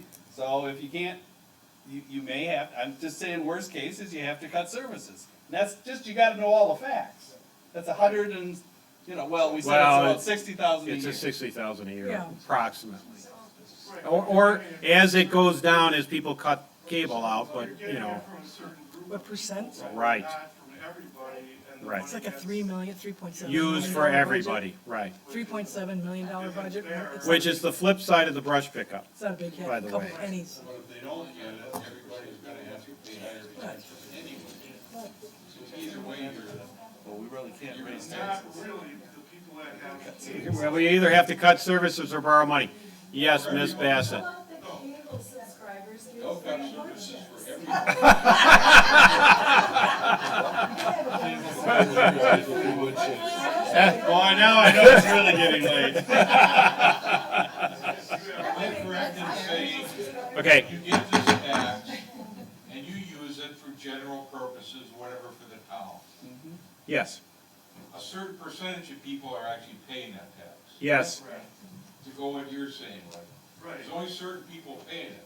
But if those certain people don't wanna pay it at all anymore, everybody's gonna, in the town, is gonna have to pay higher taxes. Right, but Or right now, cut if services you- for everybody. but if you have cable and I don't right now, you're paying double and I'm paying nothing, and I'm getting the same benefit because you have cable. Yeah, that's a choice. Well, then you should start sending. that's a choice you make.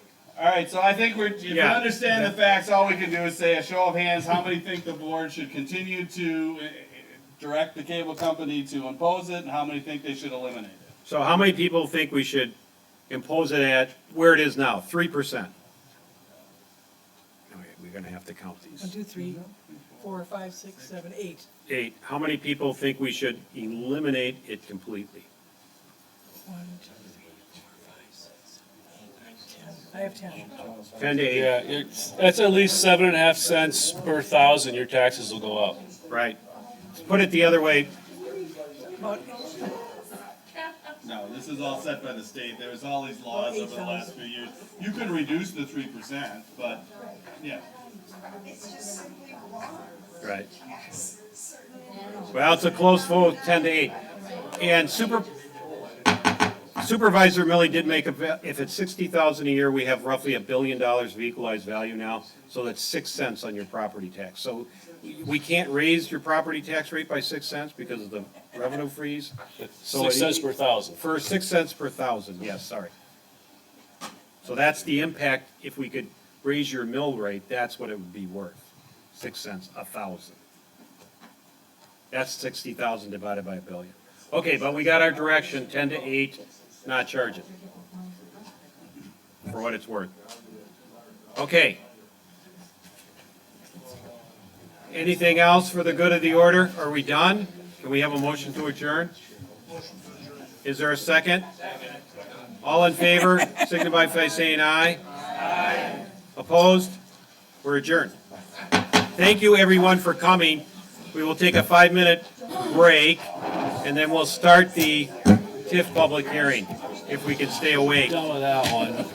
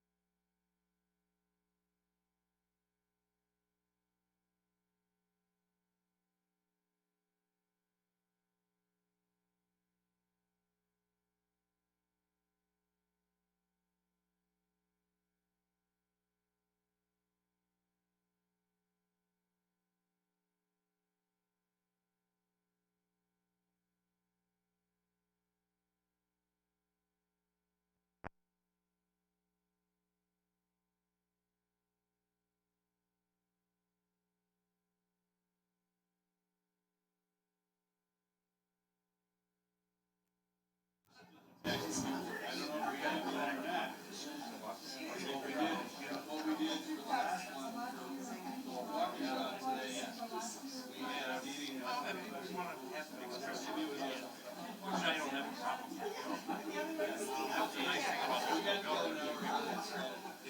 up and speak. You can do that in Congress, can you do that in the state government, we get thrown out. But here you can do it. So I don't agree with a lot of different things that I also don't think people, they have the right to speak. That's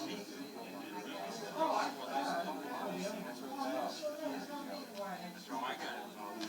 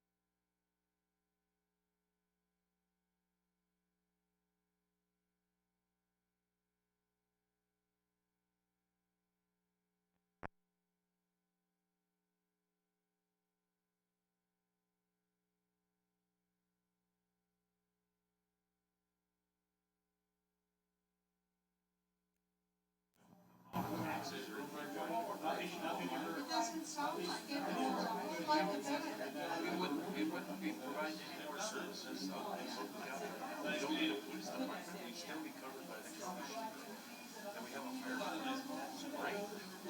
You know, that we're paying for already. That would be a problem. You can get garbage pickup, you can get all the other stuff.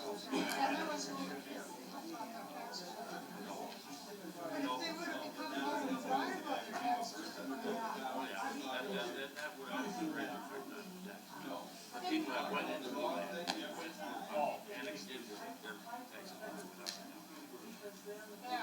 They're about $8, about $8 a thousand. On a permit, it's $2.14 out here.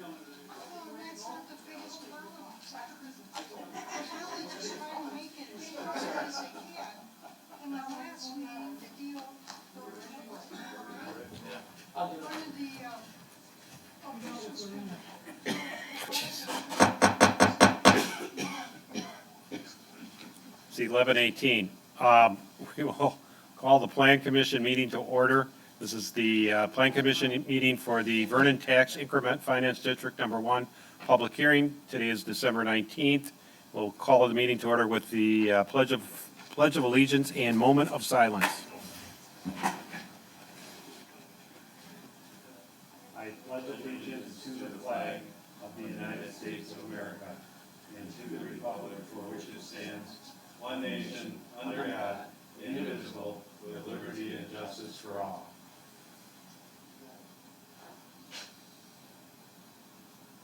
Okay, thank you. Roll call of Plan Commission members and open meeting law compliance check. Chairman Carl Fortner. Present. Supervisor Jeff Millies. Commissioner Dan Nowak. Supervisor Commissioner Fred Mahalik. Present. Commissioner Jim Swanee. Present. Mr. Chairman, note for record, you have a quorum of your Plan Commission. Town Attorney John Macy is here. Mr. Chairman, the agenda was posted inside and outside the Vernon Town Hall to the media, to businesses within the town of Vernon, and on the town of Vernon's website as a courtesy in your full compliance with the open meetings law. Okay, I will read the notice. for the public hearing. Notice is hereby given that the Plan Commission of the Town of Vernon will hold a public hearing on December 19, 2019, immediately after the special town meeting of electors, which begins at 7 p.m. in the boardroom of the Vernon Town Hall, W249S 8910 Center Drive, Vernon, Wisconsin 53103, regarding the proposed project plan and boundary for the tax incremental district number 1 in the town. Vernon Tax Incremental District Number 1 is located at W233S7475 Woodland Avenue, parcel number VNT 2058993, located within the town's limits. TID Number 1 will be classified as a mixed-use district based on the identification and classification of the property proposed to be included within the district. Proposed project improvements may include but are not limited to sewer service infrastructure, deed restriction payment, professional and organizational services, administrative costs, and finance costs. As part of the project plan, developer incentives may be provided by the town to developers of property within TID Number 1 in the form of developer-funded grants. At the public hearing, all persons will be afforded a reasonable opportunity to be heard considering the proposed project plan. A copy of the TID Number 1 project plan and boundary is available for inspection and will be provided upon request. Okay, so item number 4, details of the establishment of the Town of Vernon Tax Incremental Finance District Number 1, Chairman Carl Fortner and Attorney Macy. I'll start it off here. Unfortunately, our consultants, neither one could be present tonight at our public hearing. The one with a family emergency that just came this week. So what we will do, Attorney Macy and I will give a short presentation. As noticed, there is a project plan that was developed by our consultants, Robert Baird. We did have a organizational joint review board meeting on December 10th. We have a approval meeting, hopefully approval by the joint review board, meeting scheduled January 16th. Tonight is the public hearing on the plan. It's a Plan Commission hearing. Hopefully after the public hearing is closed, the Plan Commission will adopt a resolution recommending the approval to the town board. We'll pick this up at the town board on our January 9th, 2020 meeting.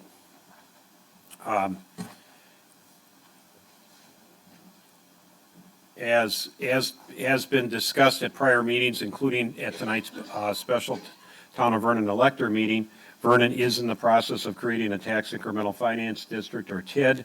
The size and the location is very limited. It's one property.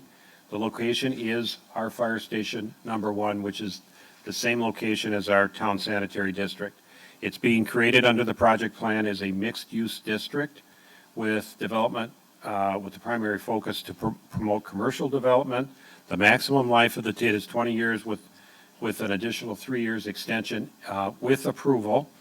The plan is very clear that no development will occur without sewer service. There is no plan to build a sewer treatment facility. The plan is to become a customer to purchase the necessary sewer service from a planned sewer service facility. The cost of the TID, including the sewer, including the administrative costs and the organizational costs, if the TID is developed, will be paid for by taxes of the property owners of the TID and not by property owners, general property owners, or general taxpayers. That's the entire point of the TID, is the project costs are paid for by the property inside the TID and not the general taxpayers. We have been approached, as mentioned, by a developer for the construction of workforce development housing. The plan mentions it, 144 apartments side by side. Obviously, a project like that cannot be developed without municipal sewer because, on-site private septics will not take 144 units on that size of property. We have not agreed to this this plan or any other plan, but we do have a developer that came forward. Any agreed to development will take a developer's agreement, and which prior to anything done, prior to any public expenditures being done, we will have a developer's agreement with with that developer so that the town and the developer knows in writing what each is supposed to provide and do under that agreement. Typically, those developer agreements, in my experience at least, provides for guarantees so that the project is built before we spend money, because if the project isn't built and we're out the money, it can't be paid back. And so there will be guarantees in that developer's agreement, and our fire station sits on that parcel, and any developer's agreement, there will have to be some kind of agreement as to the use of the fire station number one until we either replace it or perhaps we can continue to use it into the future. After this TID is approved and before any development is agreed to, and part of that developer's agreement, we'll have to have a plan for fire station number one. People are rightfully asking about what that is. It just strikes me, without approval of the TID, spending a lot of money on plans for fire station number one might be a waste of money. If the county or the TIF review board objects and this never gets approved, I don't want to spend $50,000 or any amount of money drawing up plans for replacement fire station one before we need to. Eventually, that station is going to have to be replaced in some manner. So, Regardless of the? yeah, maybe. I don't think it's going to last forever. First of all, the construction standards are suboptimal, let's put. We've spent a lot of money over the years on maintenance as, the town board members. I remember when I was a town board member, we were spending a lot of money, and it was almost brand new then. It was less than 10 years old. Supervisor Wiley is in the audience, is shaking his head as agreeing. I think Supervisor Millie, you remember that, and we have two former town chairmen remember the maintenance money that has been put in the fire station number one. Yes. Yes, And the bottom line, that's yes. yes. The reason I asked the question, Mr. Chairman, is I think we should relay that information to Barrett if they've not been so advised that this was on the plans. One of the questions we get at the TIF review boards is this something you just dreamed up now, or is this something that's been on, on the plans for a while? And so I personally had never heard, and so that's why I'm talking about a little bit, that obviously I knew there were repairs, but I never knew that it was so bad that the town was contemplating at some point it would have to be replaced regardless. And I think that's significant, and the TIF review board will need to know that this is not a new problem. Right, and we've talked about that early on in our plan commission and board discussions about that very problem with fire station one. And that actually, in my view, entered into the decision in setting the TID boundaries because we did look at 3 or 4 different areas in the town before we developed this project plan in this particular area. I also would, I'd like to read into the record, if I may, Mr. Chairman, if you're Yes. done. This is a letter from Andrew Thilke from the county, and we should make it part of the record because this is the public hearing, right? We've started the public hearing. Well, I haven't opened it up. I was giving a brief presentation of what the project plan is. And I think unless plan commission members have something to add to that presentation, we'll open the public hearing. Okay, we will open the public hearing and take public comments on the establishment of the Town of Vernon Tax Increment Finance District number 1. Its members of the public include Supervisor Wildy, so there is no general public here to comment, but we did receive one email which Attorney Macy has in his hands, and you want to read it, or? Yeah, Okay. reading. I'm writing to let you know, this is from Andrew Thilke from the Director of Administration at Waukesha County. I'm writing to let you know that staff and I will not be attending the public hearing regarding the proposed tax incremental district number 1. In lieu of my attendance, I want to share a concern that I have about the proposed TID.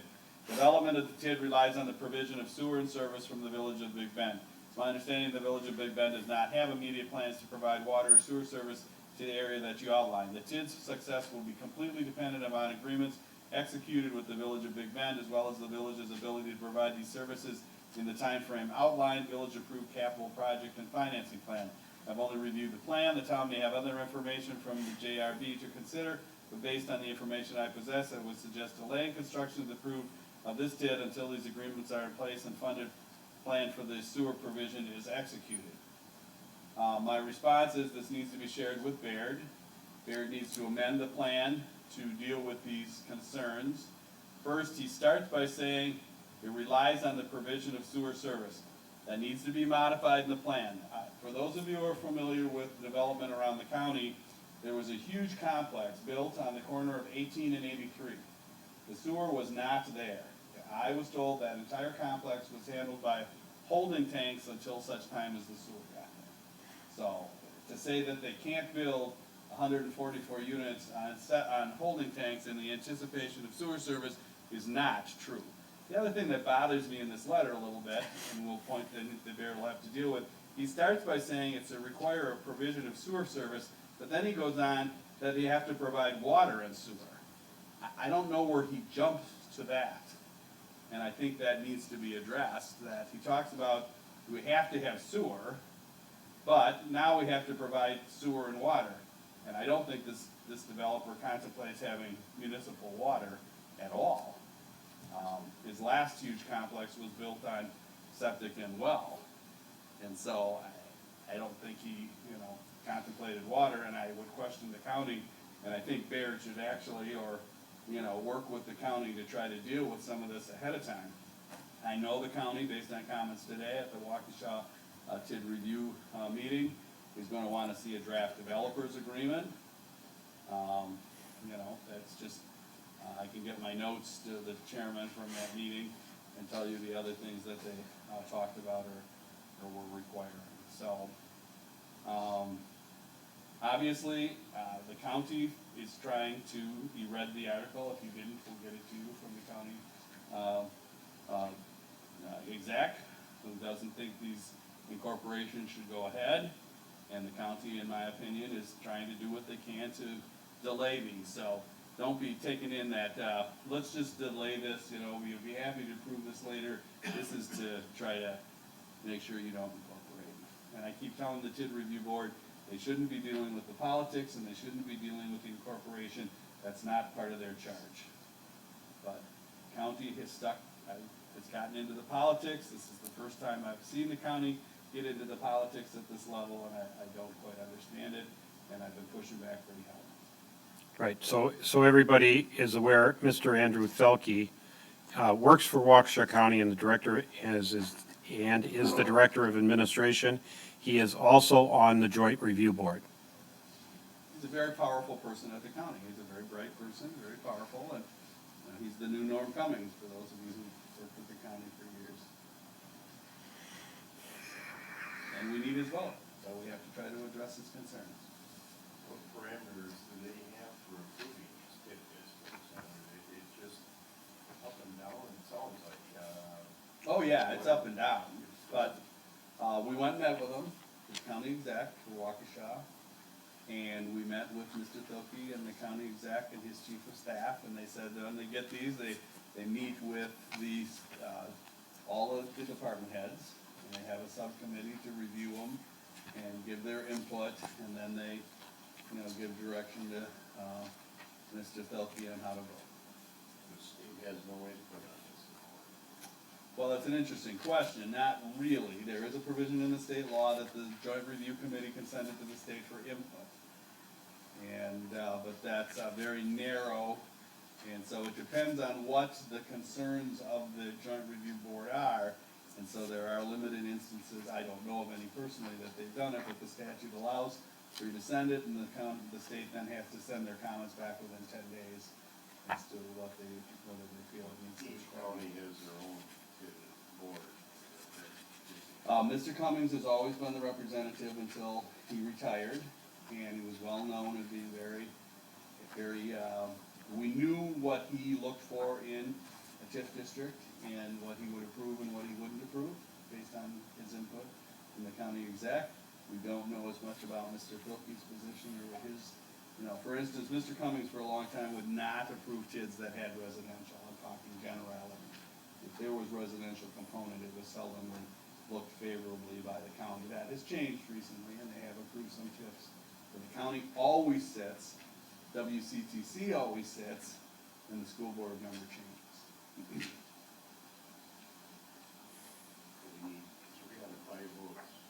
We do, and we have 2. And who are those? The Chairman and Mr. Mahalik. The TID review board, it's in the project plan. It's myself, and I'm the chairman of that committee. It's Mr. Mahalik, he's the public member. Andrew Thelke is with Waukesha County. This is on page 3. And Jane Kittles with Waukesha County Technical College, and Tom Cathauser is with the Mukwonago Area School District.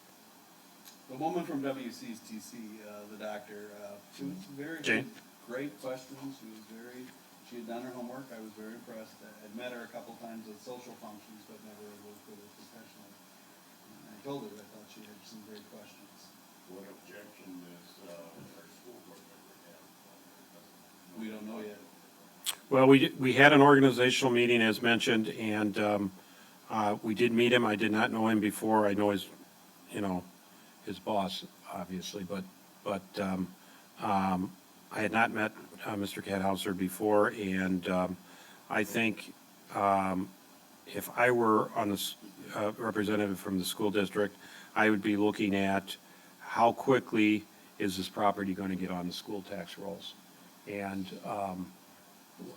that means the TID is closed. That's a function of what the project costs are going to be and what the tax rate is. Our project costs are not that great, and Beard's got a pro forma in here based on their estimated costs, and we could debate whether those costs are overly conservative. I think they probably are, but they've got the TID closed down in 2026 based on their estimates. So that means the taxes of the property owners have paid off all of the project costs and now are on the general tax rolls. And that's the whole point of the TID. The property inside the TID taxes, all of it, all $12, $1,000 or whatever the total rate is, including the school tax, goes to the project costs until they're paid, and then it goes on the general tax rolls. In the meantime, we're not losing any tax money. Right. Because it's a but-for. This project wouldn't have been built but for this TID. And if it's not built, the school district gets 0, right? And if it's built, yeah, they're going to start sharing in 2026. So I think if I were the school district, that's the way I would look at it. The school district has approved the Village of Big Bend's TIF districts, and 5 of them over in Mukwonago. That's all Mukwonago area schools. Were any of those residential? Well, Big Bend's isn't built. If you go down and look at Mukwonago's 5 TIDs, it's mostly commercial, but I would have to go and study that, or we could go down and study it, or look at the TID maps and go on Google Maps and see what's actually built there. But they do have industrial parks. I'm not sure if there's how much retail is in theirs either. I'm not sure the exact boundaries of their 5 TID districts. And a lot of those are still ongoing. So the school district is getting nothing off of those districts right now. The last sentence of the first paragraph in his email, where he talks about the ability of Big Bend to provide these services in the time frame outlined. What time frame is that in reference to? No, that would be on when the improvements, I don't have a copy of it in front of me, but you should have a chart there that says that there's gonna be X amount of improvements by January 1st of this year, January 1st of this year, January 1st. The developer came forth and said, I'd be willing to build 144 units. I'll have X amount of improvements in the ground this year, or he'll say, I'll have so many units built by January 1st of this year, and they'll have a value of blank. And then that's the time frame. So he must have something in there that says that, and that's based on what he got from the developer. We asked the developer to provide that. Right. If you look at page 19 in the plan, we have nothing shown for 2020, and that's based on my discussions with Baird, and to say that the Village of Big Bend is not going to have their sewer plant up and running in 2020, so don't put anything there. It'll be 2021, I would guess at the earliest, conservatively. And he's got construction increment, which is the developer's value of $2 million, then 4, and then 8. He has it in three phases. The first phase in the latter half of 2021, because there's 2 million and another 4 in 2022 and another 8 in 2023. So it's built in there that this sewer plant, we all know it doesn't exist. It just doesn't exist. The reason why we're looking at this, it seems to me, that's a nice corner to develop. But Big Bend has got a project across the street where there actually is impetus to build their plant, and they are looking for customers. I mean, he might say, well, they're never gonna, well, I don't know what he's saying by his email, other than he wants to see a delay so that we can't incorporate. That's the only way I read this, okay? And as. So things that you know, public hearing, purpose of the public hearing, so take all that I said back to Baird. Right. And also check with the developer and see how many units he thinks he can build on holding tanks. And by when. Right. That'll be huge. And I do, I'm told they did on the corner of 83 and 18, and this developer went out and talked to, it was a Newman development, he went and talked to Mark Newman and had lengthy conversations with him. I suggested that he go talk to him, and he did. That not to be for Mr. Wall. Yeah, I don't know where he came up with water. I don't know where. He talks about sewer, and then all of a sudden he switched to water. Water, I don't know where that comes from either. We will, ask him about that, obviously, at the Well, TIF I mean, review. we gotta go and thank him and contact him and talk to him ahead of time. Yeah, ahead of time, so. If you know any school board members, you've got to talk to them. I can't tell you, the Right. town of Waukesha, we thought this, I was at the school board meetings, we actually went and listened to the committee, reviewed it, and then and we were not getting good comments. And then the town chairman and one of the town supervisors sat down with the school board.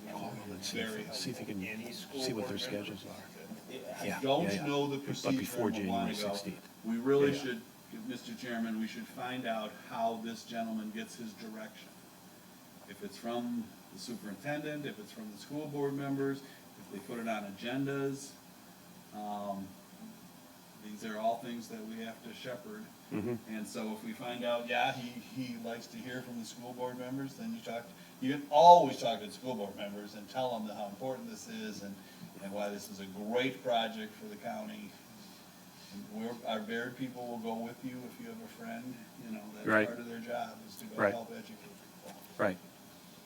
Use your contacts. Tom, did you talk to Jane at all from WCTC? Did you go to talk to Jane? Ahead of time, the town of Waukesha, to the best of my knowledge, did not. Okay. But we didn't know that they were having any conferences or meetings, or she was asking for input, so no. Okay. They did the homework with the county, and they did the homework with the school. Okay. And a point about the holding tanks, the Village of Big Bend does have an entire subdivision on holding tanks, right off of Edgewood Avenue. Every one of those homes in between the post office and the industrial park and 164, those new homes around the old gravel pit are on holding tanks, from what I understand. And I think it's fairly common up north. I think on Lake Winnebago, when I drive up, was that 45, you see those at the end of the roads, those big green things. I assume there's a shoe drive up there, by the way. I was there, John. You made an impression. I'm real concerned, about this whole business of water from Big Bend. You had opportunities to talk to the chairperson of the president, and, what, if that doesn't come forward, everything that we're doing right now, okay, is really not necessary, it's up for grabs, we're wasting our time. With that letter that we need indicating that that's gonna happen. Well, we're speculating we'll need that letter to get 3 votes. And it may not be possible to get that letter. My preliminary discussions with the village president indicate that they are going to be looking for customers, including customers in the town of Vernon, including the town of Vernon. And by customers in the town of Vernon, we had at least one resident here tonight concerned because she lives just directly east of 164, and the pipe's going to be in the ditch in front of those houses in the town of Vernon going north from the school to 164. Oh, they're not gonna go down the road? I thought they were going down the road. It's paved. And they could put it in the ditch. Why would they put it in the middle of the road? Yeah. You're in a wonderful position to convince the Big Bend does not have the borrowing capacity or the ability to help this developer. So they can't compete with you, unlike, the lands that we're talking about in the town of Waukesha arguably could annex into the city and city could do the TIF.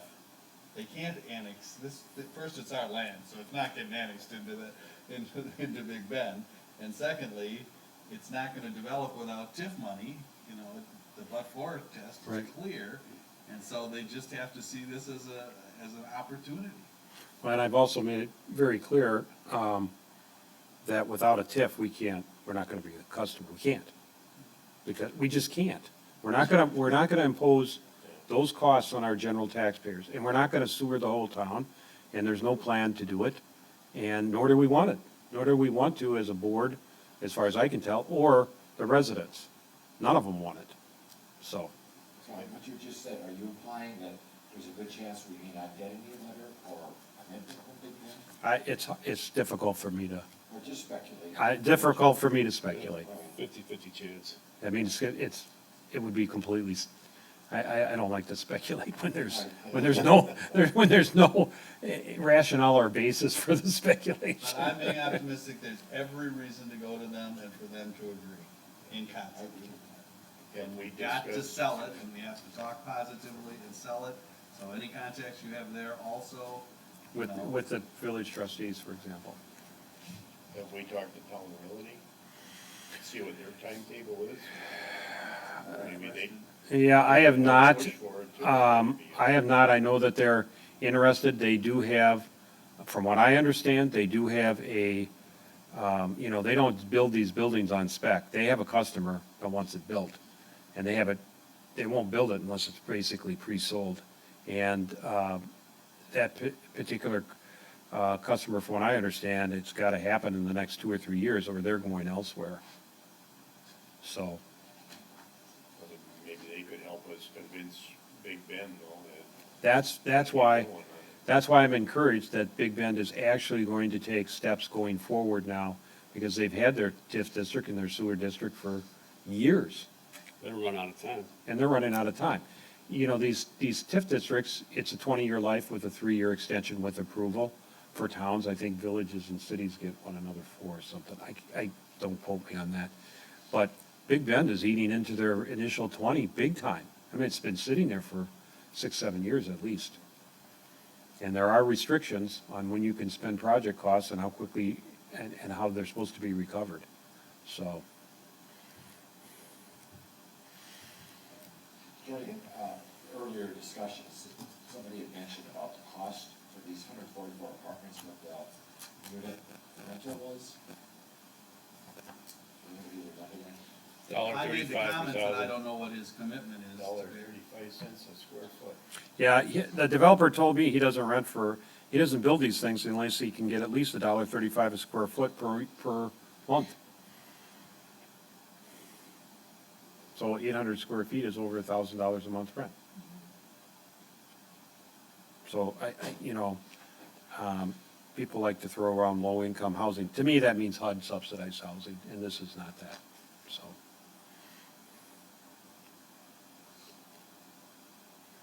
Right, he's got 144 apartments with an approximate value of $14 million. So he's spending maybe $100,000 a unit.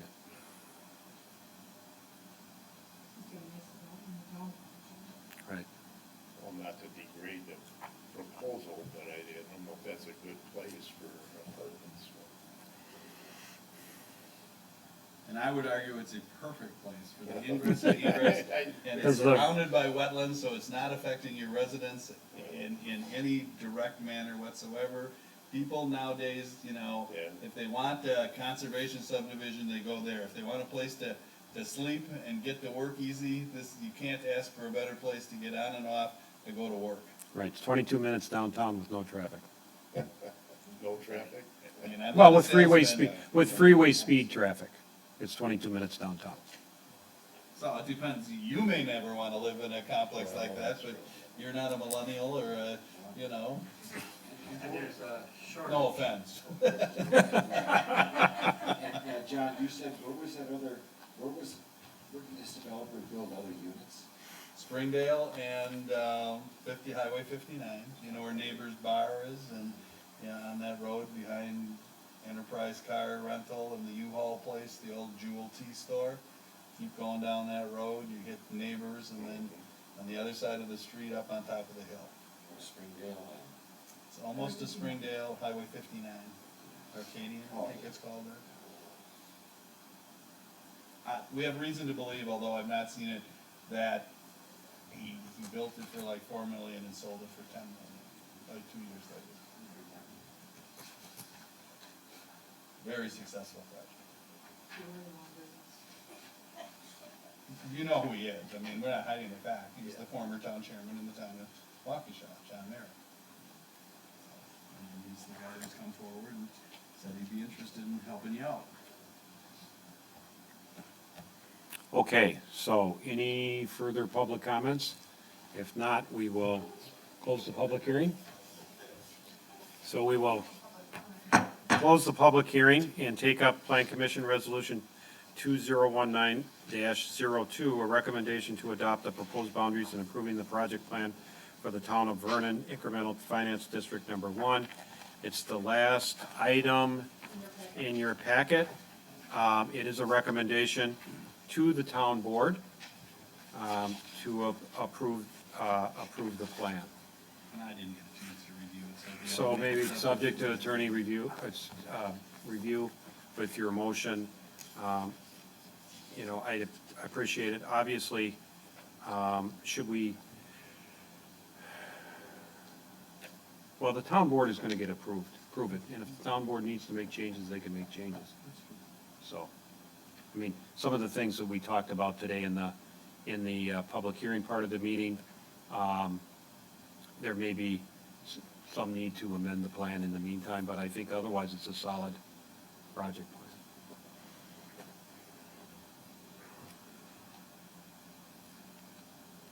Are you looking for a motion? Yes, a motion to approve Town of Vernon Planning Commission Resolution Number PC 2019-02. I'll make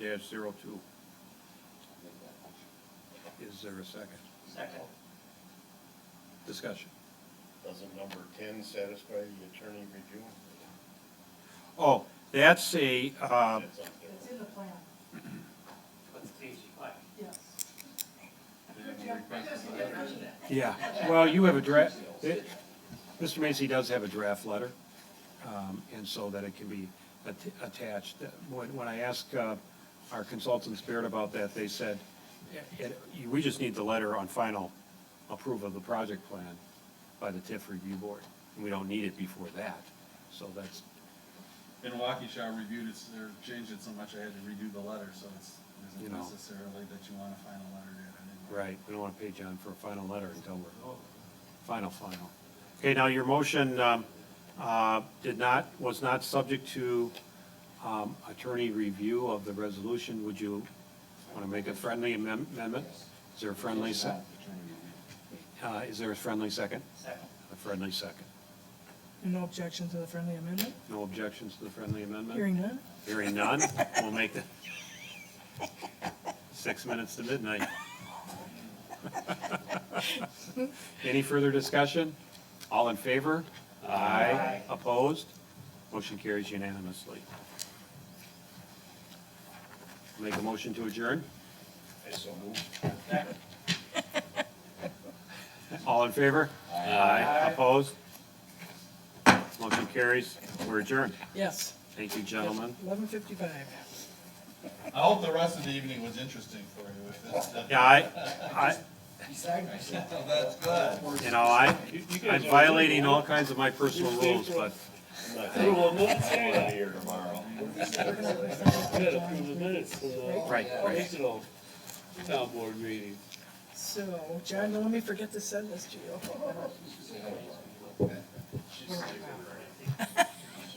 Okay, now I gotta find my town board agenda, because we're gonna come out of recess. Yeah, I got something, I think it's green. John, you read It's Andy's letter into the record. I did. Okay, I just wanted to Yes. make sure. Carl, John, Stan, Bernie. I did, we remembered it. Okay, now I gotta take a little break. Since I have not gone. I was gonna say.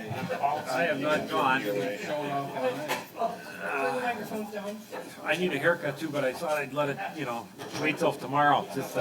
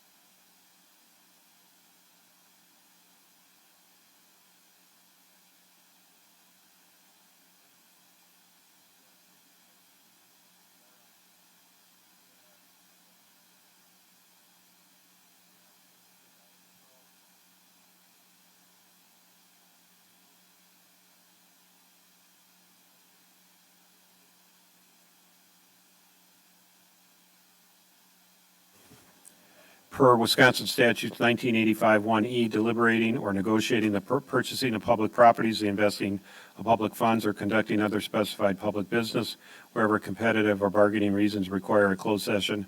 More specifically, the cooperative plans border agreements with the towns of Waukesha and Mukwonago and the village of Mukwonago.